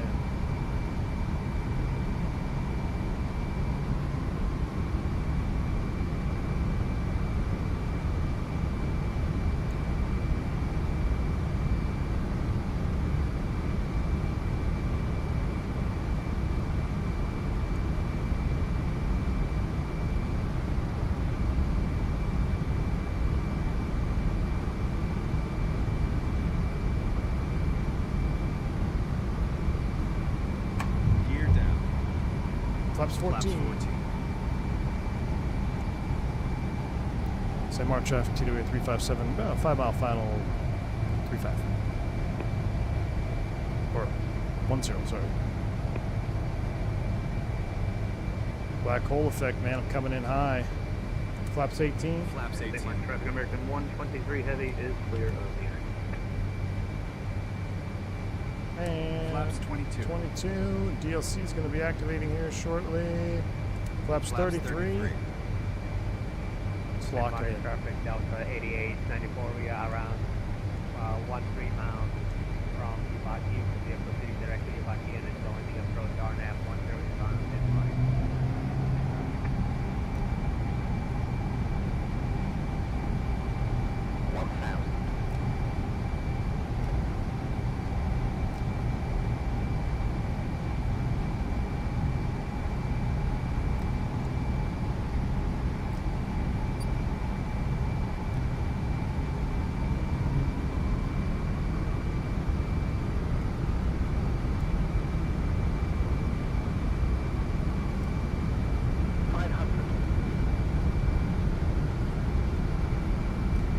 Look at the lights reflecting on the water. What's up with that?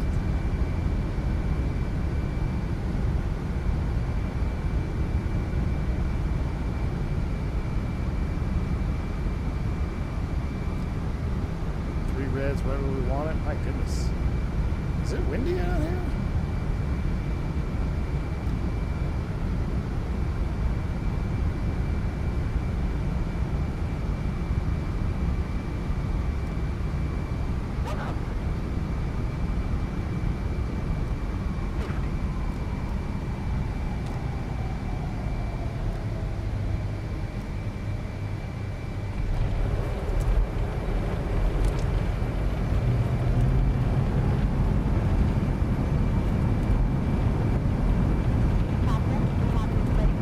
We don't have landing lights.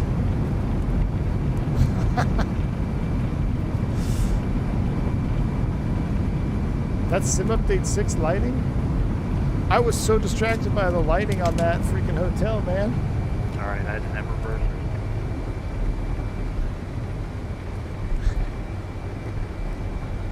Semi traffic, 2-357 back taxi. Look, definitely too dark, man. We gotta hurry up. That Delta's out there on final.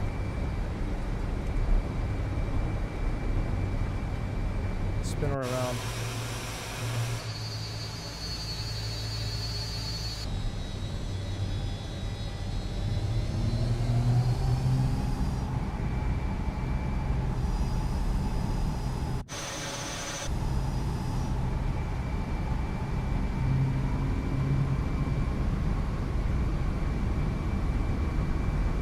A hot fix is scheduled to fix the lighting problem on POIs. See, this is where I wish I could opt out of updates. Like, Sim Update 5 was the best the sim has ever been for me. 0 stutters. 0 lighting issues. It was always the best for me. I feel like the nose wheel decoupling, yeah, see, the nose wheel like decoupling is back on this. It's harder to maintain center line. Sim Update 5 was good, man.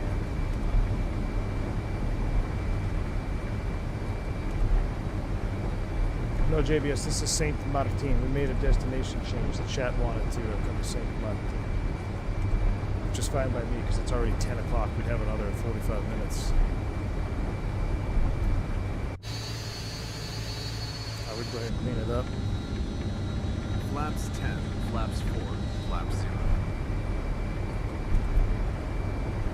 Yeah, Sim Update 6 has been a big regression. Yeah, no more night flying in Microsoft, which is unfortunate. Money traffic Delta 89, construction 88,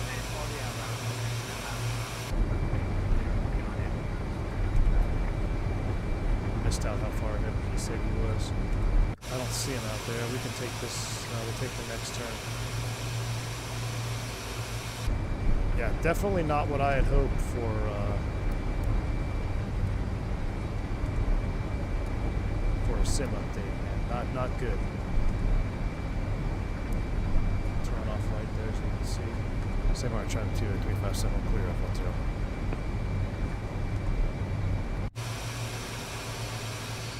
Ladies and gentlemen, welcome to Saint Martin. Oh my goodness, where are we going to park? We got an A300. Oh, we got a gate over here, Alpha 1. Look at everybody. The MD-11 made it in.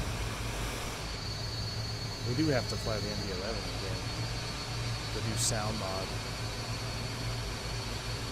X-Plane 12 at night is real life. I agree with you, Michael J. I think X-Plane 12 is limited to night flights only.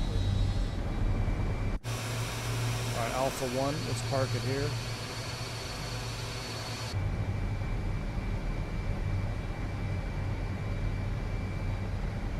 Nice lineup of jets here, isn't it, Chris? PT6? What's up, bud?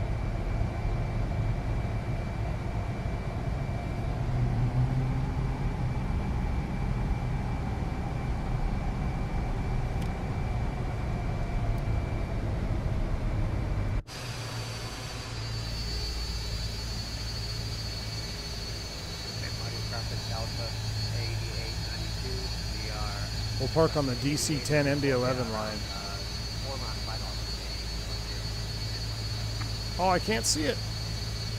All right, brake set. We're not going to shut down because we got to watch the replay, and I got to get out of here. And we've shut down. Oh, why are our brakes not going? Hold on. We went past the line, AJ. Past the line. Brake set. Look at this lineup. Hold on. We got to get a screenshot. Don't disconnect. Don't disconnect. Look at that lineup. Tails. That is so cool, man. Screenshot. A little semi-long haul group flight. Locked in. Look at that. Very, very cool.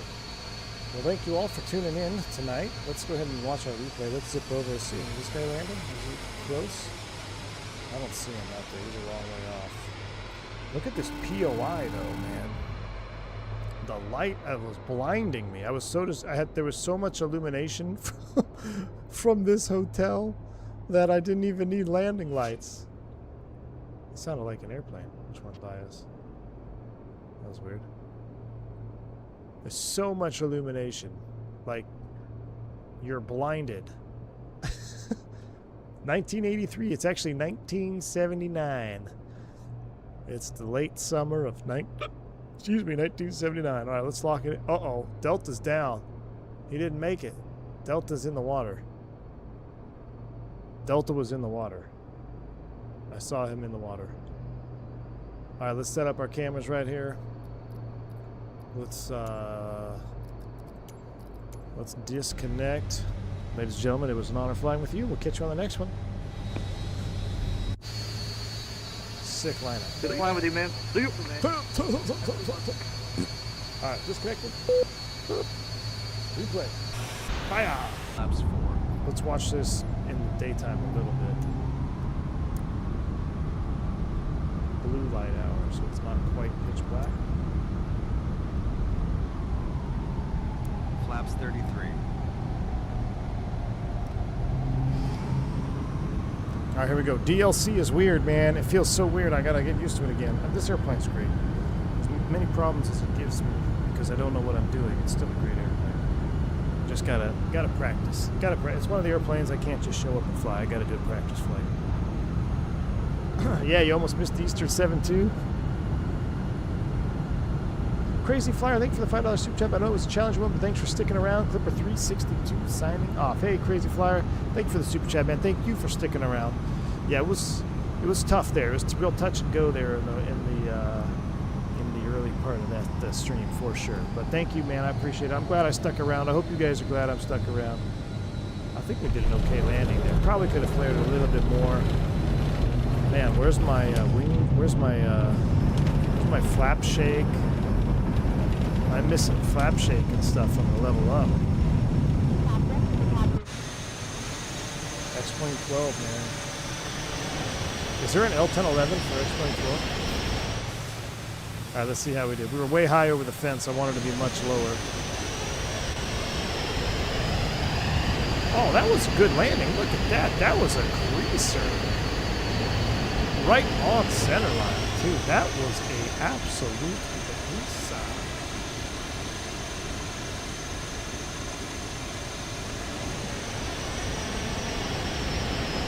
We're going to watch this touchdown again. Flyby, I'm going to reset you. We're going to do this. We're going to do this. We're going to do this. We're going to go here. Boom, boom. Boom.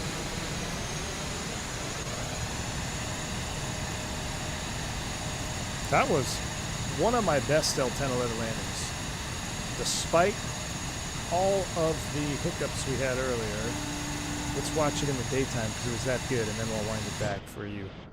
Look at this. Despite all of our hiccups, we absolutely greased this no-engine mod.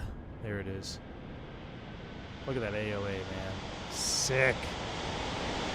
Fly it down to ground effect, hold it off. Oh, baby. Get some. Get some. Alright, sails coming up. Let's get this sometime down a little bit more. Like, right about there is good enough for me.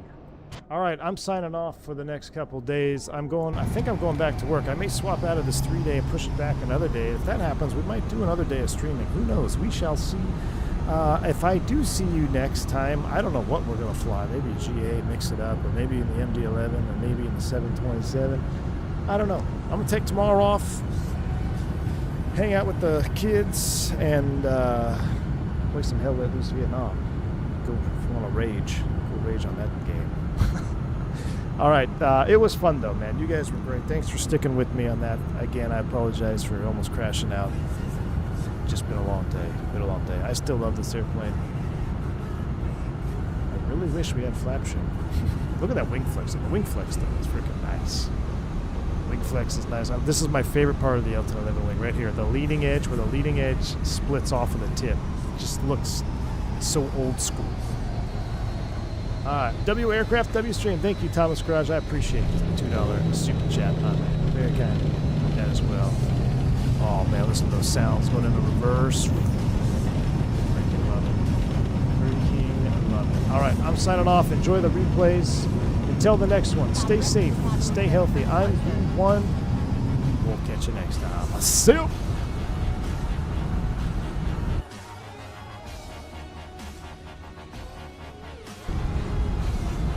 Look at the cruise ship.